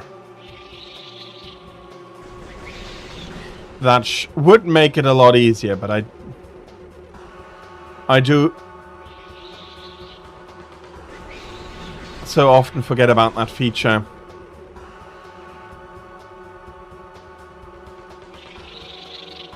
Due to a degree me not being used to it, and rather being used to do the aim on my own. But I have enough time, I have enough health. The only big issue I need to accept with this is that I am slower than if I immediately found it,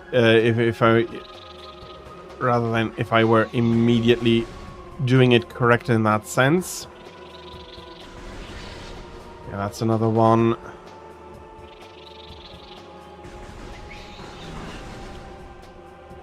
Destroyed, and I'm still getting a little bit more damage. And again, that is something that can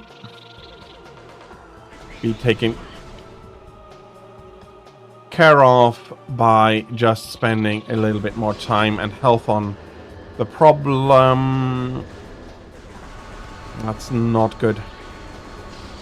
That is a lot of time waste here, not being able to get this in a single cycle.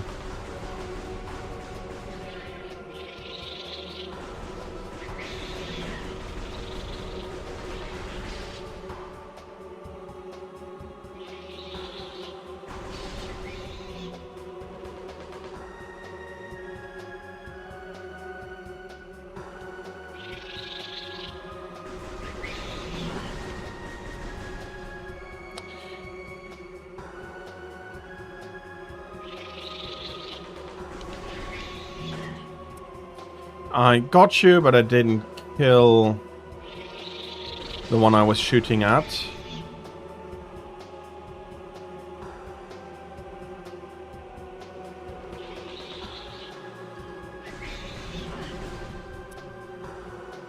And then even with the log on, I'm not necessarily quick enough to take aim. Okay, that's a destruction. That's a kill.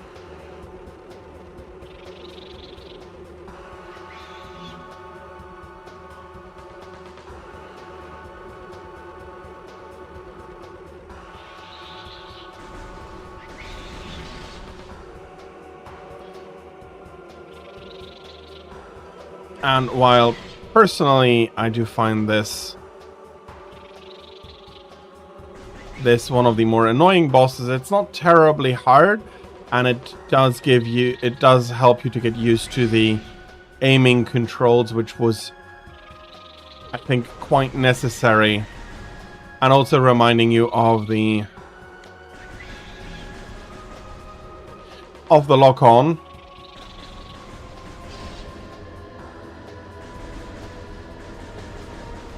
Bloody hell.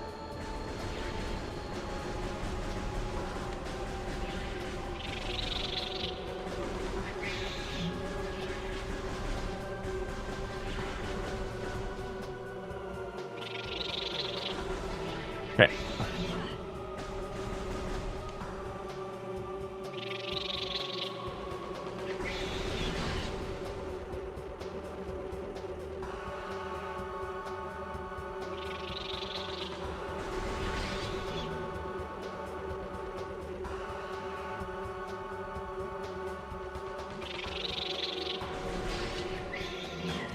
Okay. Doing a quick switch here was absolutely necessary.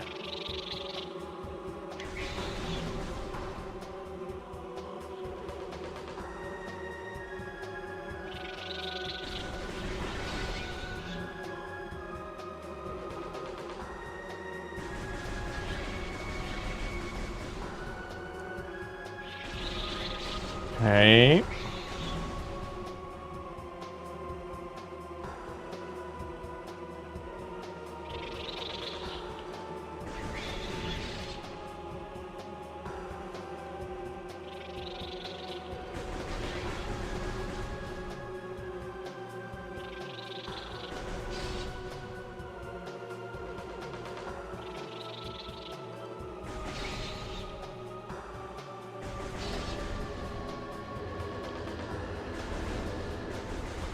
And I still haven't managed to do that.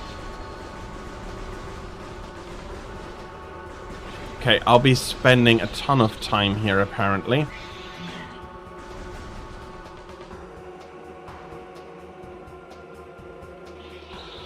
So, definitely 100% suboptimal. Come on.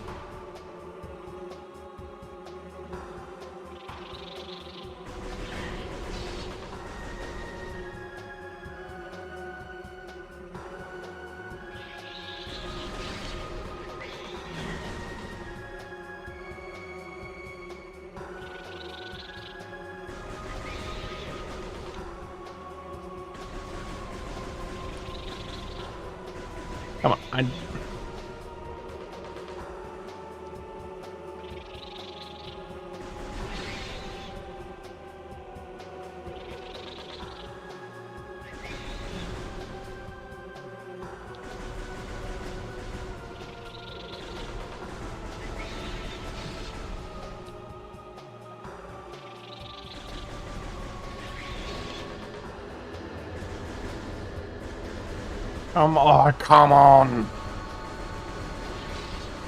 Okay. I feel like I'm not going to be beating this boss in a timely fashion. That's so annoying, and I don't think this is the last.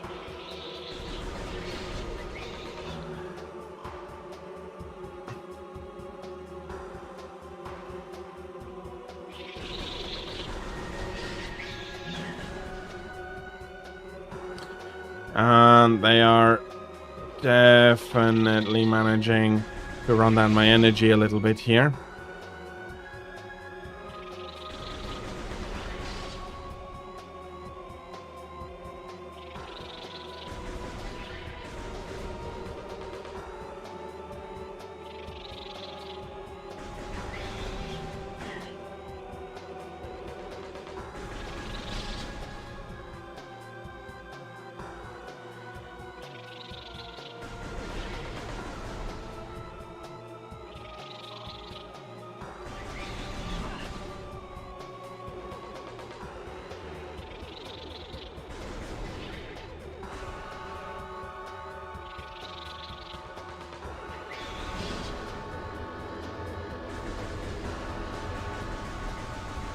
Yeah,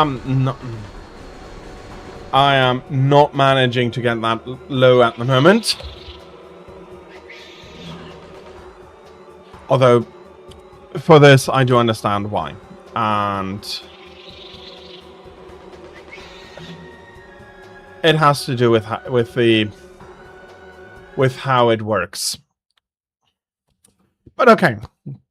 A quick recap before we move on to the next game. So another very nice step here, taking another old franchise we took a look at into the third dimension, adding on some of the things that made Metroid a Castlevania and made it Metroid, put that onto the game in 3D in a very nice fashion, in a way that I am actually really happy with. And they really managed to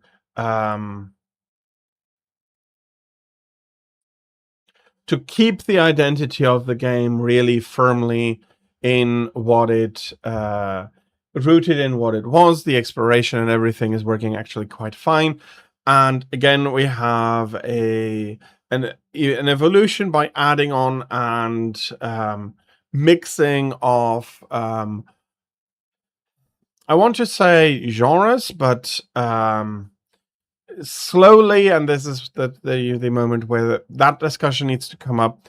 Slowly, we have that we're taking RPGs and we're putting RPGs not so much, but shooters here. Everything is going to be first person. Everything Metroid very much made sense to be a shooter, but it is also still its own thing. And at one point, is this a shooter or is this a Metroidvania? Can it be both?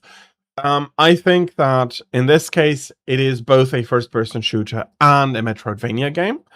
A very well done Metroidvania game, I have to admit. And I do enjoy the trilogy quite a bit. But I think you can see what I mean with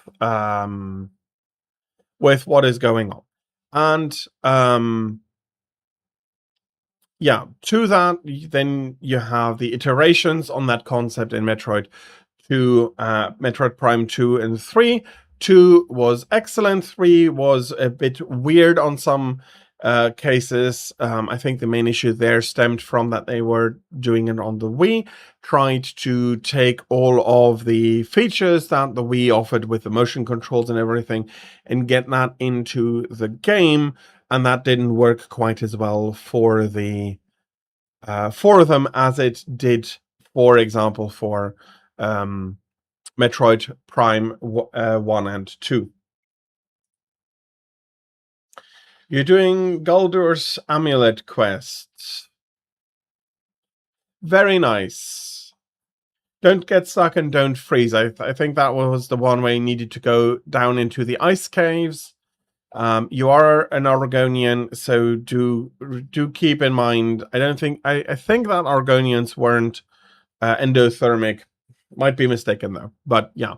And again, that is an issue of for Metroid. Coming back to Metroid here, that is an issue of mine. I do not play shooters on controller very much, so if I have a shooter where I do need to pull the trigger very rapidly, that is not how I'm used to do that. I'm used to clicking a mouse rather than pulling a trigger, and needing to do that very often is not something that I have the stamina for, surprisingly. Again, it's not the way I play shooters, and so manual rapid fire is not something that I do that way normally. But yeah, another very impressive game, taking again an established franchise into the third dimension. And oh, I've done a screen capture last year. Okay, that explains a few things. But for now, I'll be taking another short break. I'll be seeing you in a few minutes at the top of the hour with our next game, that being Disgaea. And also for that, I do have quite a lot to tell you about, and we'll be seeing. I'll be doing more of that at the top of the hour. So thank you very much again for your patience with and during the break, and with the ads that will be running during it. I'll be seeing you in a few minutes.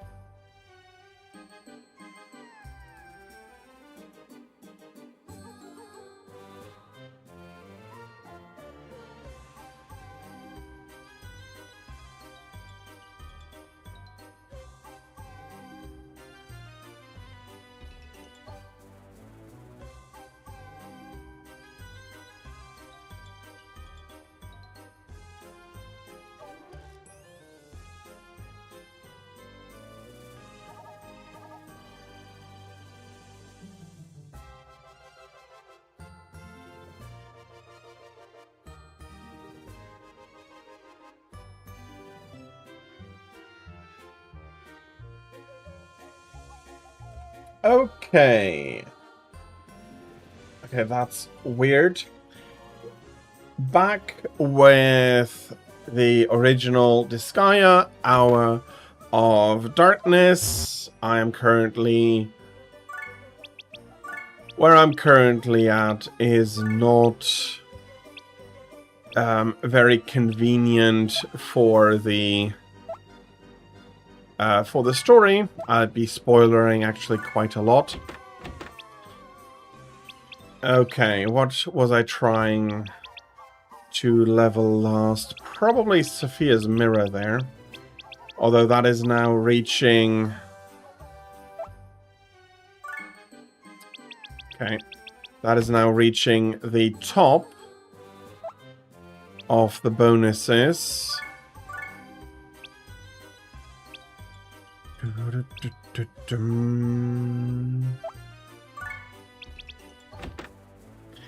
Master Manager Coach. Okay, I've defeated most of them. Longinus is still requiring quite a bit of effort here.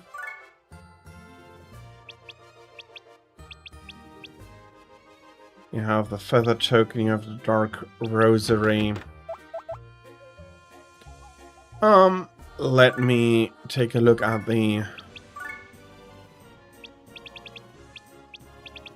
at this one. Okay, Imperial Seal. Common, Rare, and Legend, and I still need to do... Yes, there is always someone better. You're a Pugilist. Exactly. You have the Triple Strike I need, and... Warrior... Rogue. There we go. Okay.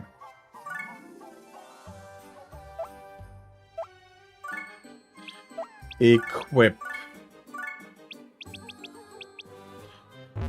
Oh yeah, we need a weapon.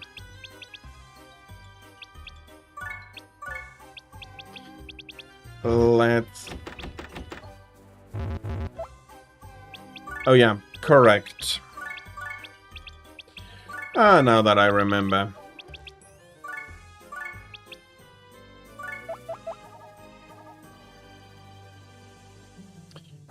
Let's get healed up a little bit. We're still quite far from our next prize.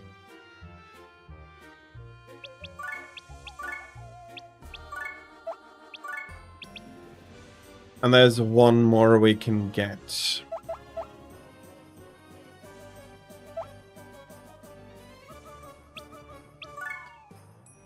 Okay.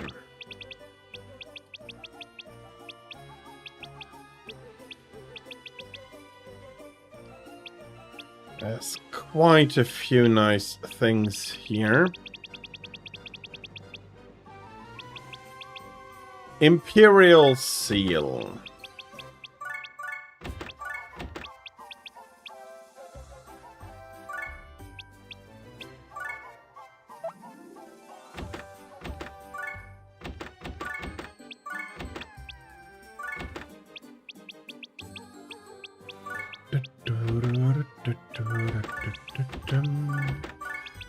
Be putting some of the items away here and get a few more hands.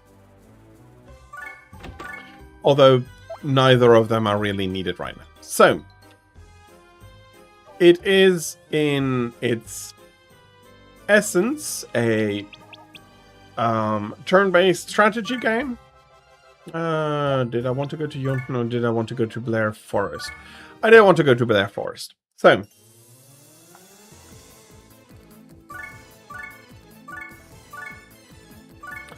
you see all of those enemies coming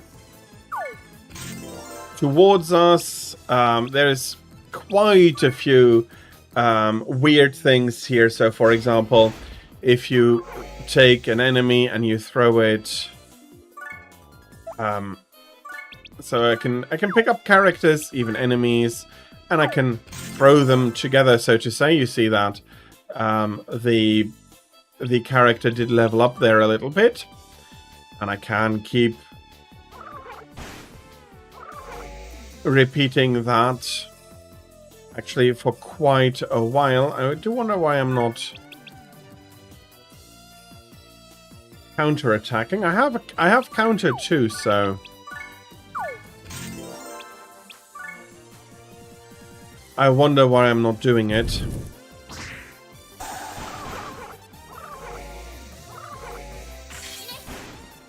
There is our counter. And so, yeah, as you can see, you can make enemies reach quite high levels.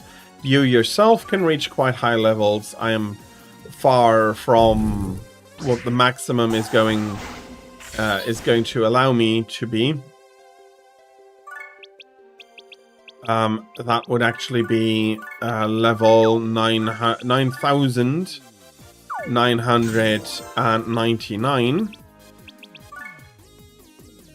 So, yeah, my character is quite overpowered, which does fit for me quite nicely because that is what your...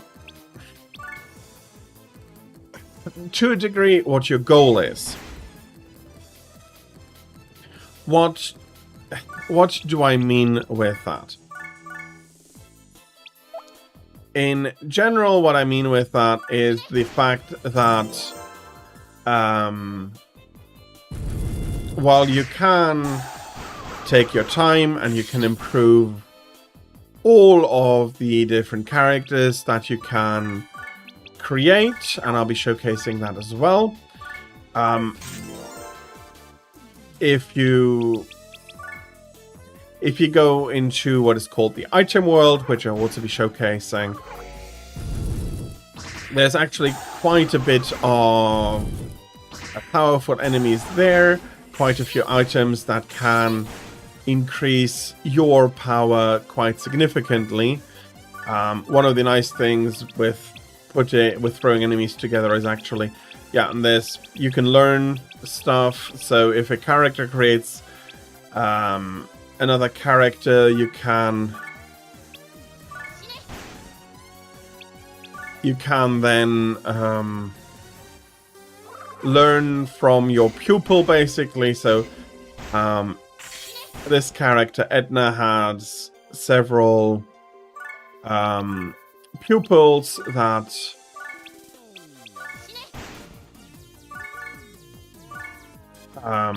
especially for healing, that when you start, so if the master character is standing next to the pupil, the master can use skills from the pupil, and after a while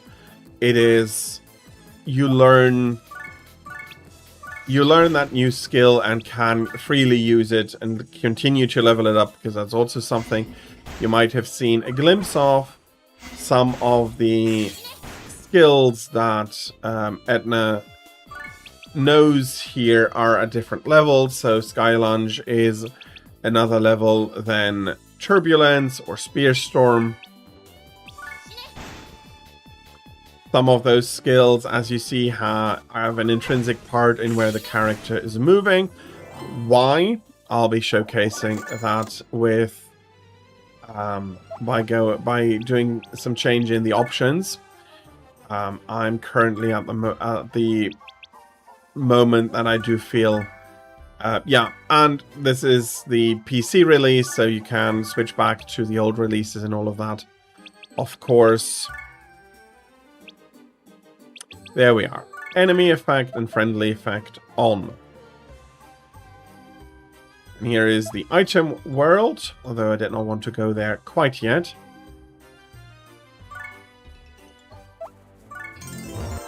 Okay, everybody's healed. First, let us...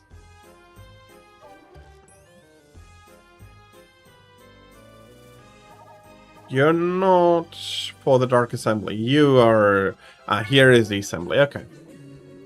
So, you collect mana. With that, you can call the Senate to order.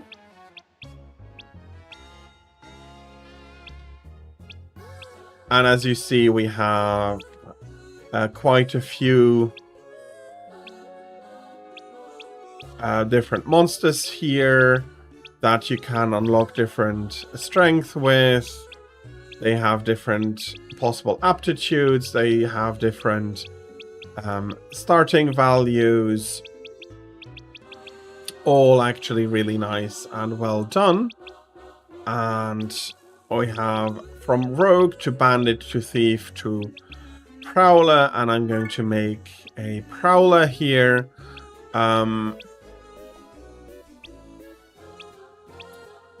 if we want to have a distinguished or a genius, then that is going to be requiring the assembly to approve it for us, and I don't know if they would be doing it.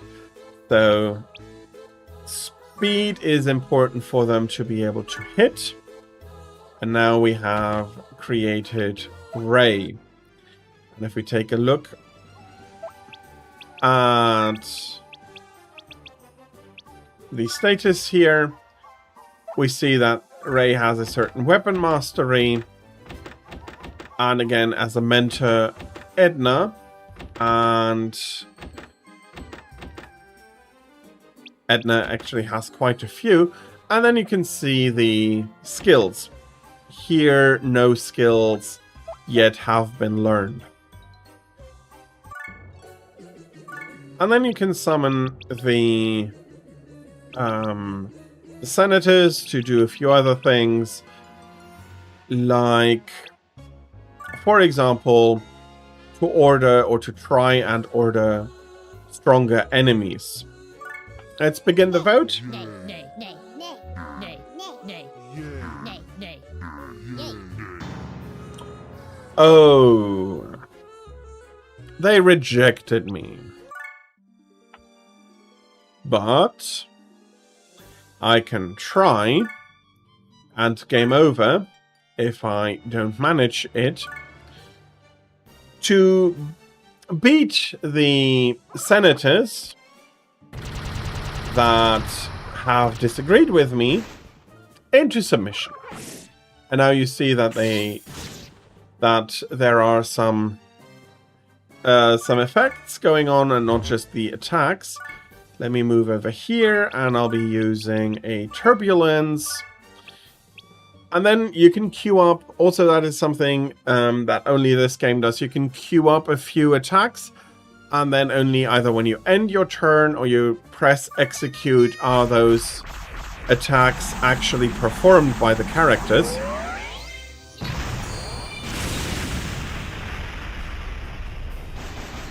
And she throws them into the air and lets them drop down after shooting her enemies with a big beam there.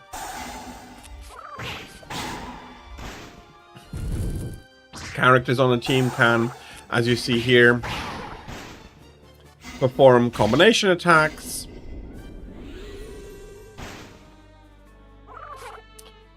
They can attack each other. So yeah, in all of this so far, 565 damage has been done. Ooh, we are getting over 1,000. So there is a little bit there. There was some strength in that. This is going to be dealing fire damage. And now you see we're doing some hops, and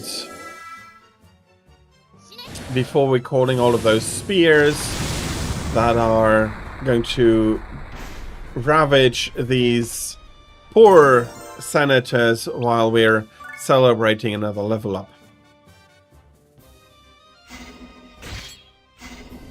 There are different types, and it can get quite... So there are different types of monsters. They have their own...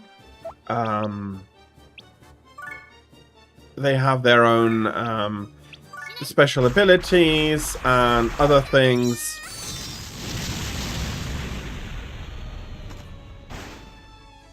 And to a degree, in general, you just want to do as much damage as possible.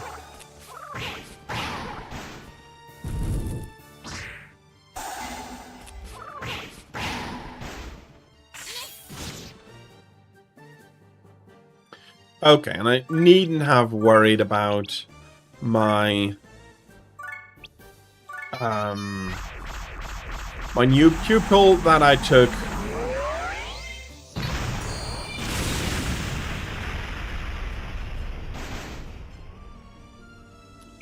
I would have been quite easily able to overwhelm any major senate at the moment.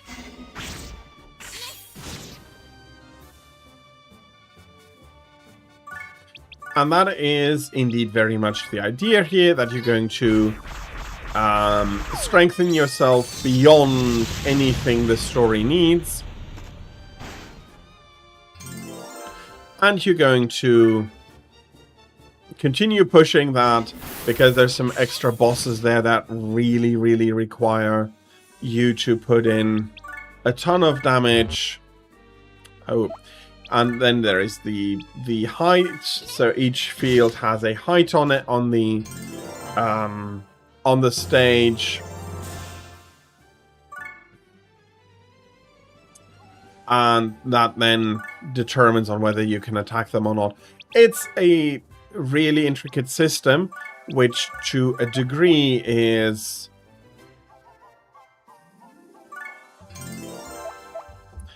removed by the fact that you can really overpower one character to just kill everything.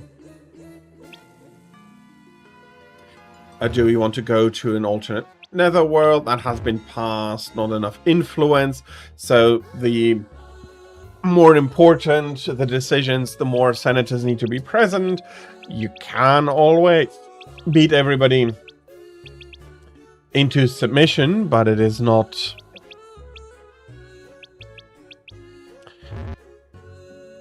It is not always really a possibility here.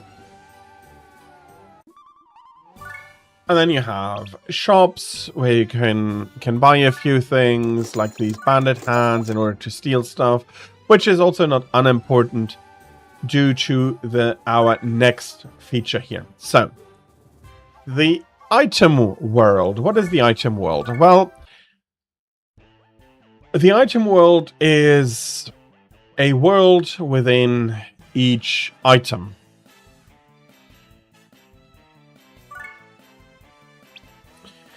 So,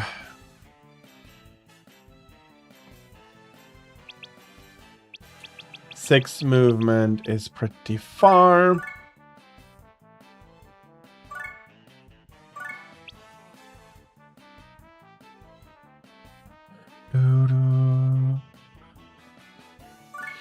You cannot lift there.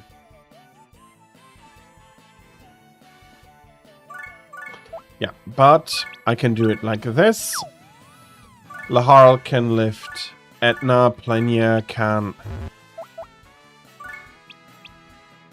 Oh, you're a mascot. So, and that is something you do need to keep in mind. Only humanoid characters... bloody hell.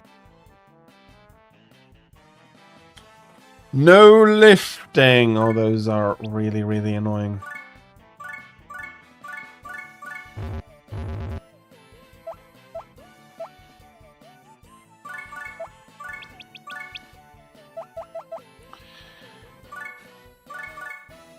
Okay.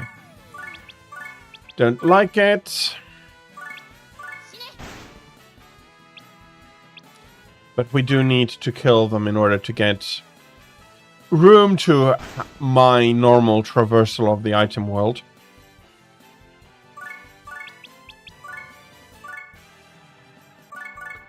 Plania, can you lift if you're... Yes, you can. Okay. And then some of the pugilists. So what we're going to do is we're going to lift Etna, we're going to lift Lahar, we're going to lift... okay. We're going to lift Plein Air, and Silver is going to go out and lift like that. And then you can enjoy throwing everybody all about towards the goal. Luckily, Etna can still move. And then you descend towards the next level, where you rinse and repeat. So here we have another issue. Actually, that issue makes this wrong. So I'll be calling out on Mia Singh, and I'm going to... the tower. It is always an issue with lifting the tower. In fact, you only need 4 to really make a good tower.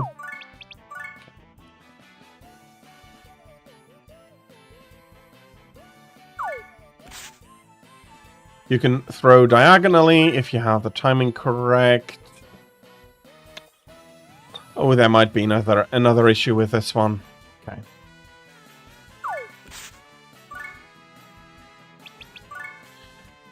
Okay. Okay. So we need them either to land...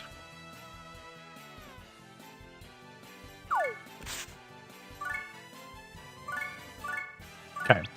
One of the main issues here is that we have a target height problem. That's what I thought.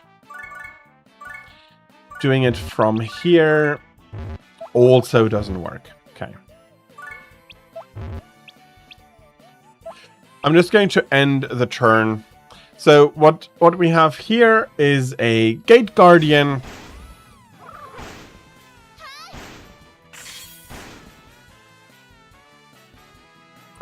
And Gate Guardians have the issue that they block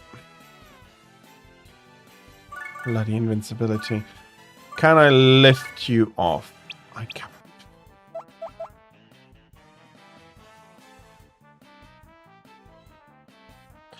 +1 attack. +2 there. There is invincibility.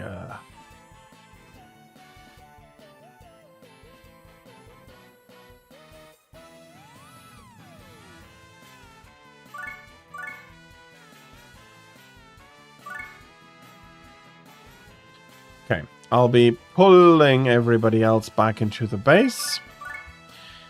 At least everybody that can move far enough.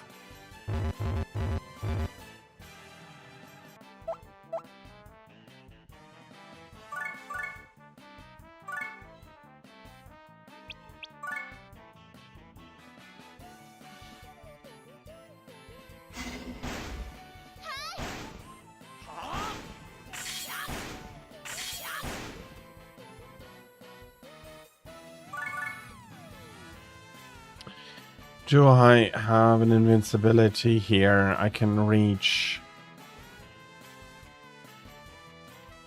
there. The Harl has one over there.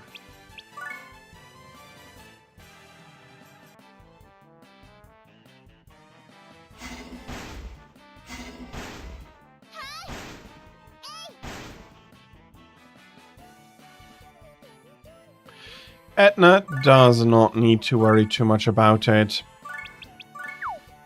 We'll be lifting that, and I'll be attacking the Gatekeeper.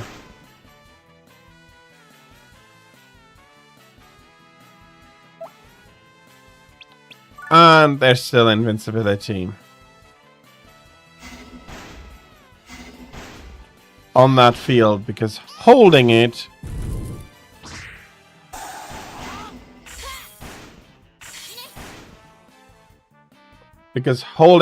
still doesn't remove the effect from that field.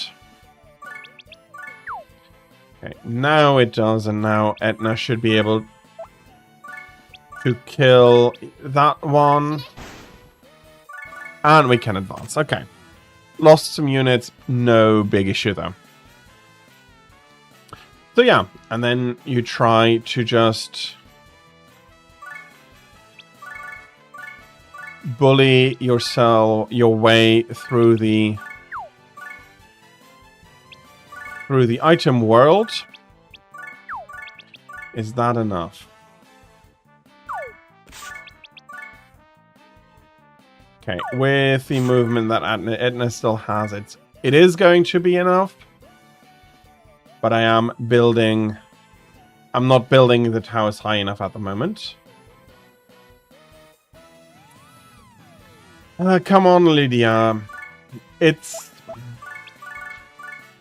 going to go much smoother for Tira if you don't feel the requirement to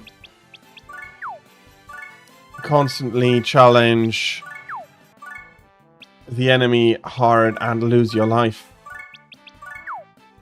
Okay. The one thing I hadn't taken a look for. Well, we're in a position where I don't need to worry too much about it. Edna can just attack and cleanly kill the Guardians at the moment. And this one is also, again, one that is a little on the awkward side. Since the normal attack, the normal way of just throwing the gatekeeper off would not work because of the height difference here.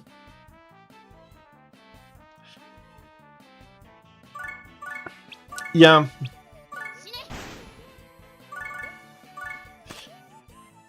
She is one of your first possible companions, but she does have a few moments where it indeed feels like, oh, what you're doing. What are you doing?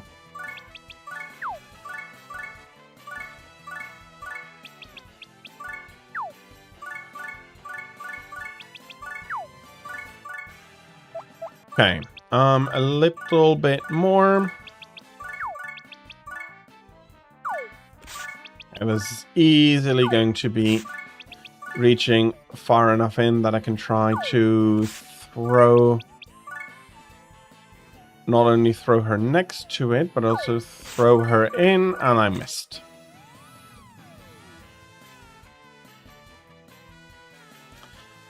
Well, she has an idea about combat, and she is not afraid to let anybody know.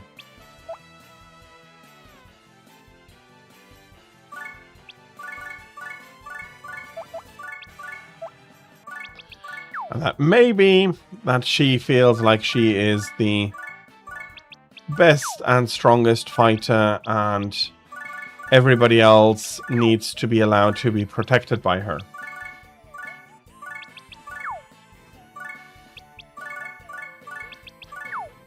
And it has happened from time to time that, very unfortunately, she decided to run in front of me as I was trying to throw an enemy far and wide. Okay, that height was too much. And now we're at the point where we need to waste tower, so to say, because we could have gone far too far.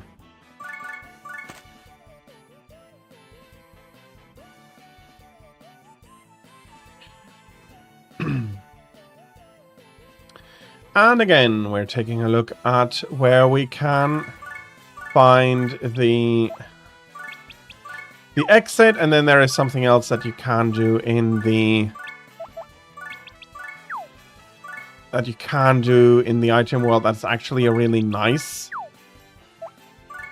It's a really nice thing that can, if you manage to do it right, and if the level is good for it, can get you a ton of experience, a ton of money. So currently I am not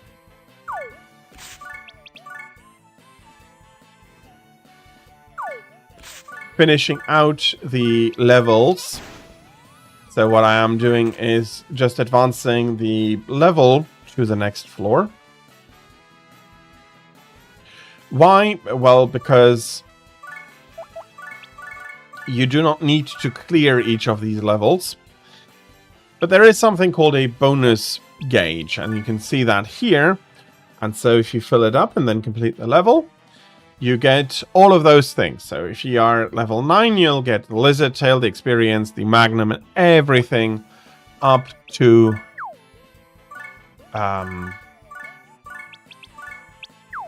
where you have reached the bonus gauge.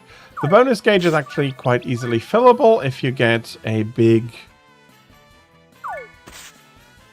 geopanel explosion and then clear the geopanel. So what are geopanels? These are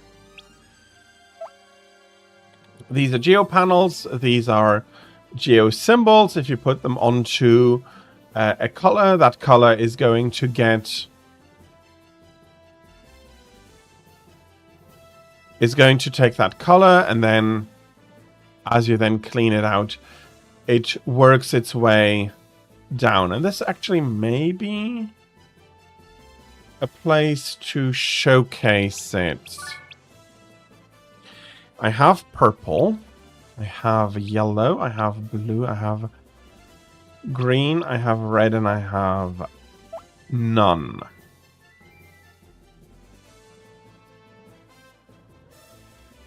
Okay, it's not going to be an easy cleanup. So, turquoise is a color that I don't have in a symbol.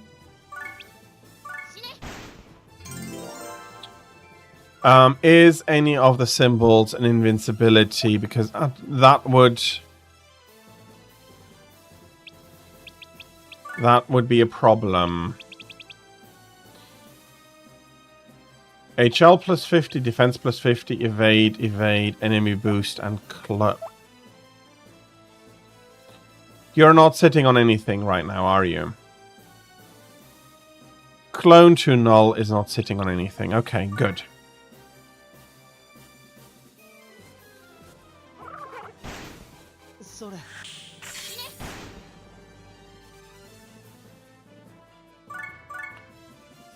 So we can move over here. We'll be attacking one. We probably have to start cloning at least the last character. But for now, they're characters that are not moving very much, so we're not risking.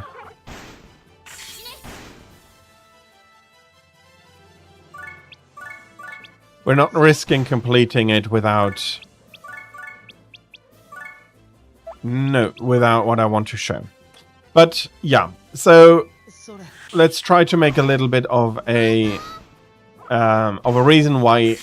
Explain why the game is here. Basically, the game is here because it is a... It's a tactical RPG doing something properly new.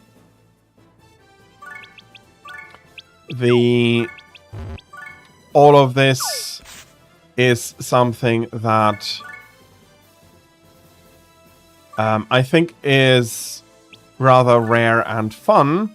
Really being like, okay, we have this basic story that can be beaten by just leveling a little bit, and then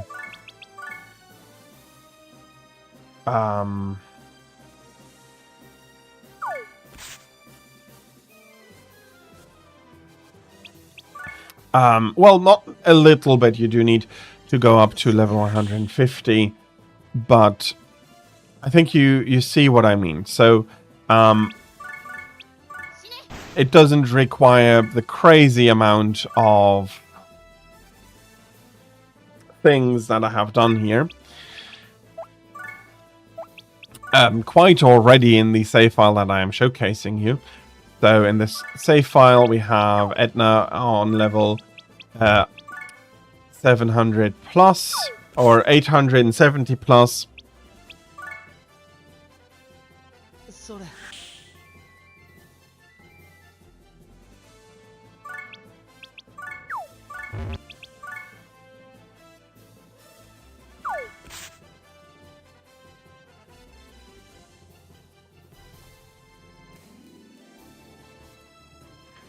So I do want to put the transparent one onto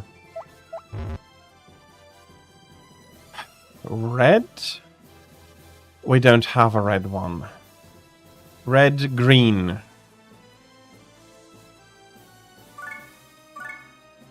You should be on a green tile.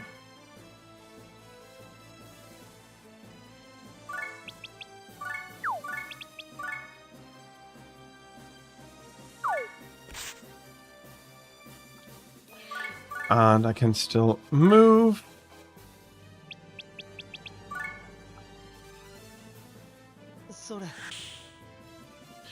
Why a green tile? Because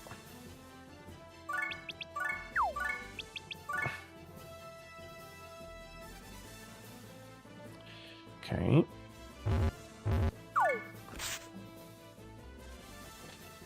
This is going to go to red, then go to green, then go to yellow. So the geo symbol is going to be destroyed in the switch over from yellow to green, but that also puts it for sure as the last geo symbol to be destroyed. And I still have blue there that I'd like to put onto a cyan one. How far do I need to? Okay.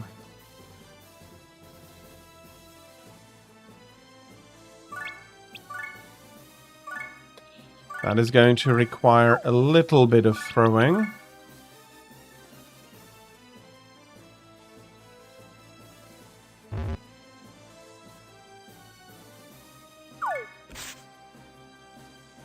I cannot move anymore. Okay, that is fine. I should only be killing one in the counter.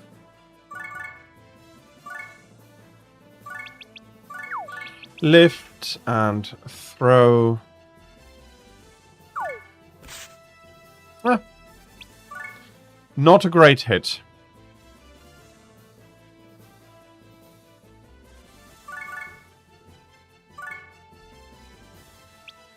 And then I need to run all the way back to destroy the red one.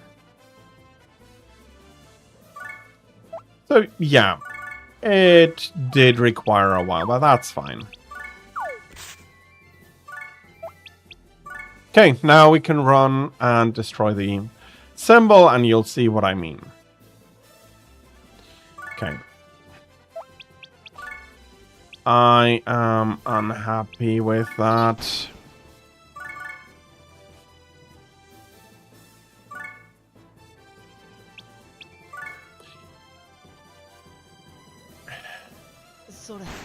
Ah, you bastard. I just had everything set up and couldn't showcase it. What would have happened had I destroyed the red one? It would have gone all around and around and killed and completely filled up the HL bar at the bottom. Or probably into the entirety of the HL bar.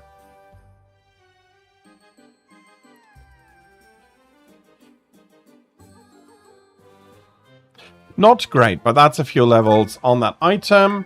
And then as you go around, you do learn more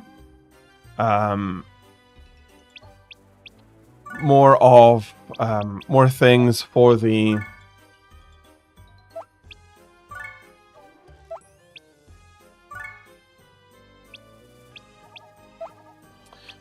you learn more of more items. You're going to be trying to strengthen more items.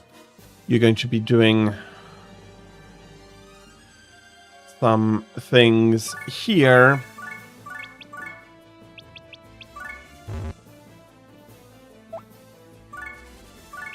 Is it asteroid drop giving me enough room that they don't aggro?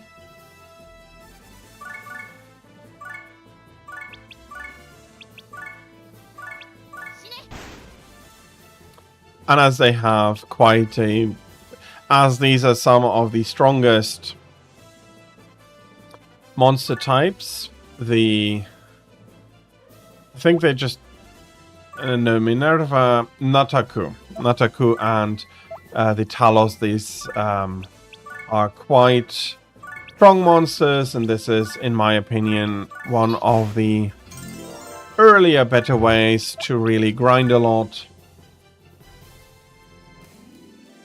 As you see, that was quite a few levels in a single go. And we're continuing on with our destruction here. At one point, you're just going to be throwing them all together, because that way you have a much higher level compared to what you're having, and you gain more experience. But if you're not careful, that also might mean you're not going to be able to deal any damage anymore to your adversary. Oof. And so another level up. Well, actually quite a few level ups.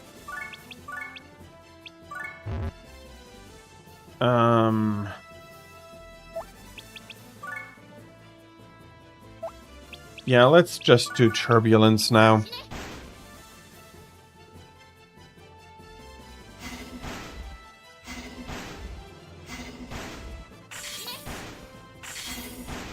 Each attack in a row is increasing the damage and hit chances. So that is why after the third attack that actually dealt a little bit of damage.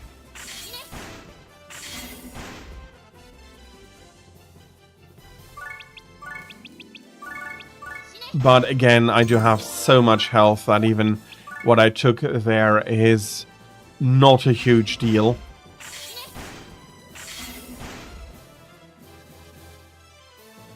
And if he had more health, we could go attack, counter, counter, counter. That can go quite deep, and we're made just a casual 1.8 million hell here. Together with another 300,000. So yeah. Very strong. Etna has leveled up to 901.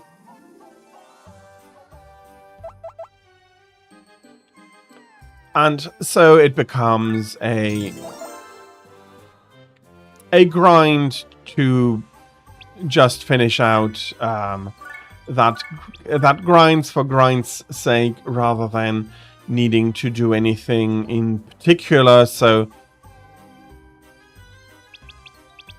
as a quick idea, if I go to the Seraphic Sanctuary where the story continues, I'll be skipping heavily throughout the story if I can. I can't. なんだ急にまとさあ何言ってこーら私の目的だといや地球人類を巻き込んでまではその通りだ唯一絶全世界なんだやっぱ自分の欲望違う今の乱れた世界に平ウルカノ様でも平和は一人一人が手を青いぞそんなことはありません黙れ私は知ってウルカノ様もう何言ってもうんこういうやつに殿下そのセリフちょっとエロいですしかも相手男もはや語るべき時は唯一神ブル So there is some stuff going on there, luckily. If you don't know about the story, it's not going to be sounding any... It will be actually quite surprising. And oh yeah, they are a level 172. Because, silly me, I have forgotten that I have...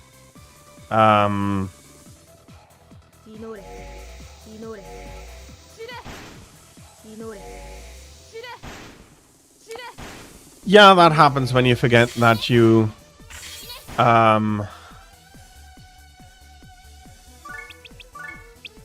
that I have raised the enemy strength by quite a lot already. So they have like 50 additional levels, something like that.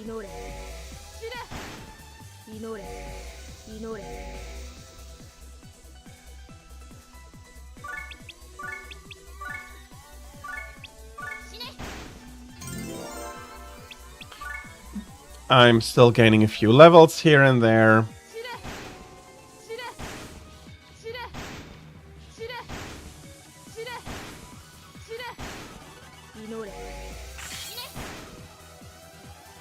Let me quickly jump back for another attack. As long as that one angel that I really buffed up a little bit there doesn't awake or really manage to do a lot of damage, I am fine.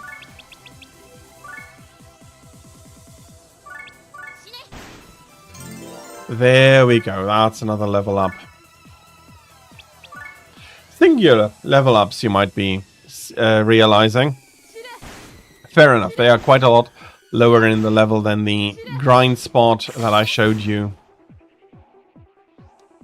Than the enemies at the spot that I really enjoy grinding at. But yeah. I still really need to push to level 9,000 and all of those good numbers. And then reincarnating a few times in order to beat the extra boss and all of those things. And there are actually quite a few endings as well, depending on what you are doing, depending on how quote-unquote demonic you are.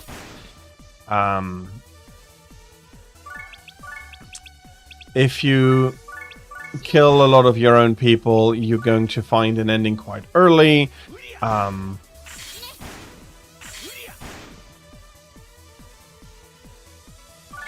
But if not, yeah, there's quite a story there, and there's quite a lot in there.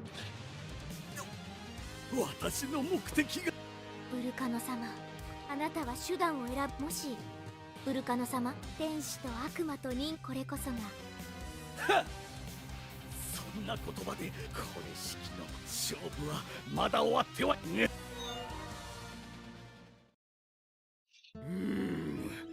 逃がしてし。奴には奴の信念があるのだ。And they're talking about his. 多分私たちを悪党に。よくまあ次から次へと悪知恵が浮かぶもんね。感心しちゃうわ。So because he's so evil, like, or unbecoming of an angel, it's like. And so there is some stuff going on there. I'm not going to spoiler it. Even what you have seen there is already more complicated than it might actually seem on the surface. There's a bit of a... Yeah, there's not much here to explore, but you have your castle, you have your throne after a while, and it's in general actually quite fun. It's a great fun game. It does take the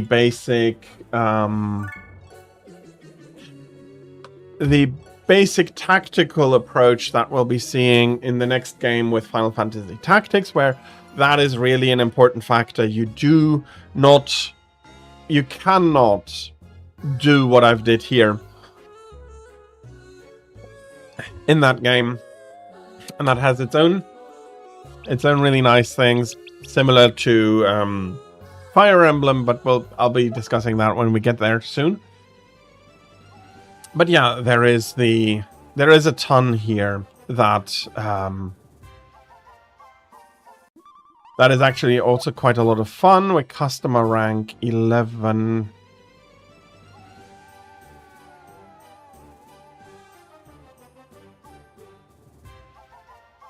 Did we...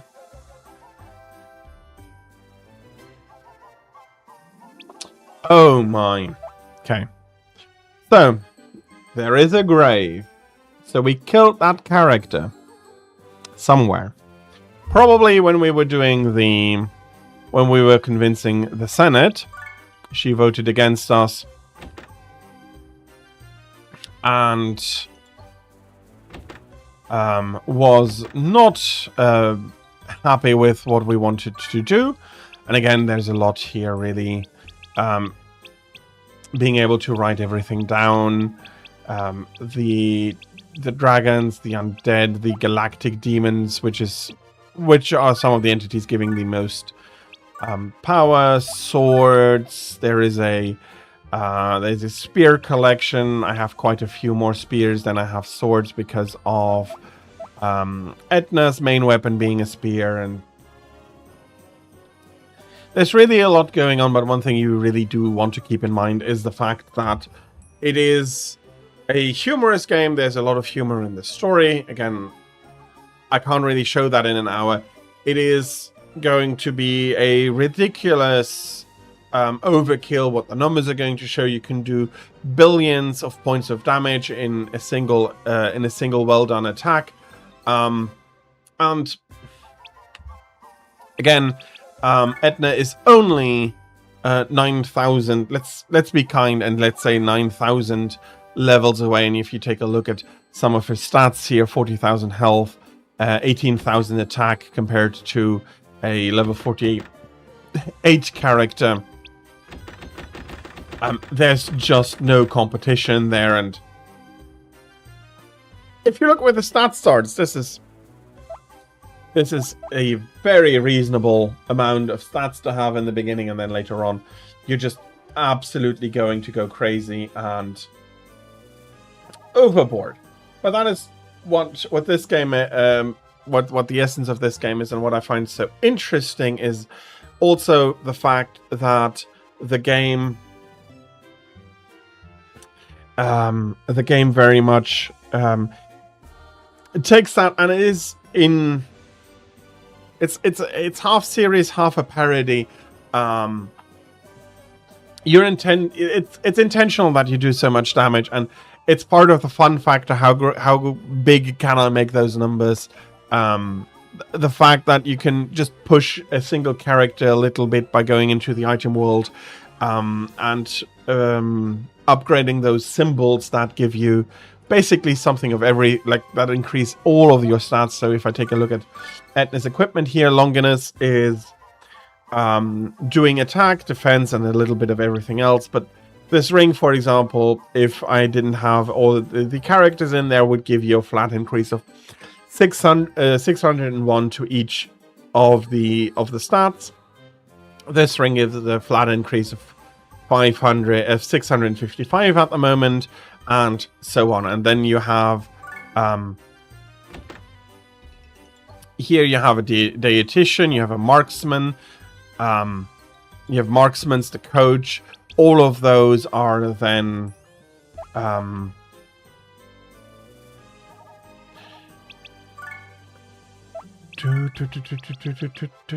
so for example, let's showcase that, because no, I don't have the time anymore, but you can combine them, make them stronger, reach higher levels, and all of those things, and then you can have, and you can take them out of anywhere because they can be found in objects. You need to go into the there's a whole thing behind there to try and make your character as strong as possible, as overpowered as possible, and then just have fun and go ham. But this is it for Disgaea. We'll be discussing Final Fantasy Tactics Advanced next. I'll be preparing that during that time. As always, during the break, the ads will run. Thank you very much for your patience during the break and the corresponding ads. And thank you very much for being here. And I'll be seeing you after the break.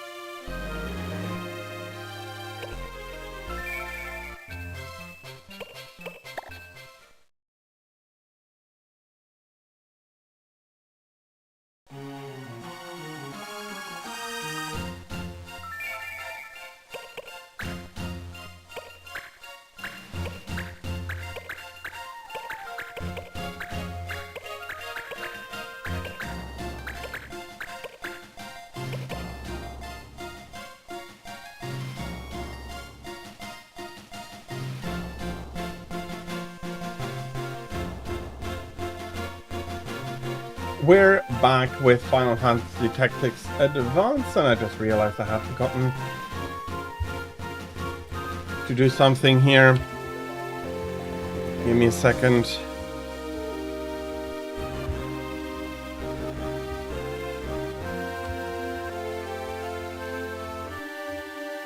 There we are.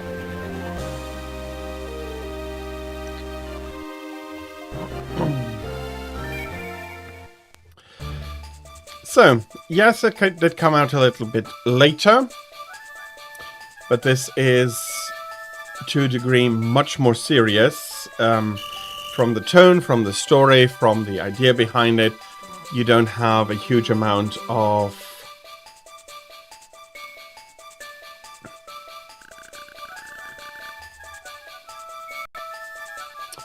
that silliness.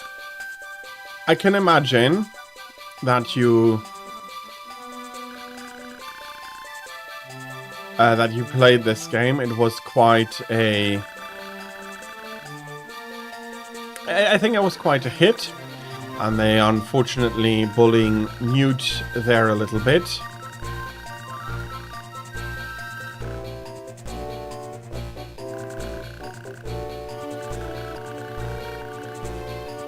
And there's an argument here on the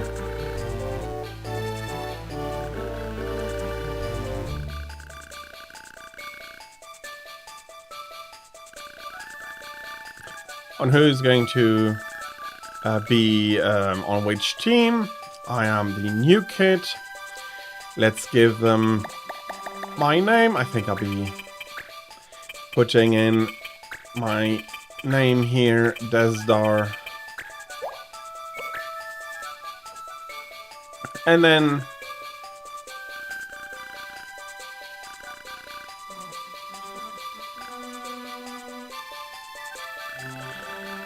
And then with the teacher giving... overlooking the snowball fight, making sure that everything is okay. So, gotten used to the snow in St. Avilis, and there's a lot going on there. It's our first snowball fight, and we are getting an explanation on how the system works. So, early speed, you have to move. Typical things for a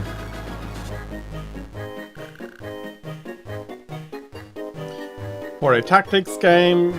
She's going to be moving and in position. You can throw a snowball. Sure, all of those things that you do need an explanation for, that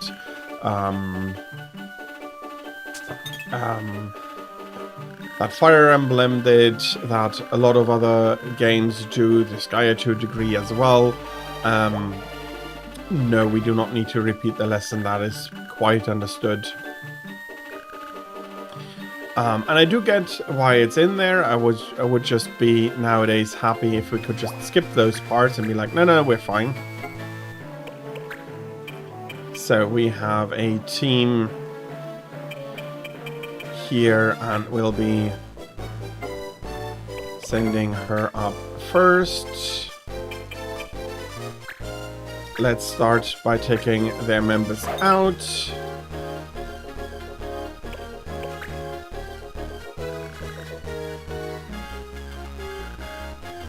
It's easier to hit somebody from behind. That is partially why I had it put up like this, because that allows me to take a snowball and throw it at him. That is only going to deal 1 damage. Colin is going to take aim at Mute here, 1 damage for an 80% hit chance. And he evaded. You can also see the levels in there. Again, 1 damage, 80% hit chance. That is a hit on Mute. That is also... everybody is going after Mute, unfortunately.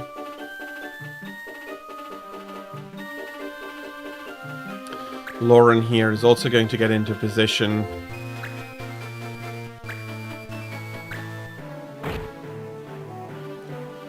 And everybody, unfortunately, is just bullying him. We'll be moving out a little and throwing a snowball after Colin here.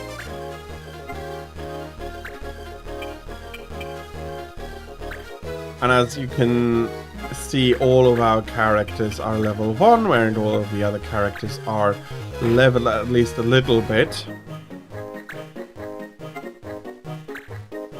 At least we're not being mean, because you can attack your own people, and we're not throwing snowballs after Mute ourselves.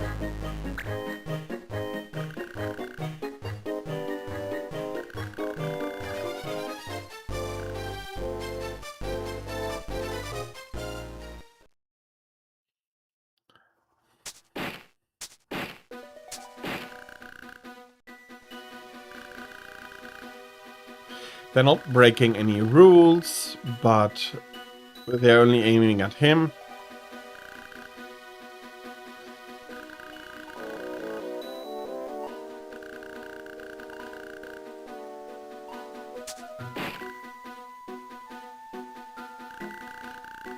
And he got hit with a snowball with a stone inside.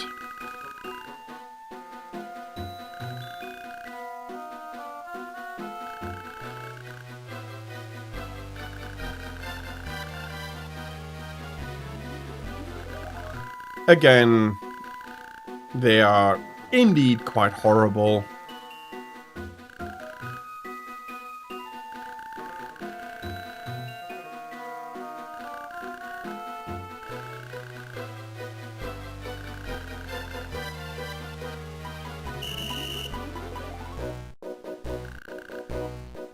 And the teacher comes and intervenes. Lyle, Colin, and Guinness are going to go with him. And that's it for class, and everybody is now going home.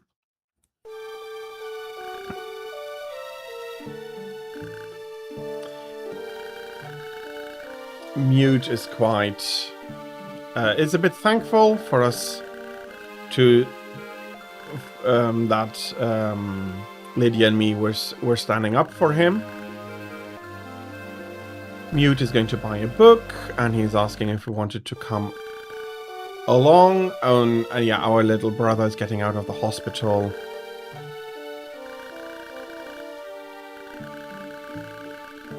And every now and then he needs to go to the hospital.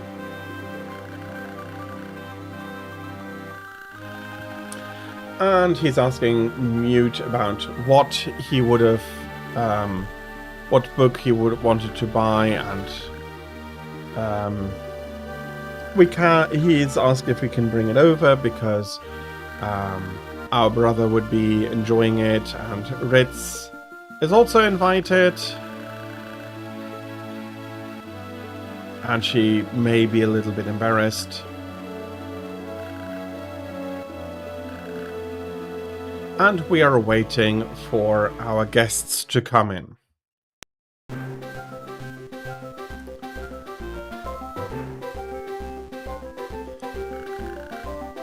And there is some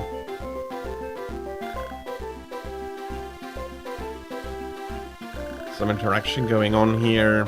Somebody apologizing profusely.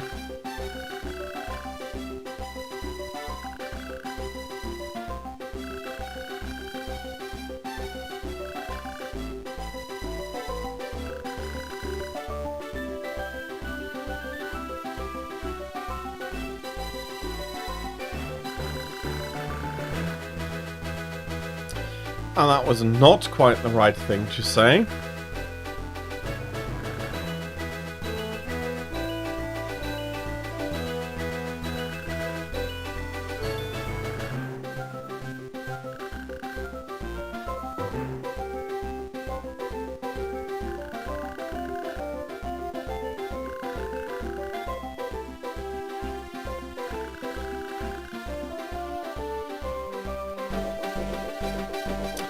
And his dad is going on to do whatever he needs to do.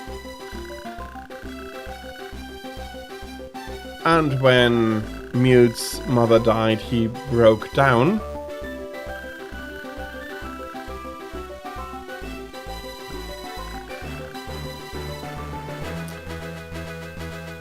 And as such,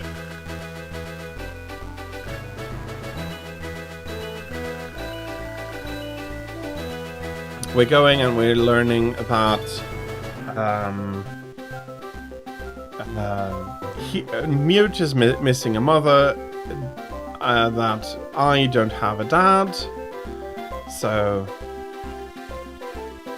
not the perfect families, and that will come up, although we don't have much to discuss it. And Donnet is back from the hospital, and we're talking to him about the snowball fight. We were always bad at sports. Our friends have arrived.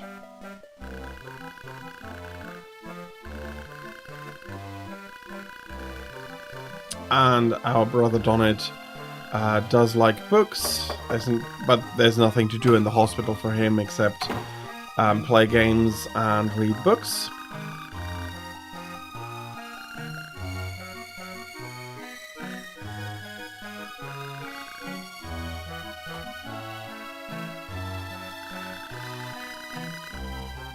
But I don't know what the title is. Even the guy at the used bookshop couldn't read it.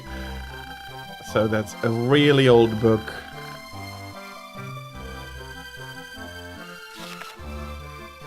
And we start reading it. So, as you'll see, and it's not a spoiler, this is a very nice framing device of what is going to happen next. There is the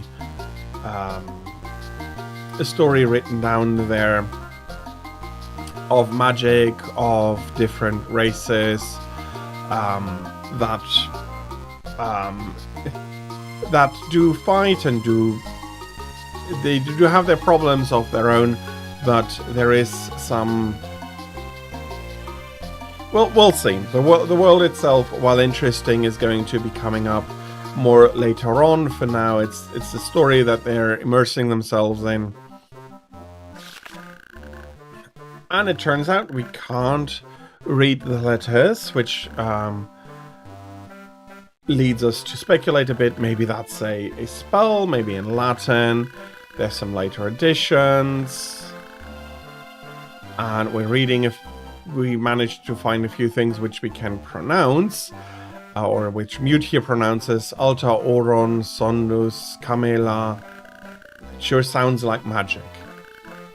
And then everybody's piping up, a magic book, how nice.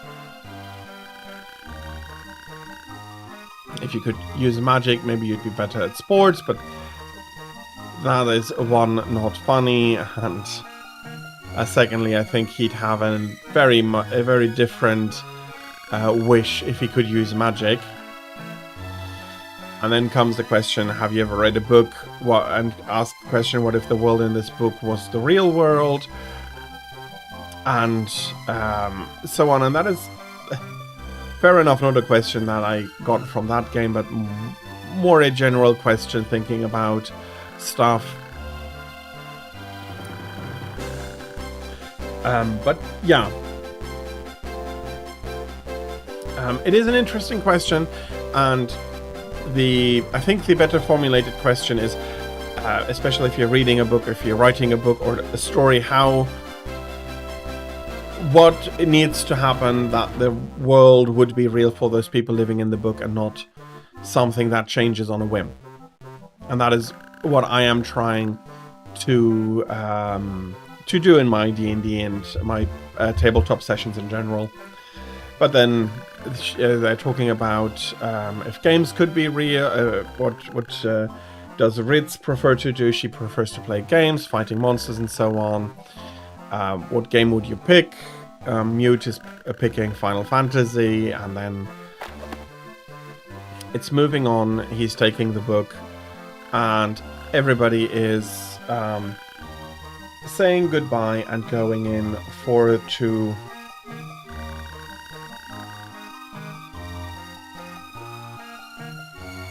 and they're leaving, and then we're saying goodbye.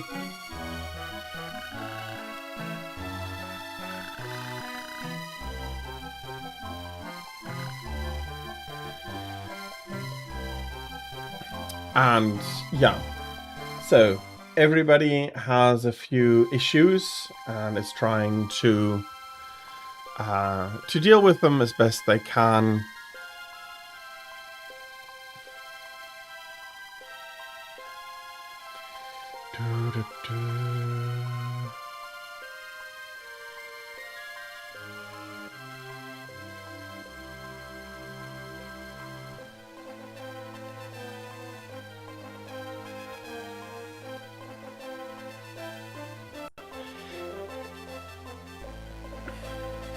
And so in Mute's room, the book is opening on its own. And the quote-unquote, well, the real world is pulling itself apart and putting itself back together with monsters and enemies to fight, with new inhabitants, and so on. And so we have, at least here, we have the new kid in school, and to Donnet here that are also being transported into this new environment. Donnet has completely disappeared and we're landing on the rooftop here. Luckily it's not currently winter here, so we're not at risk of freezing to death, and we are in a place we haven't known or seen before.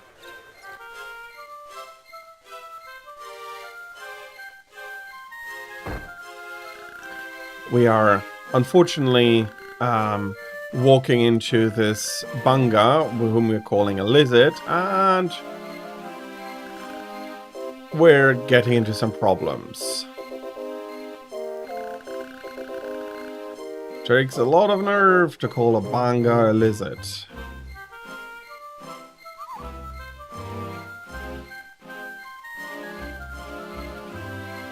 And somebody is coming in, calling to us. He's just come in from the countryside. Apologize.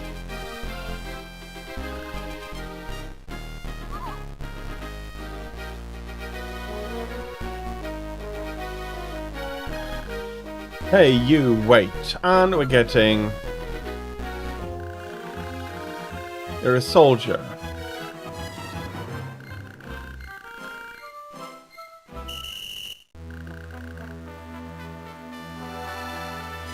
And somebody else is appearing. He's engaging you. To win, defeat all enemies.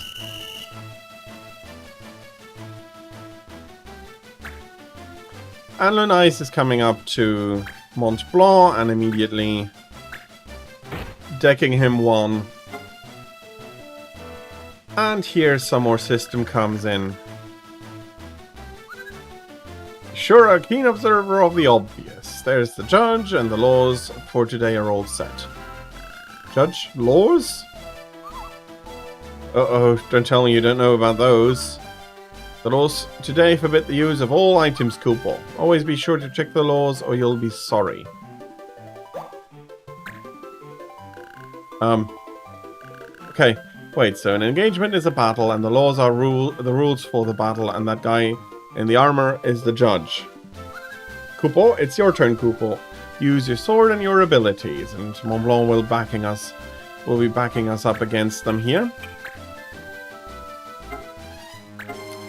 Do we have a good battle tech? We have first aid, but that is not so necessary here. And here we see our hit is going to be dealing up to 22 damage with a is going to deal 22 damage. Damage is fixed. There's no roll for damage, and that has a probability of 85% of happening. And we're missing. Uver is going to come over to Mont Blanc as well, hit him in the back. For some reason, Mont Blanc is, despite getting decked for 9 damage, hasn't taken any damage yet, at least. And he is doing something here. He's using fire. So, that's a spell. Done in such a way that it's working out well. So Mont Blanc is a mage. Okay, how much do you have left? 19. That should be fine. Especially if I can hit this one. There we go, 20 damage. We gain 6 experience. We gain 1 judge point. KO verified. 1 judge point. We don't know what judge points are, and Mont Blanc is going to explain that you then can use combos, and that is going to actually be quite nice. It's the judge's turn. He is going to move a little bit.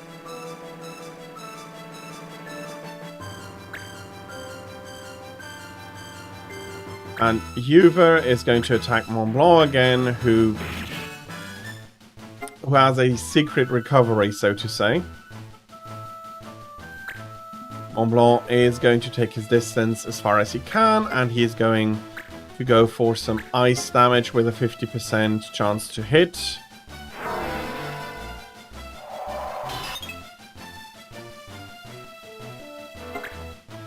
That's a miss, and we can make our way behind him, and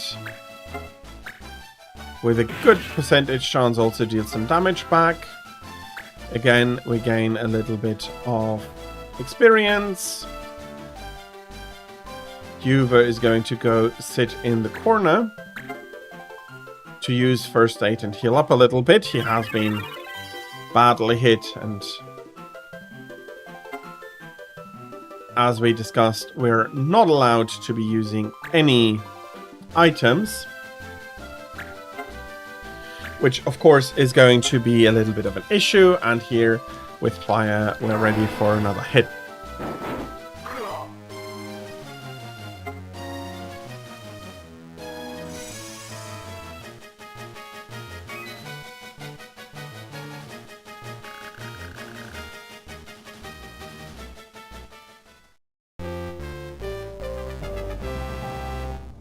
And our first battle is ending in victory. He's hurt. He goes for a potion.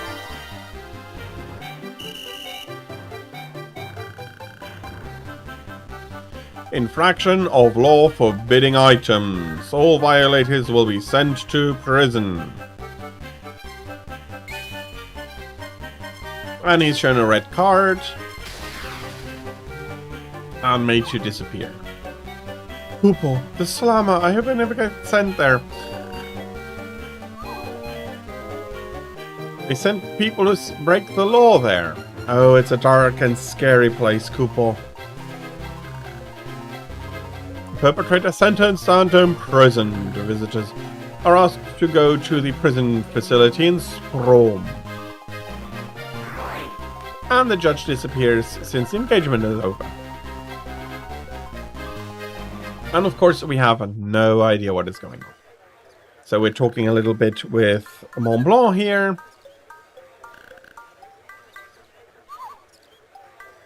You have seen a banga before, right, Cooper? Yes, well, no, not a real one at least. Where exactly are you from? I don't know, I'm all confused. I'm talking to a stuffed animal. I'll have you know I'm a Moogle, Cooper. Fine. Okay, I believe you. You're confused. Let me explain. This is the town of Cyril in the land of Ivalis. Ivalis? That's the name of the town where I'm from. Town? But Ivalis is a country. Not my Ivalis. There's no Liz Banga there either. What about Moogles? Surely the other towns have them. Nope, we just have normal things like dogs and cats. But you said you'd seen a bunga, only not a real one. What did you mean, Cooper? Well, it's just I've seen a bunga, but in a computer game, not real life. And now it's not real, not really. It's like a pretend world with heroes and monsters. So you're saying here is just like your pretend world. Yeah, come to think of it. Okay, now I'm the one that's confused. No, this is by far the most Cooper story I've ever heard. You're telling me... Of course, I'm not sure I entirely believe you, Cooper. And then hardly believe you. Yeah, and that is all fine. He believes the meeting was no accident. We should stick with him. He'll help us out.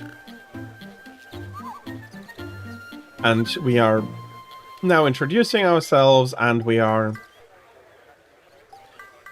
he has a clan. We're now going to be made a part of the clan.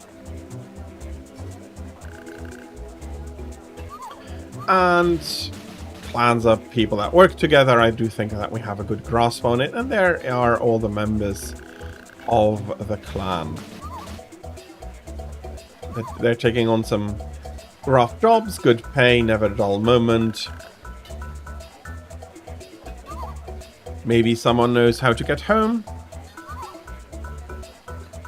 And now we're getting introduced to join the clan.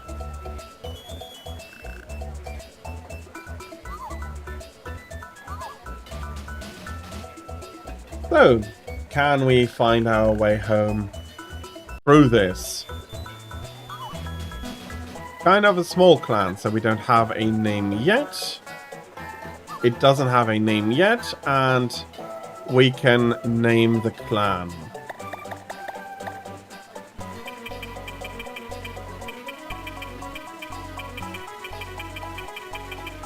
And we probably don't have too many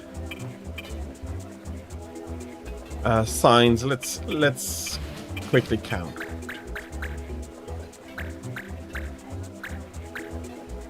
So we have 9.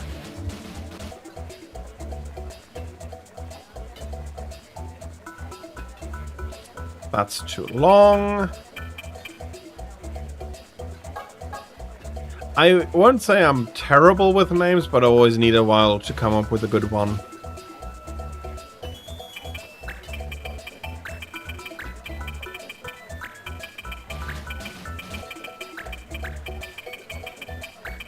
And we have one more. I think that works. Praetorian. Clan Praetorian. Does have a good sound. And now we're going to get settled in, and then we're going to go do a few things. Place them to add new missions. Place them in a special order to reveal treasures. So now we have Sprom.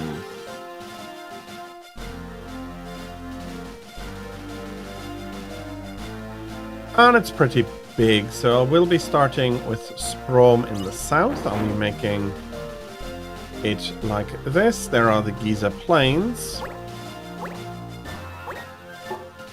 Okay, we haven't picked up anything.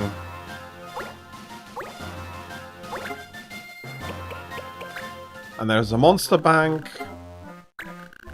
We have to capture a monster before we can raise it. What is going on there? It's a lot of fun. So we have some rumors. Laws have been a part here.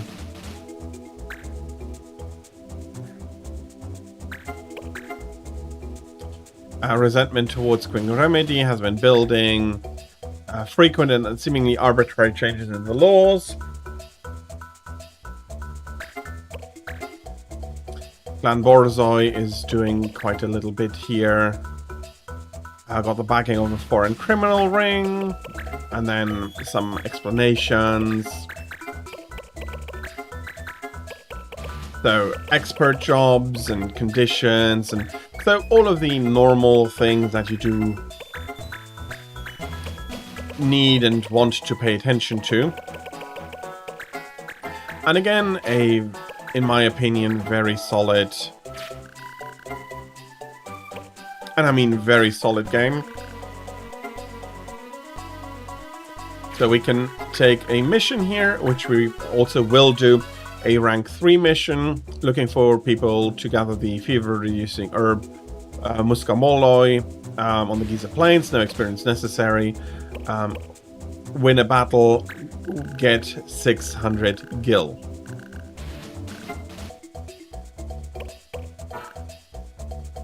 We don't have anything to bring. Make sure that everything is okay, so we do need to pay 300 in order to get 600.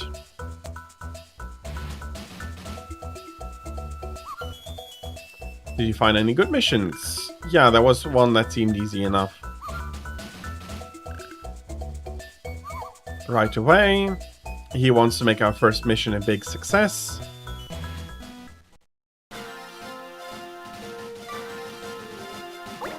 For now, we don't need to worry much about the time. So, engage. Some monsters here that are going to hinder our herb picking.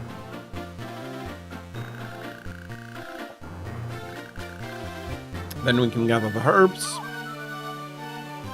Told you clan does a rough work. Okay. Forbidden.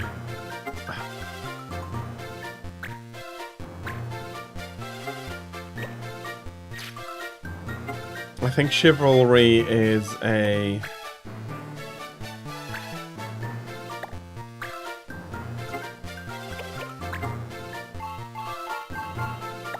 Okay, for now... Stuart, all level 3. Brunhard, not. You're going to get some experience here. Work from a distance. What is his job at the moment? A white monk or a warrior. I'll be taking the white monk. Nope. And we're going to be placing Steward as well. To win, we need to defeat all the enemies. And the judge is coming down.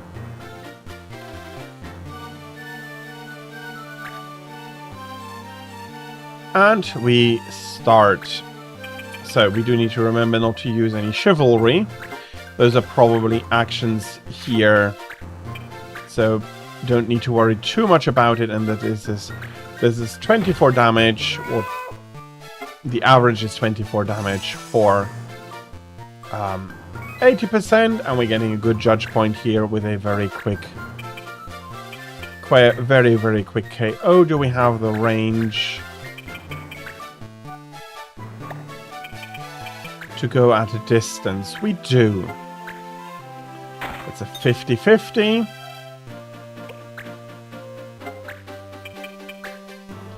Our healer is going to take some action here, and Liboros is unfortunately going to be attacking our ranged. Is going to be attacking Anne here. I hope he's missing. No, he's not. We don't need to worry about the equipment breaking, so there is no limit to that. So as long as we can keep everybody up, it doesn't matter.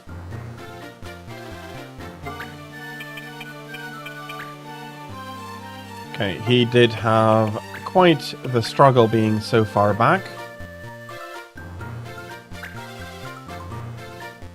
The good thing, though, is that she's not going to need to take another attack. 21 for 75, that's good.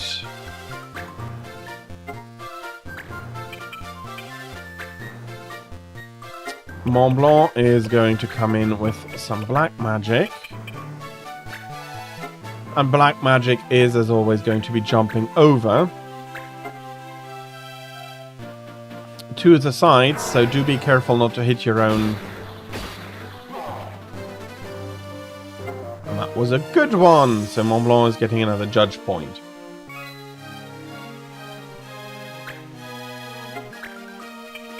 So, I think one of the things that is already, I think, rather obvious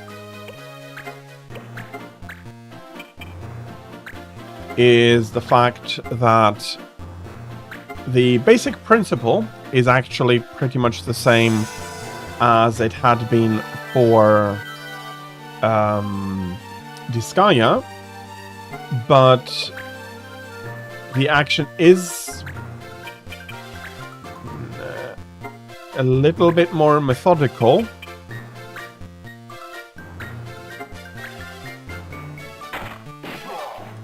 And by that, it is also a lot more tactical. It has more... No, I don't want to say it has more depth, but it has a more required depth than something else. Then, for example, Disgaea, because Disgaea allowing me to completely OP a character then removes quite a bit from the depth that it otherwise may have had.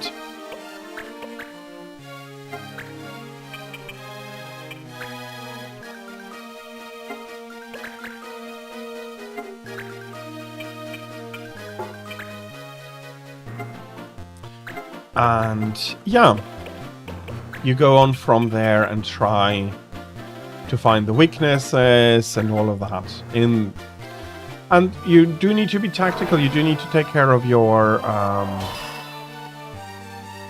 of the characters that you have available and all of those good things. You had a dragon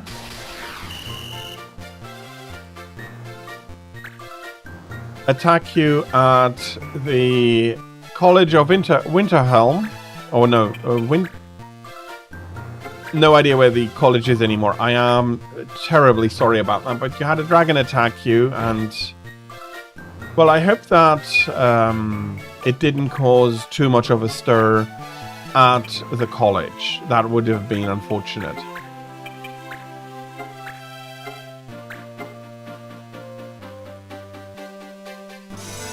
And again, Cure does allow us to heal more than one character at the same time. You didn't even... If you didn't land the final blow, did you manage to get the dragon's soul anyway? I hope you did.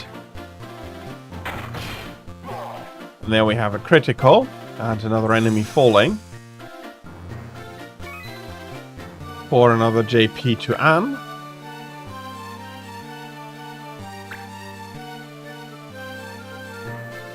I don't know why they think Anne is such a good target.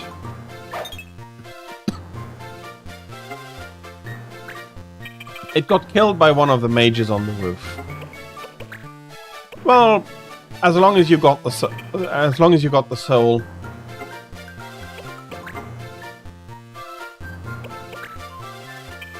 Or do you need to land the killing blow in order to get the soul? I am not sure. No soul. Oh, that's... Did the mage get the soul? That means that he would also be Dovahkiin.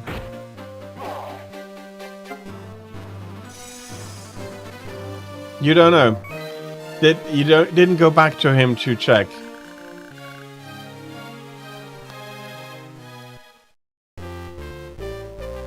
Well, I hope the next soul is yours. You couldn't reach his body. You couldn't reach the dragon's body. Ooh, that's unfortunate.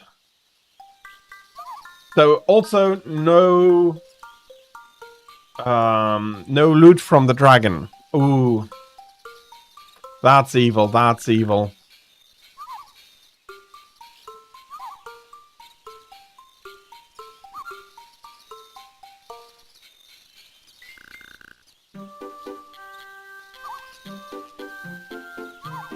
Good to start slow. So we're gathering some herbs, helping somebody out, and still made some money. Get some AP. Place Lucia Pass.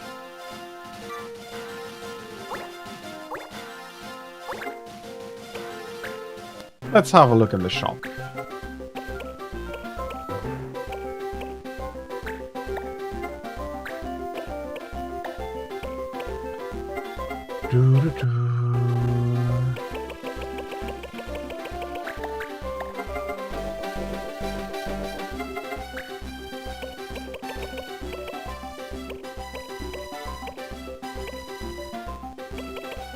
Different weapons have different skills. You need different amounts of AP to be able to learn those skills.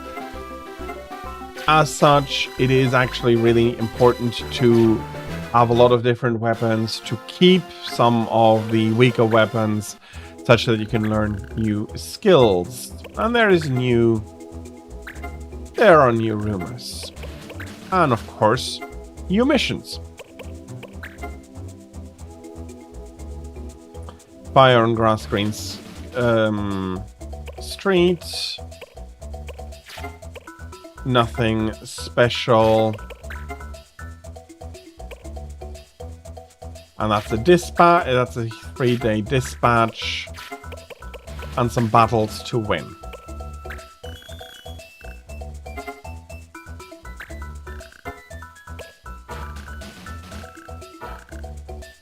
We don't have anything to bring. It's a rank 1 as a dispatch that should be feasible for him. Win a battle, no cancellations. Cancellations accepted. We don't have anything we can bring along. It's available for 10 days. Yes, I think that should be working out. Snow in Lucia Pass. We're not bringing anything. Available for forever, it seems. And we're taking the last mission here as well.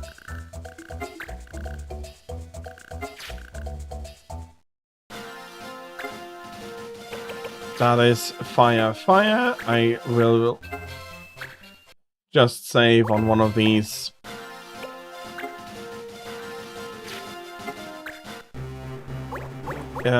He's on a mission.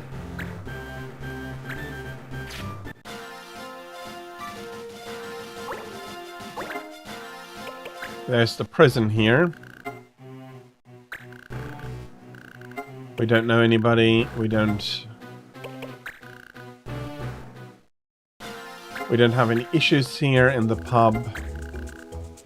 Same rumors. Same missions. I'll be going back to Cyril. Dispatch has come back. And he managed to clear the dispatch mission. Okay. I'll be saving again, and I'll be probably more talking than anything else. So, I'll be starting an engagement, but I don't think I'll be able to finish it.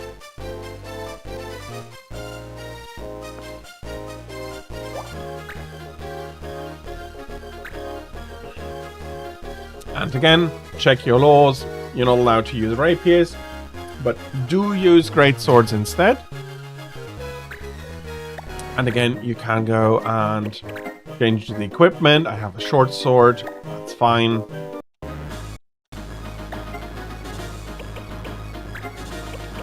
I can pick abilities that I've learned from all around.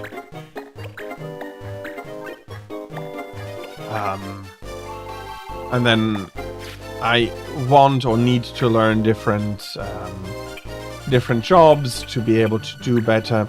And for example, Anne here, she has a job as a fencer where she would be using a rapier, but rapiers are not allowed, so we're not doing that. And on the top for each character you can see how many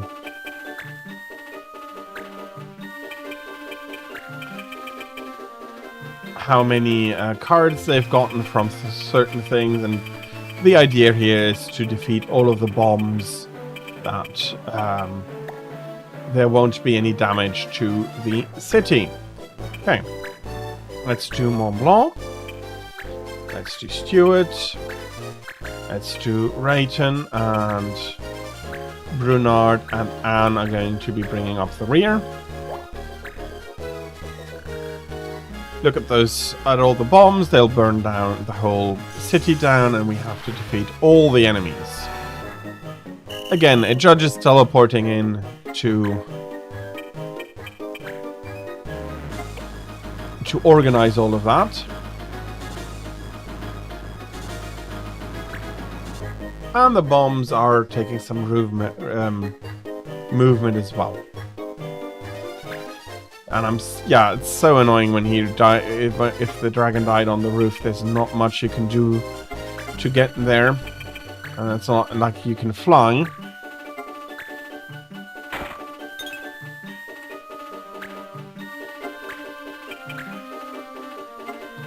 Brunhard is not going to be going very far. He's a white mage. We do need to be attentive to that.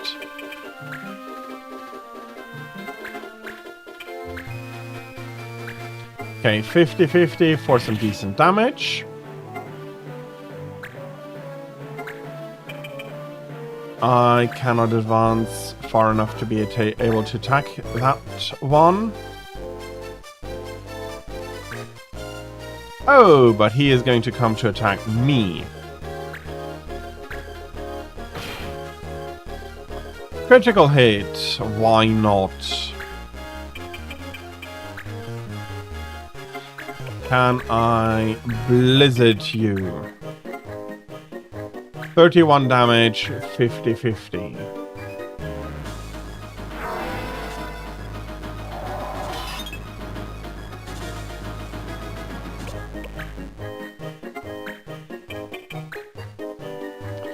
Okay. Let's come to the recap. Well, Disgaea definitely is a great game and a fun game. Due to how certain of the mechanics, how some of the mechanics works, it is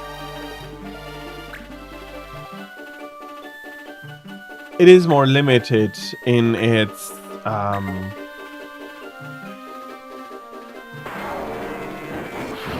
scope and what to and again, that's not entirely true. It is there's a lot for the game. Who has gotten hurt? I had gotten hurt. So let's heal that damage up. But here, I think what helps this game out quite a bit is the fact that it needs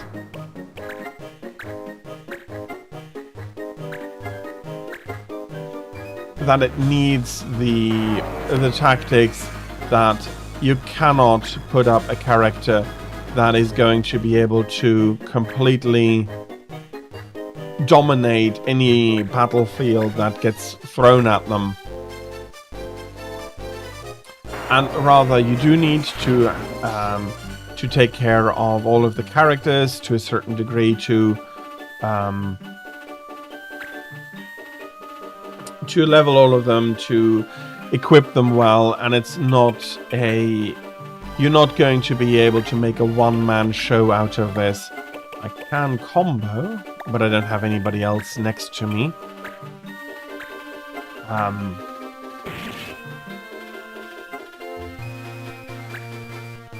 So yeah, there is some stuff going on there, and I think for what the games are trying to do, both approaches make sense. Do the fun and silly one, silly in the sense that it is very much over the top, and seriously so over the top. Mont Blanc is not having any luck here.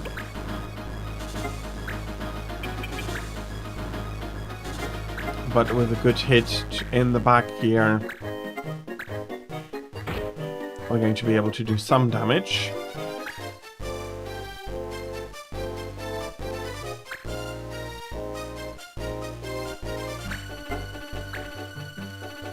Ooh, that's nasty.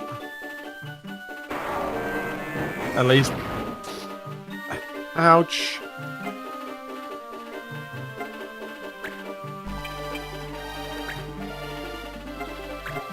Okay, he has magic to heal himself, but for now...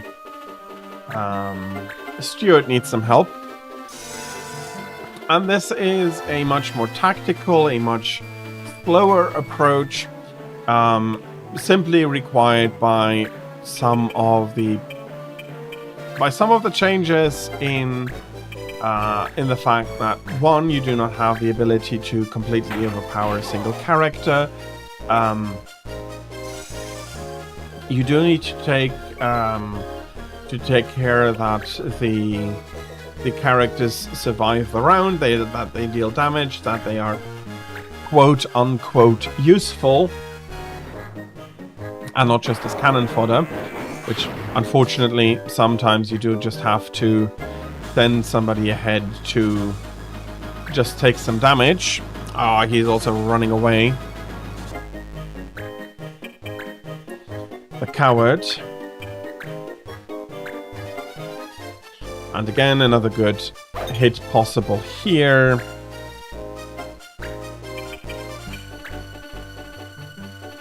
We'll, of course, want to chase after it. We don't want it to disappear.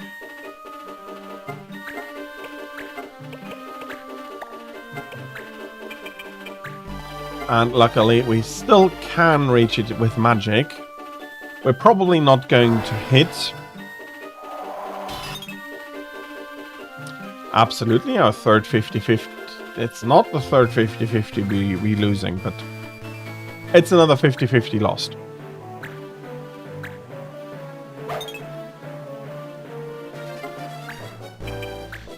And as such, with all of these happenings, you really do need to pay attention to your positioning and to everything.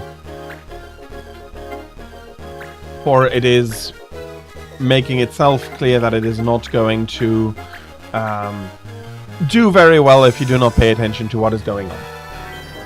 And that is Final Fantasy Tactics Advance, a brilliant attempt on bringing this kind of tactical game to the Game Boy Advance, and I do like it very, very much. And yeah, great game, good story, really good story, great characters. Again, in a... Is it a JRPG style? To a degree, yes, but it's... I think I prefer to say that it's a linear story with a linear character-driven story. I think that's the best way to put it. That bloody bomb there is just moving back and forth quite a bit.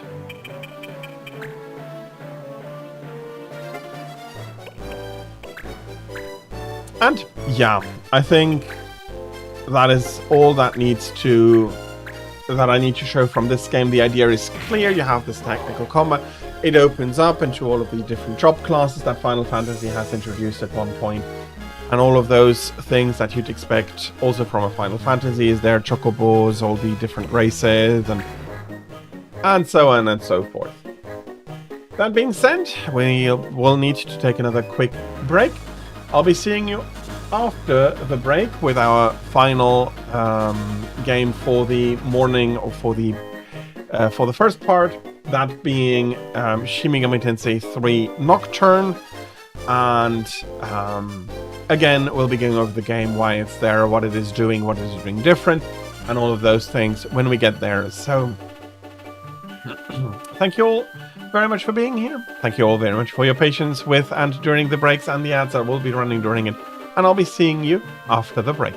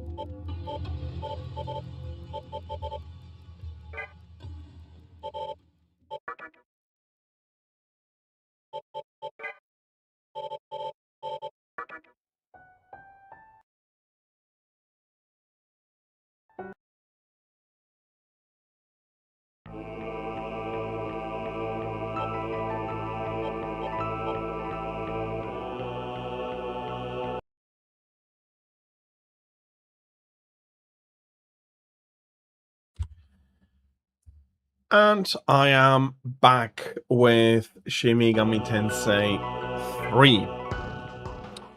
Shin Megami Tensei 3 Nocturne. Yep, we will be taking normal, thank you very much. And I'll be skipping through a little bit of the early story.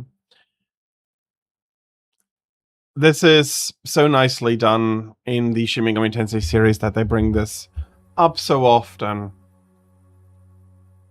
But yes, this is its power will fade into nothing. If such is the fate of this world, then I shall return it to its mother's womb. The world must first die for it to be born again. This is the path to salvation, as foretold in an ancient prophecy.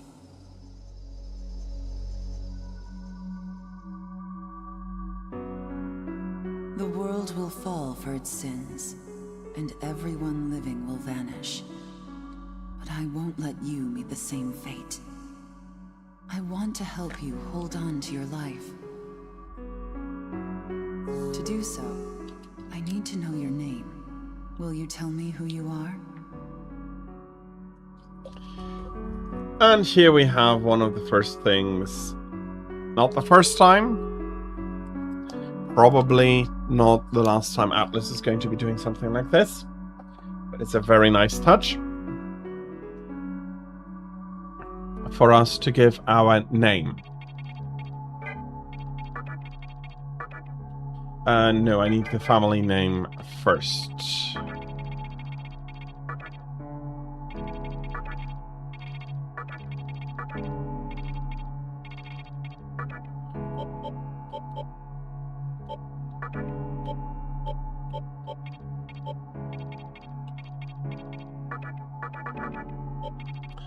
And we'll be putting in a given name.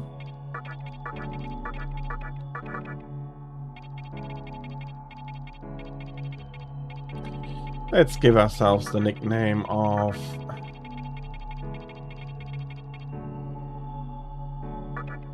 Do I have an idea?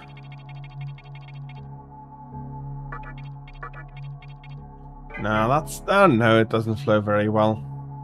Do I need to give myself a nickname? Yeah, I do need to.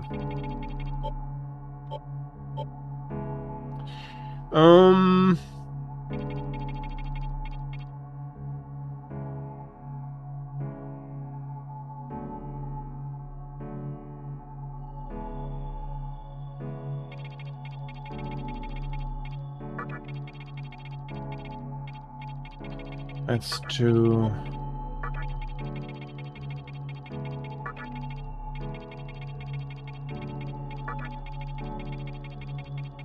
Oboros. As my nickname. That's right. As of now, your will to live shall sustain you. Believe in it, and survive. I'm glad you understand. The time is near. Everything that is will be rewritten. I am the nurturer of the next world. The template for our future rests within my hands. Now, I want you to say my name aloud.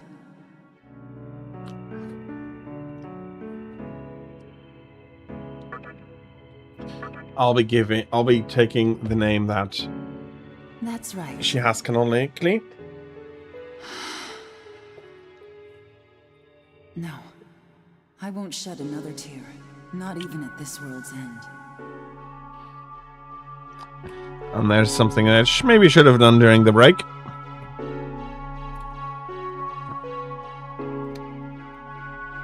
Refilling this bottle.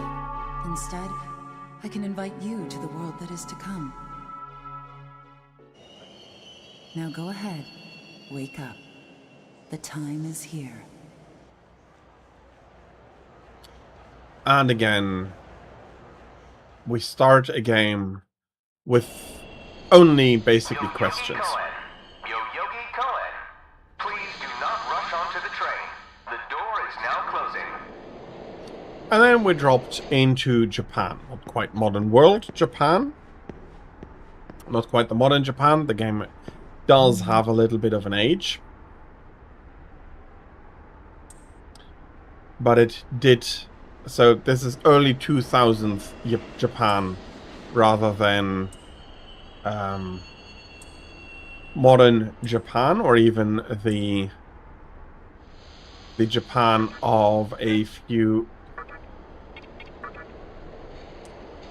years back when the HD version, which this is, has been released.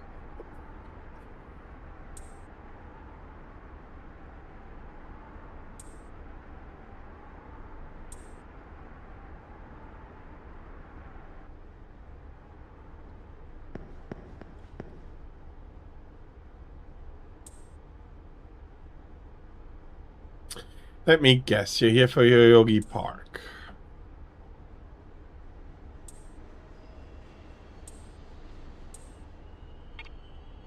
No.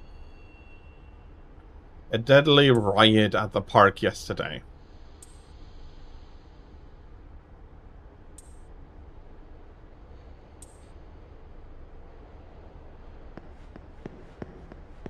And as such, he was quite surprised. These are all shuttered. Probably for good reason. And then there is an exit over there and an exit over here.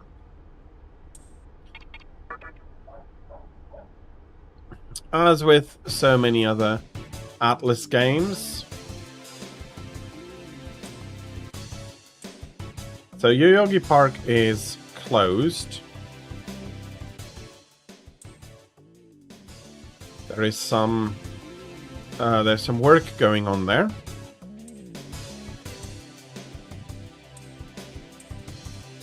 People are happy that it doesn't involve them.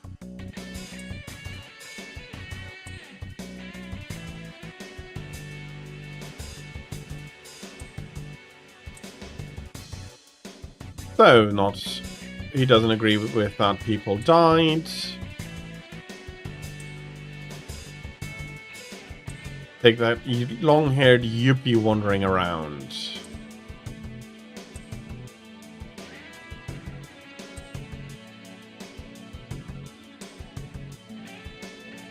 Somebody needs to get laid, although he is trying to take care of that himself.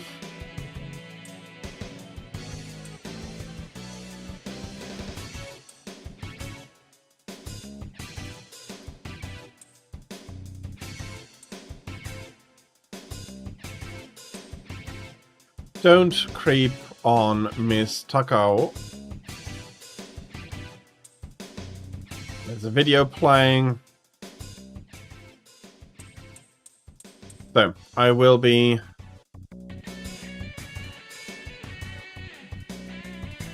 So, there's somebody else still down here I haven't talked with.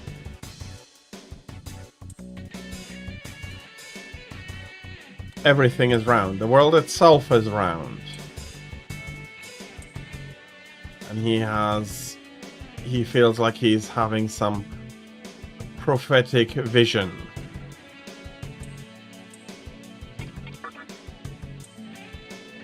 We have heard the rumor about it being cursed.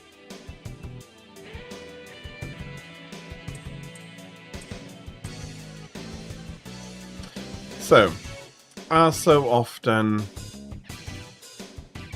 with these things, there's a lot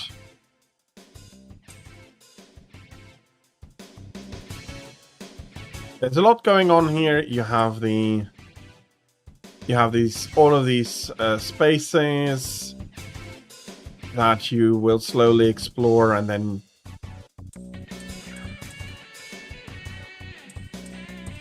okay, I probably will need to go into the park from here.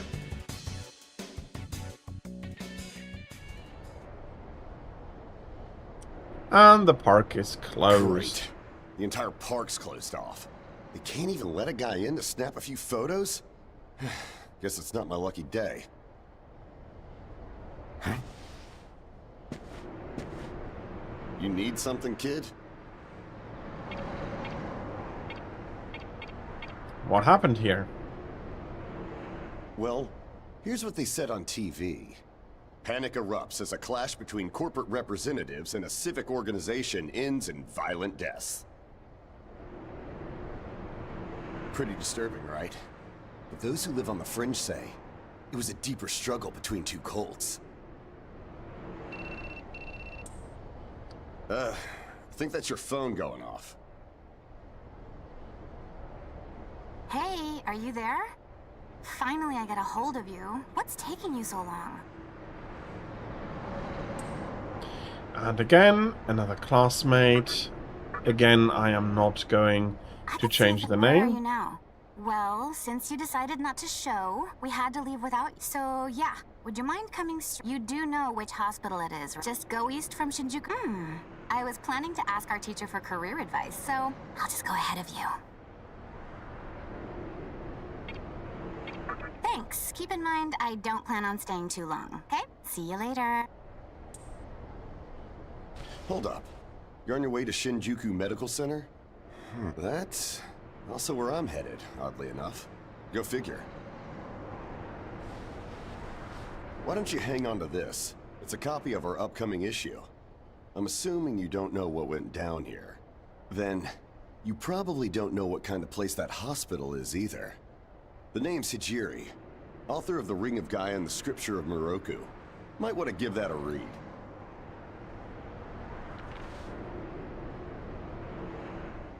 And we're going to get an issue of Normally, you wouldn't associate a hospital with the occult. But that hospital is anything but normal. Or so they say. There's a lot of misinformation floating around these days. If it turns out I'm wrong, just laugh it off, okay? Anyway, I'd better be going. Oh yeah, in the event we run into each other again.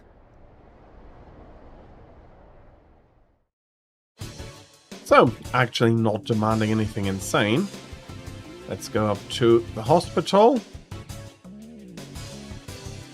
We do know which entry to take and all of that, all of those good things.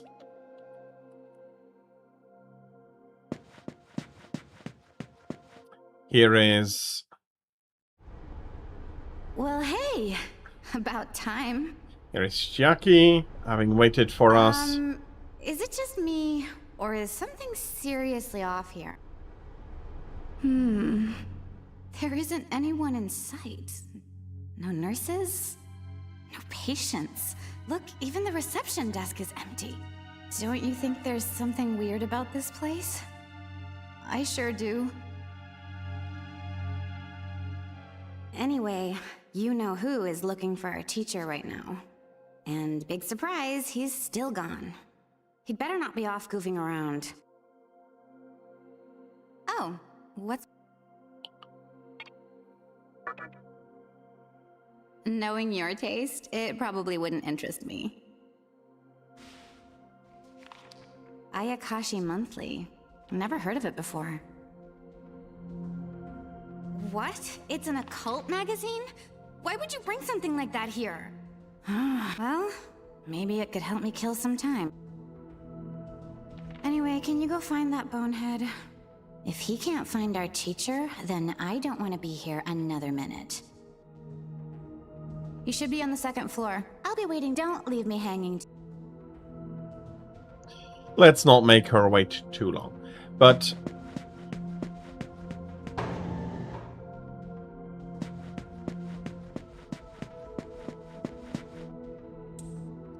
and that's a very well closed door.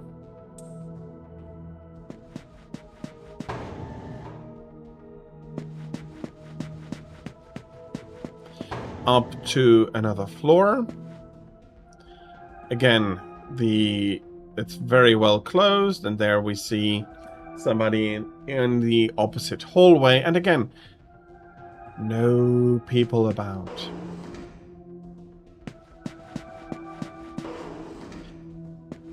Atlas does know how to make something feel creepy, feel wrong, feel off.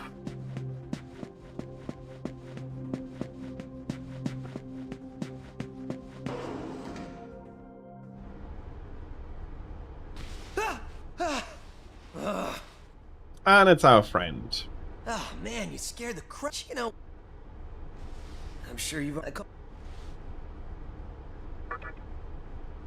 They could have at least put up a notice, or maybe someone unleashed a dead. And he's immediately jumping to conclusions. I'm running out of places to look.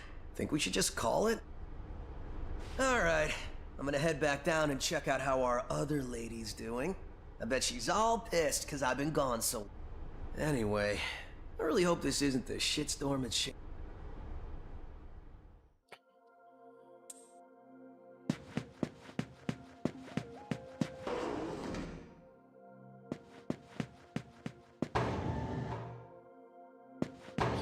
Those lead to the stairs down. I don't think there was anything else really interesting here. Especially if he says he has checked everything already.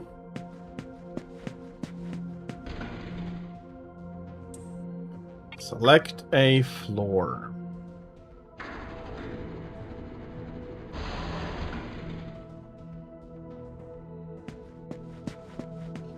Has he arrived?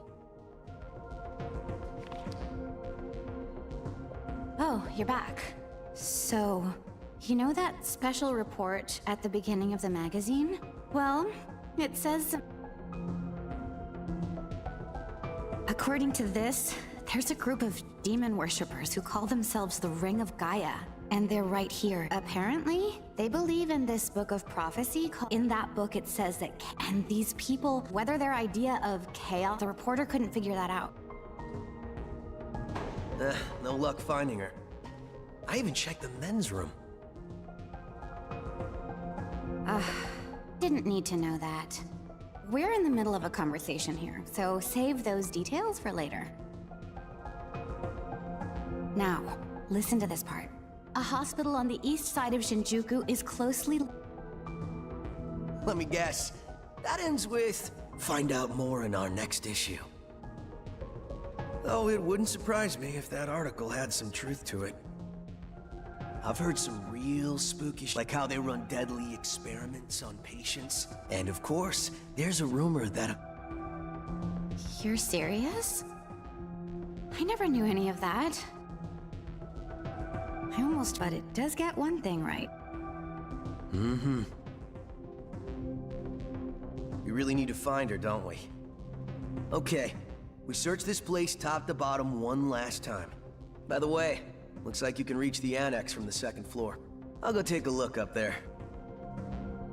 whereas you have the honor of searching the basement. Oh, and we need the ID card to get You're down the one there. kid to be your come on, this is me. The only reason he's going is because I'm sure. Look, all you need to do is after all, should things take a turn for the worse, just. I can't believe him sometimes. Anyway, let's focus on finding...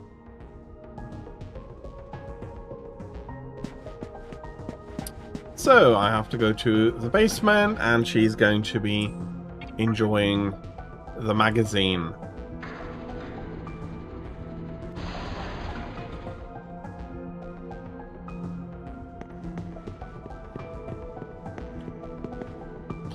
Well, there's definitely a lot of paper about here.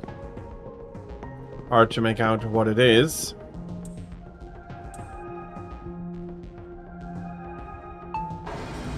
But with the ID card, we can get in. So far, looks like a well-guarded... Well, it was looking like a well-guarded hospital basement for equipment and stuff. That is less normal. Okay.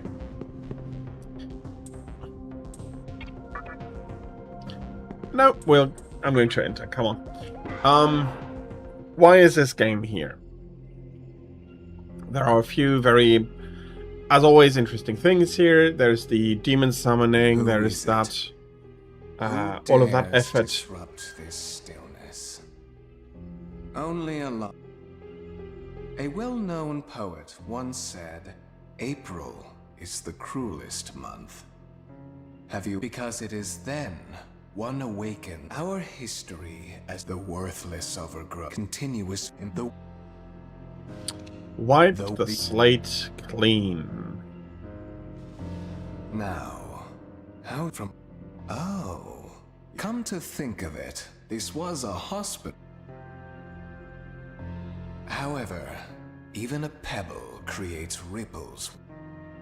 And while I do feel pity for you, your life ends here.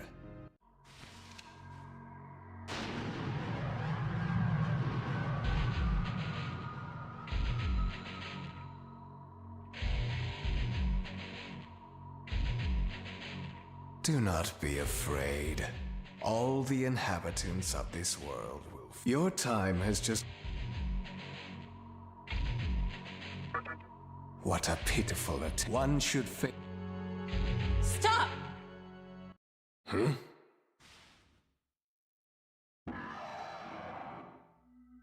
What? You can't even let one person go? What effect could he possibly have on our plan?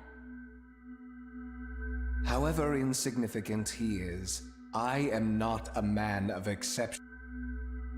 Fine. If you don't spare him, then consider our partnership over. Such a troublesome maiden. Well, I'll leave the teaching to. Please leave this. I would like to enjoy.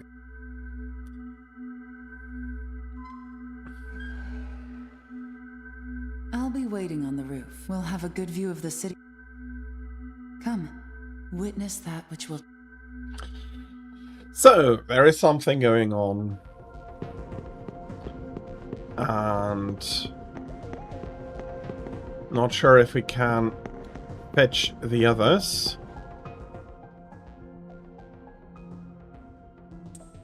There are people ahead. What's wrong, my little master? Are you curious about that person over there?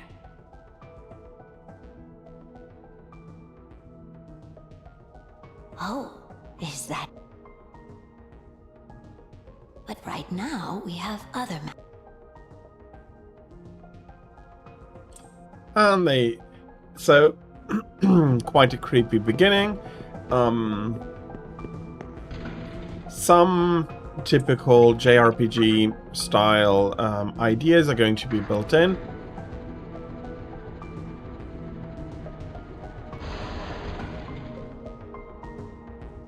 And I may have made a mistake here, but okay. So, you heard what he called this world is. It's called the rebirth of the world. Everyone outside of this hospital. I doubt anyone would approve of such a terrible thing. But even if we did keep this old world alive, the world must first die. And I alone will carry the burden of it. As for regrets, what matters is that fate reached out and led you here. And it is your fate to live through the conception. It may actually be more... But I believe in you. Please. Come find me when it's done. No matter how the world changes, it is my duty as the maiden to take... Meaning I can show you... I know it must be difficult for you, but we're out of time. Listen, if you can find me on your own, I promise to the answers to all and what my...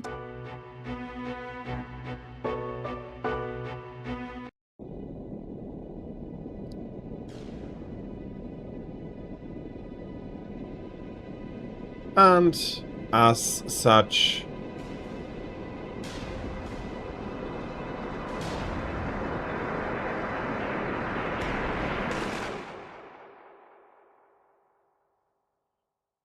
well, the buildings are still more or less there.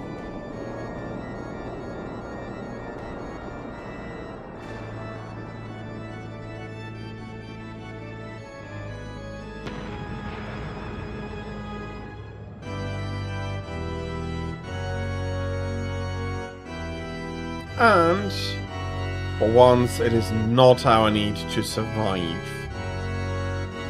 Well, we will be required to survive now, but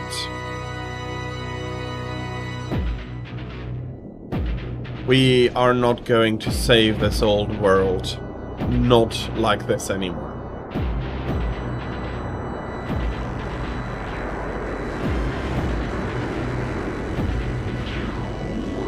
For one, that a plan starts out and the main protagonist is basically too late to stop it. And in this case, he doesn't even have... Enter my world. Reveal your heart to me.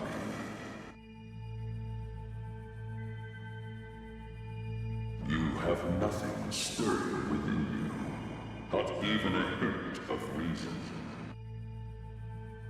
For the one who will shape the world, this cannot be.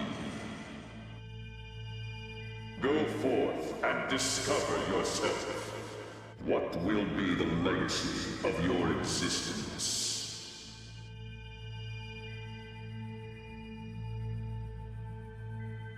Which makes sense if we just got into this barely a few minutes ago.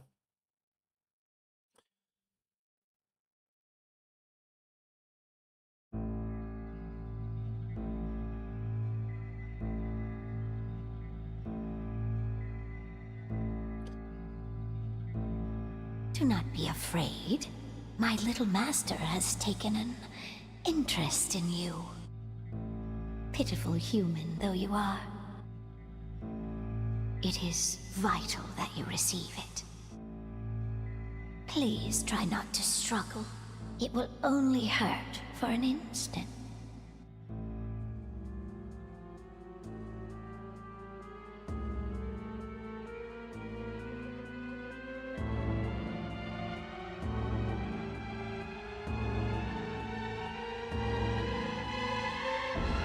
Enjoy your last moments as a human.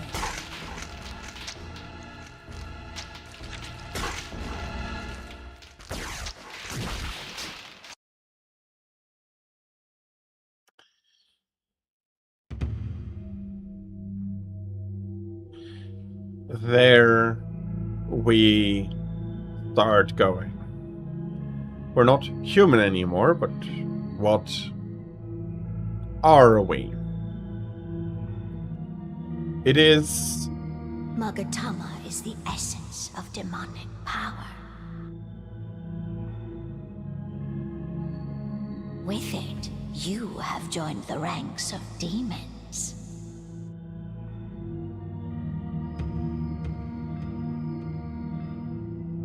And we've gotten... My little master is always watching, so please try not to bore him.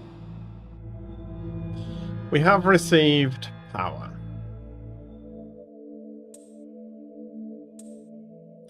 You can view and ingest Magatama. So, party. It is currently just us. We have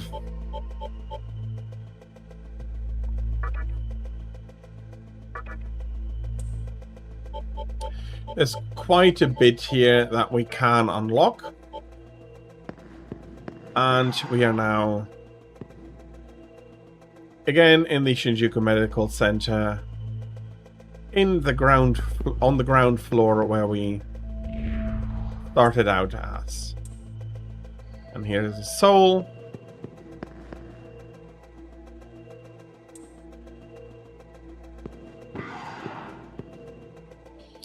And there is something with this within this room. Who's there? Wait. Aren't you that kid I met at the park? What in God's name happened to you? I see. Well, at least you still think like a human. That aside, last thing I remember, I was blinded by from the look of it, seeing as you're here too. Well, as much as I want to know what's going on out, have you... Well, my guess is that my strange experience, your new... Something tells me calling the cops won't... But if my hunch is right, there's an... Though I'd rather not... This is Shinjuku Met. The conception may have occurred for... You know, I've seen a barrel. If I remember right, he's gotta be behind... Just standing here talking... Listen, if you're strong enough to fight, I tried talking to what looked like a ghost. What's happened? And we can only find the answers. I wish I could do it myself, but besides, I imagine... So for... So,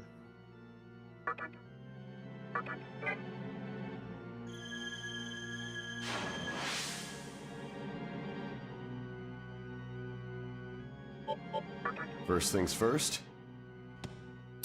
Let's try to make it outside, but not dead and as such alive. I'll be going up to the main level.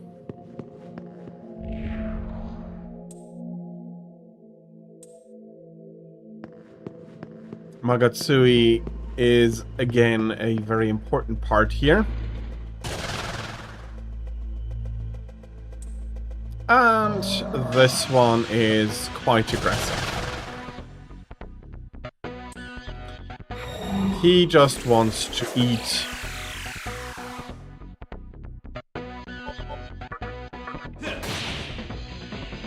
Okay.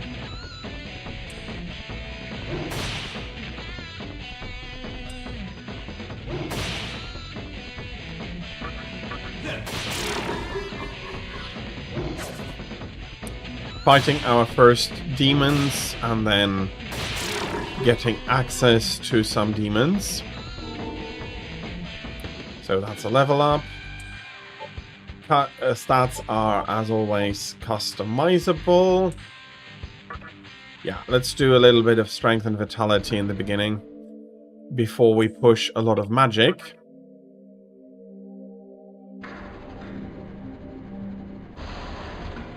And so we have our first fights. We'll be getting stronger. The ghost of whomever doesn't know anything.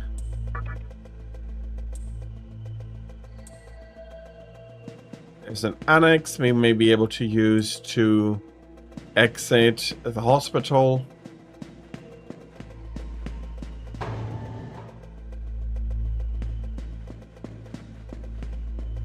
All of those doors are really tightly locked.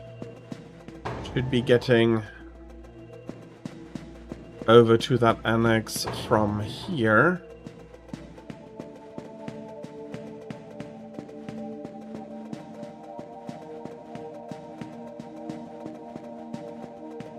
Through here.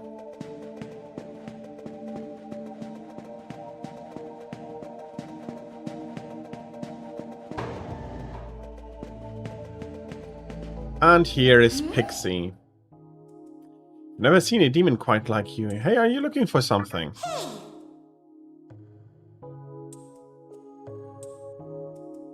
A demon who can take me to Yoyogi Park. You look kind of flabby and weak, but I'll let that slide.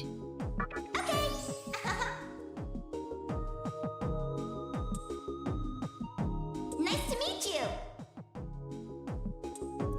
And Pixie is joining us. And we don't have the right card to get through. She saw some Preta carrying them. Now we just need to find them. Maybe, with a little bit of luck, we'll also find our friends.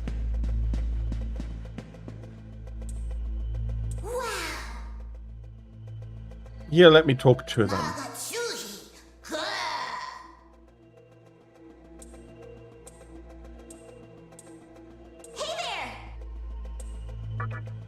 Well, we do have to fight.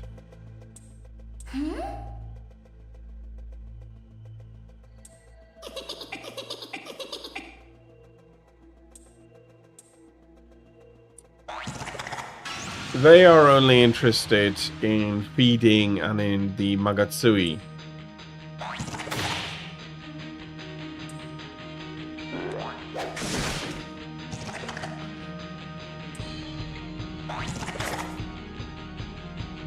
And that's a good dodge. He has access to Zio, which is their weakness as well.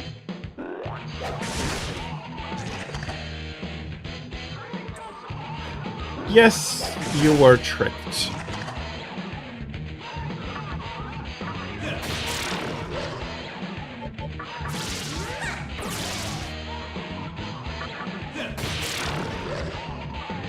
But as a team, we easily managed to beat them here.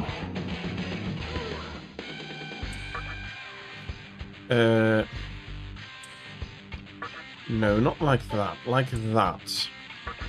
And then some magic and agility coming up. And we learn lunge.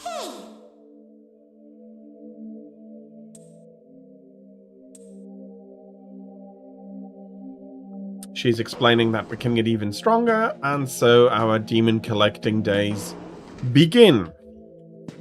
What exactly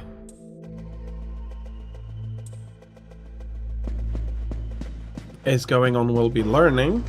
And there are again a lot of systems layered on top of here. And of course now we are starting our random battles.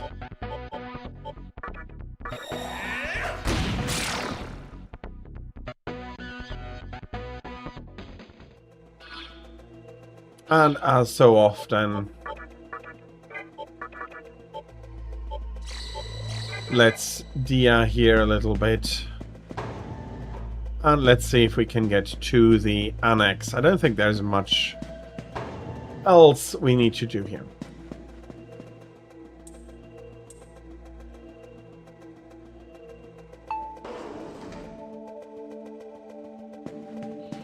More souls, more...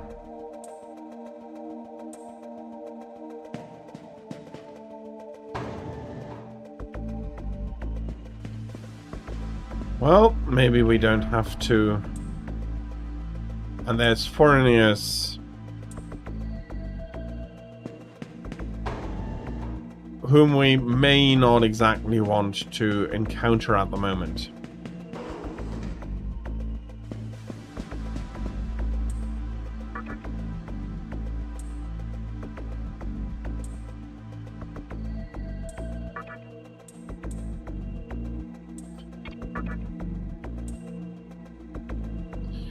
Okay. A talkative demon, but not a demon that immediately wants to join us.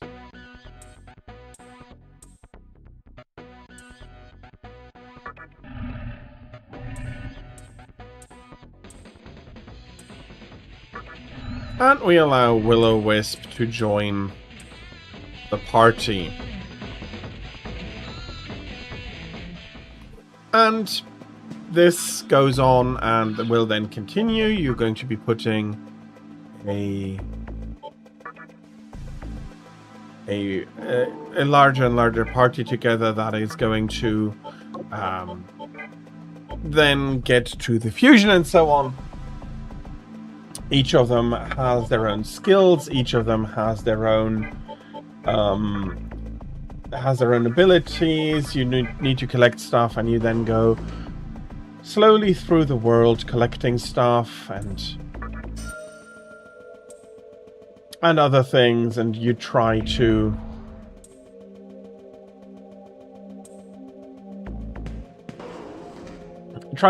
puzzle together what is happening, try to put together a response to what is happening, what you will be doing. And on one hand, it is fair enough, feeling quite typical. On the other, again, there are some special things really that are really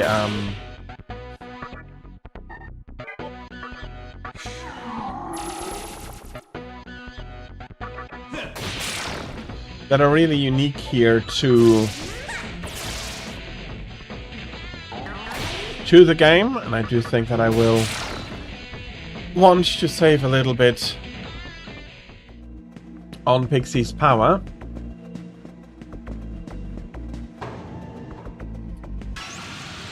And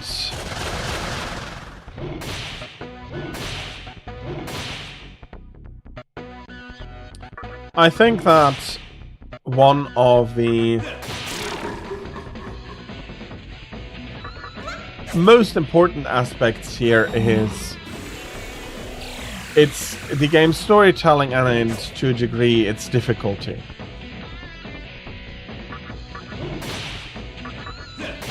Congratulations on finishing the Dwemer Ruins.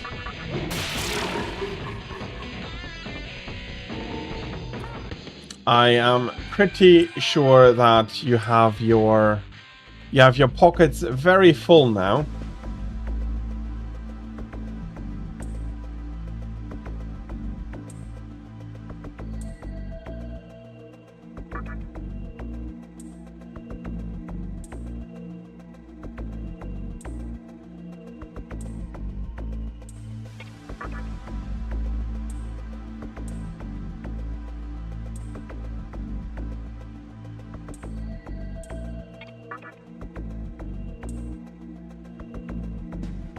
We've been given some hints by this demon now.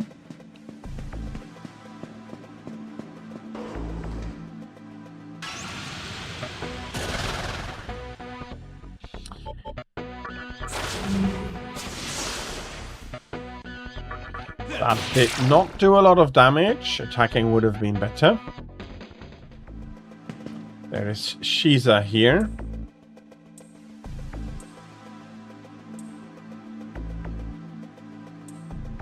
And demons have it rough.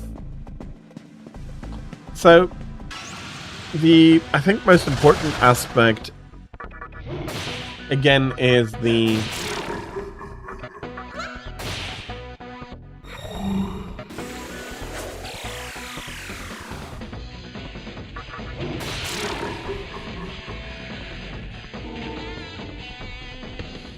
we're gaining some levels. We learn Analyze. She learns Seduce.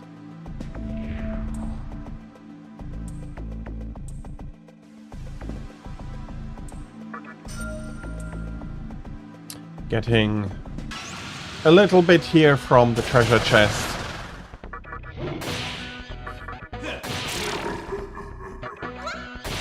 And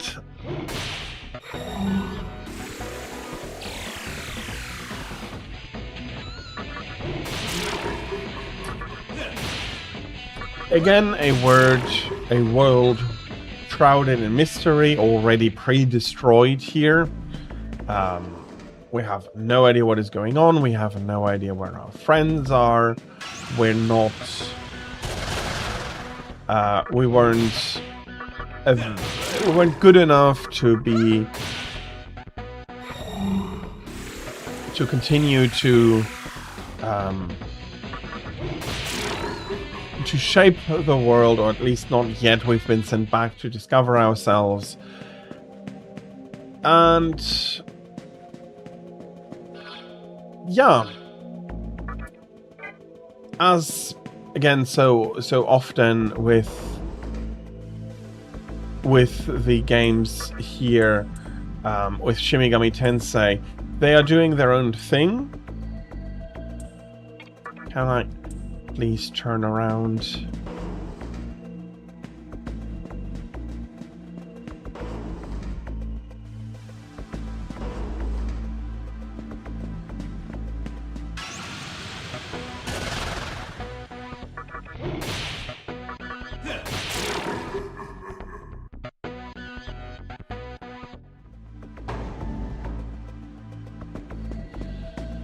And we're managing to go downstairs.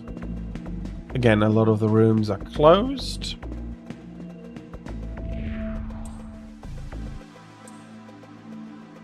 And he saw, and the soul saw, a human sneak past Fornius.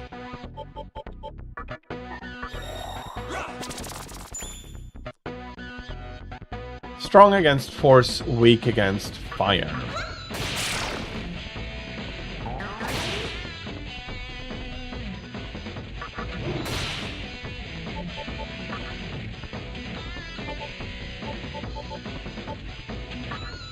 Can we seduce this demon?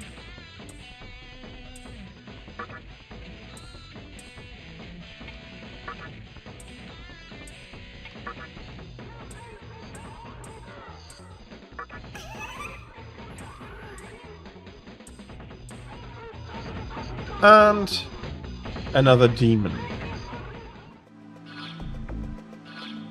So,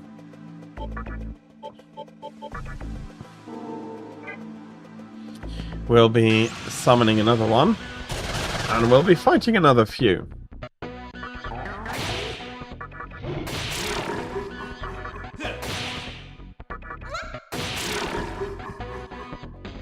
We do, and we can learn strengths and weaknesses of the demons that we that are accompanying us pretty easily. We don't need to worry about any of that. And we are back in the basement. That was a nice dodge, I have to say.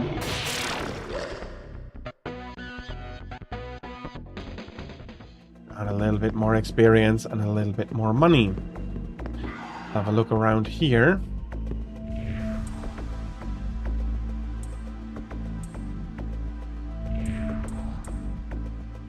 They disrupt conversation.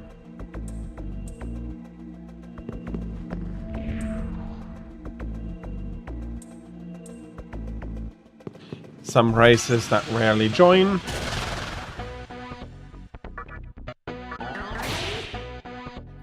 Brute Shikigami.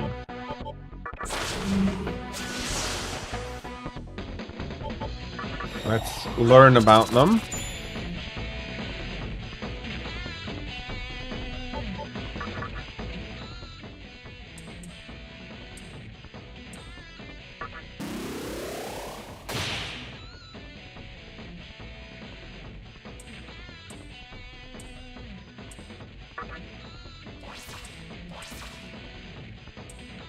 And Shikigami is coming with me. Of course, that doesn't give us experience, but it does give us another demon. And with that, we can return to stock and summon.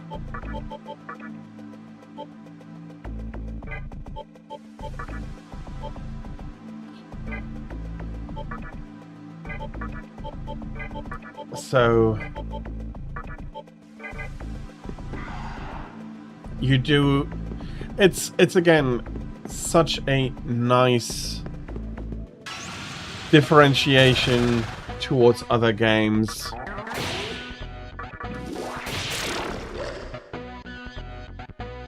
But yeah, Shin Megami Tensei, of a very long-running franchise.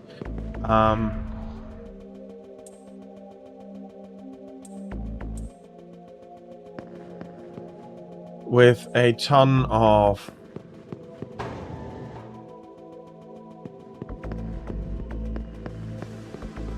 actually a ton of things that I find games don't do so much. For example, it is one of the things that a lot of people think that RPGs are rather simple, and yes, you can always grind and do stuff, but it is never really all that easy.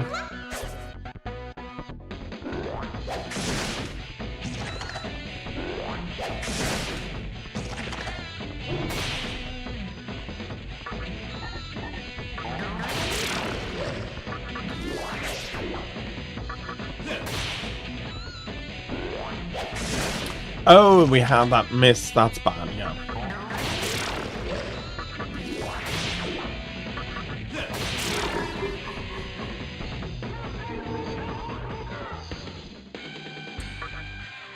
No.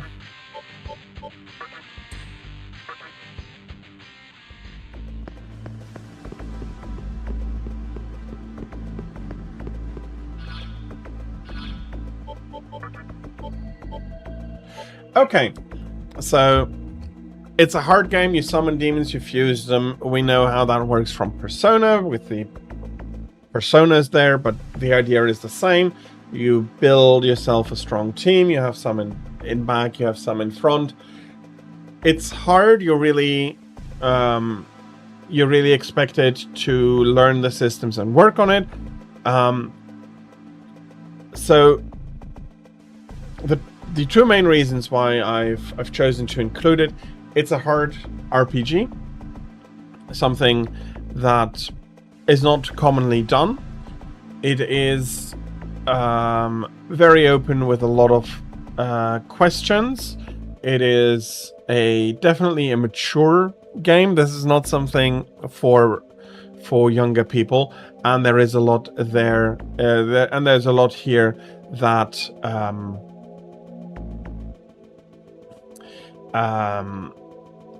that is there to challenge you to think about stuff.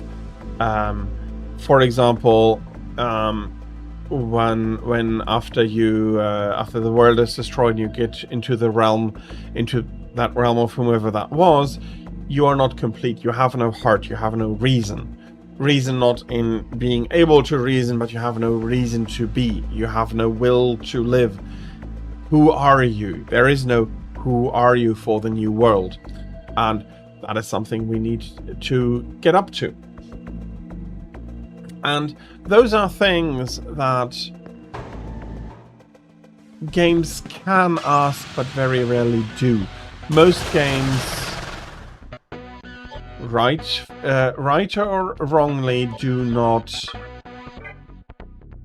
Are you weak against sound? No.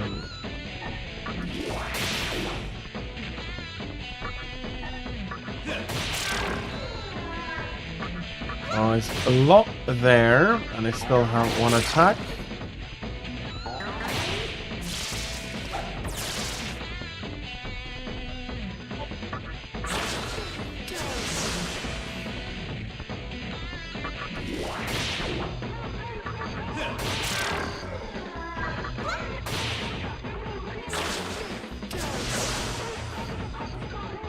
That's a good dodge.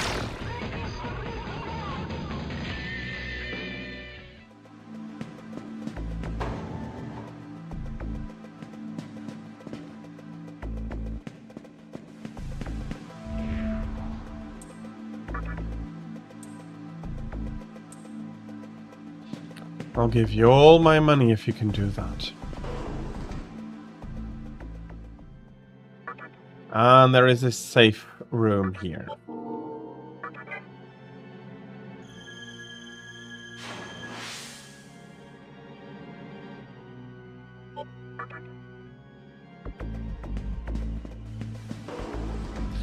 So, later on we do need...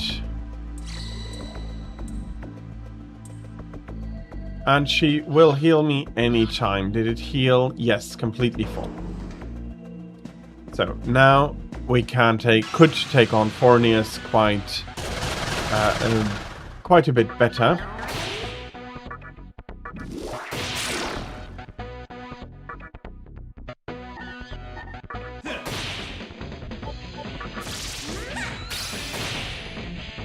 Oh yeah, they're reflecting that.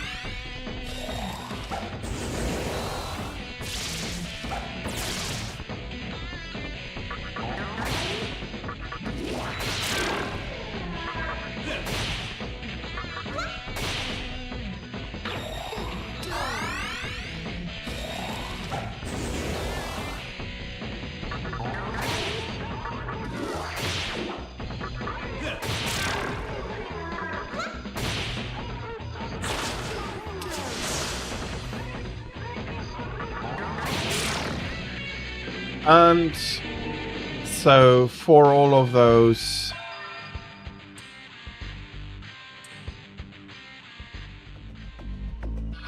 signs of changes are seen on Pixie's body.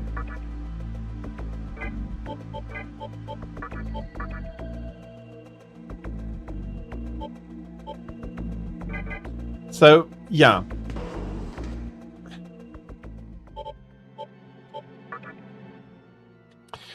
A very interesting game with a peculiar approach. And it is something that I've said a few times already, that a game talks about how dangerous its environment is, but here it is actually a dangerous world. The world from before actually has been destroyed, and it's not a we're starting in the past and we're going forward to try and prevent that. No, it is now destroyed. What are we going to do? Then we may have the opportunity to rebuild it the way that it was, but it is a world for now gone. And the exact same world is never going to be coming back. And that is something that is very rarely done. Plus, again, it's a 3D, it's a fully 3D and does environmental storytelling, all of those good things.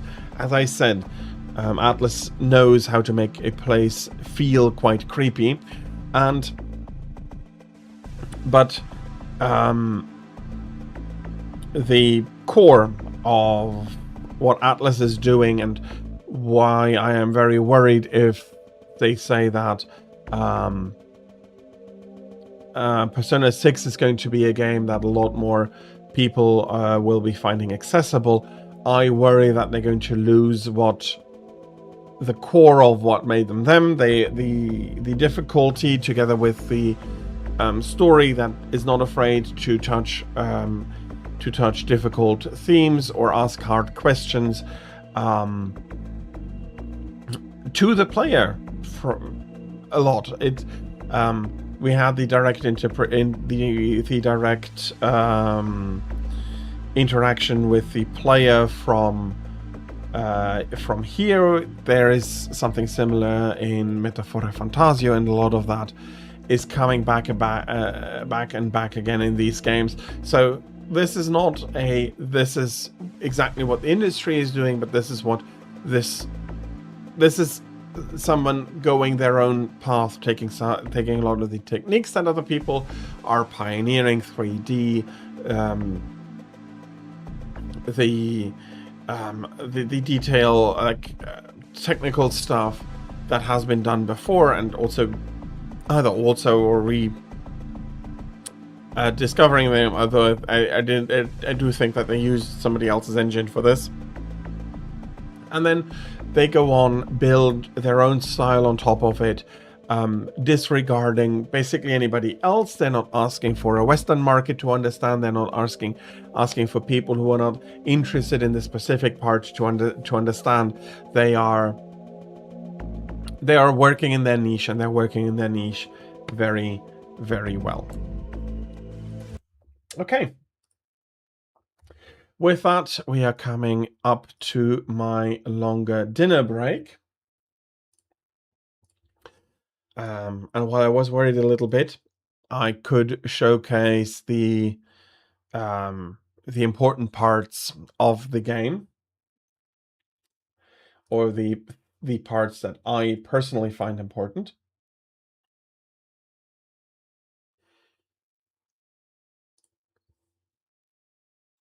And yeah, as I said, I'll be taking a bit of a longer break now.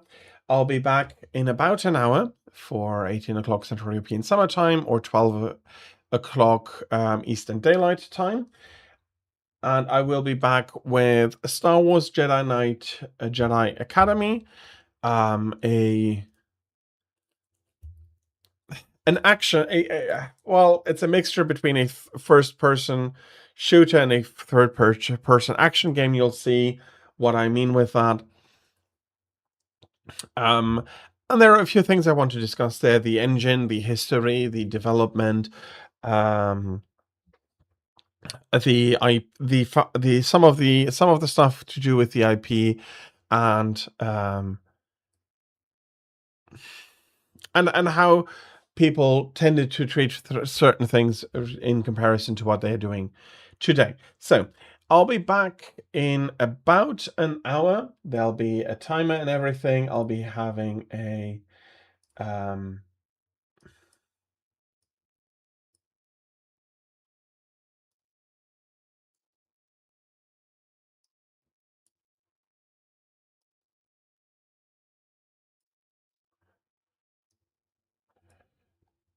and I'll be having everything. I'll be doing the trailers as before and all of those things. So no, that's not what I'm looking for.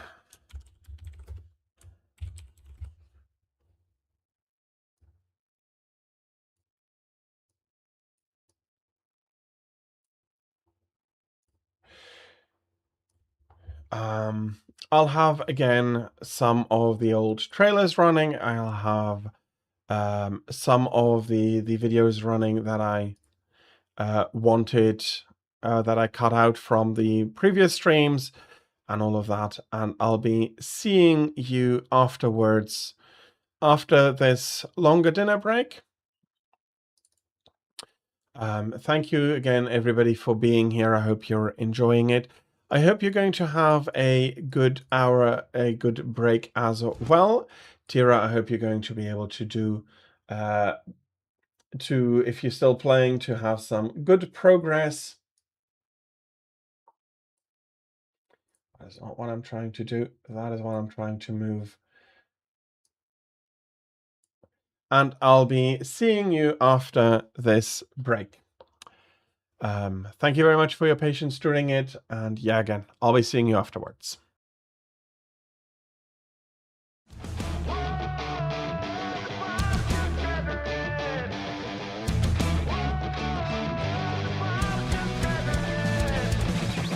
Do you remember we had dignity, sanity, a world to trust instead of biting fingers till they bleed? Do you find joy in all your shallow hell of empty noise?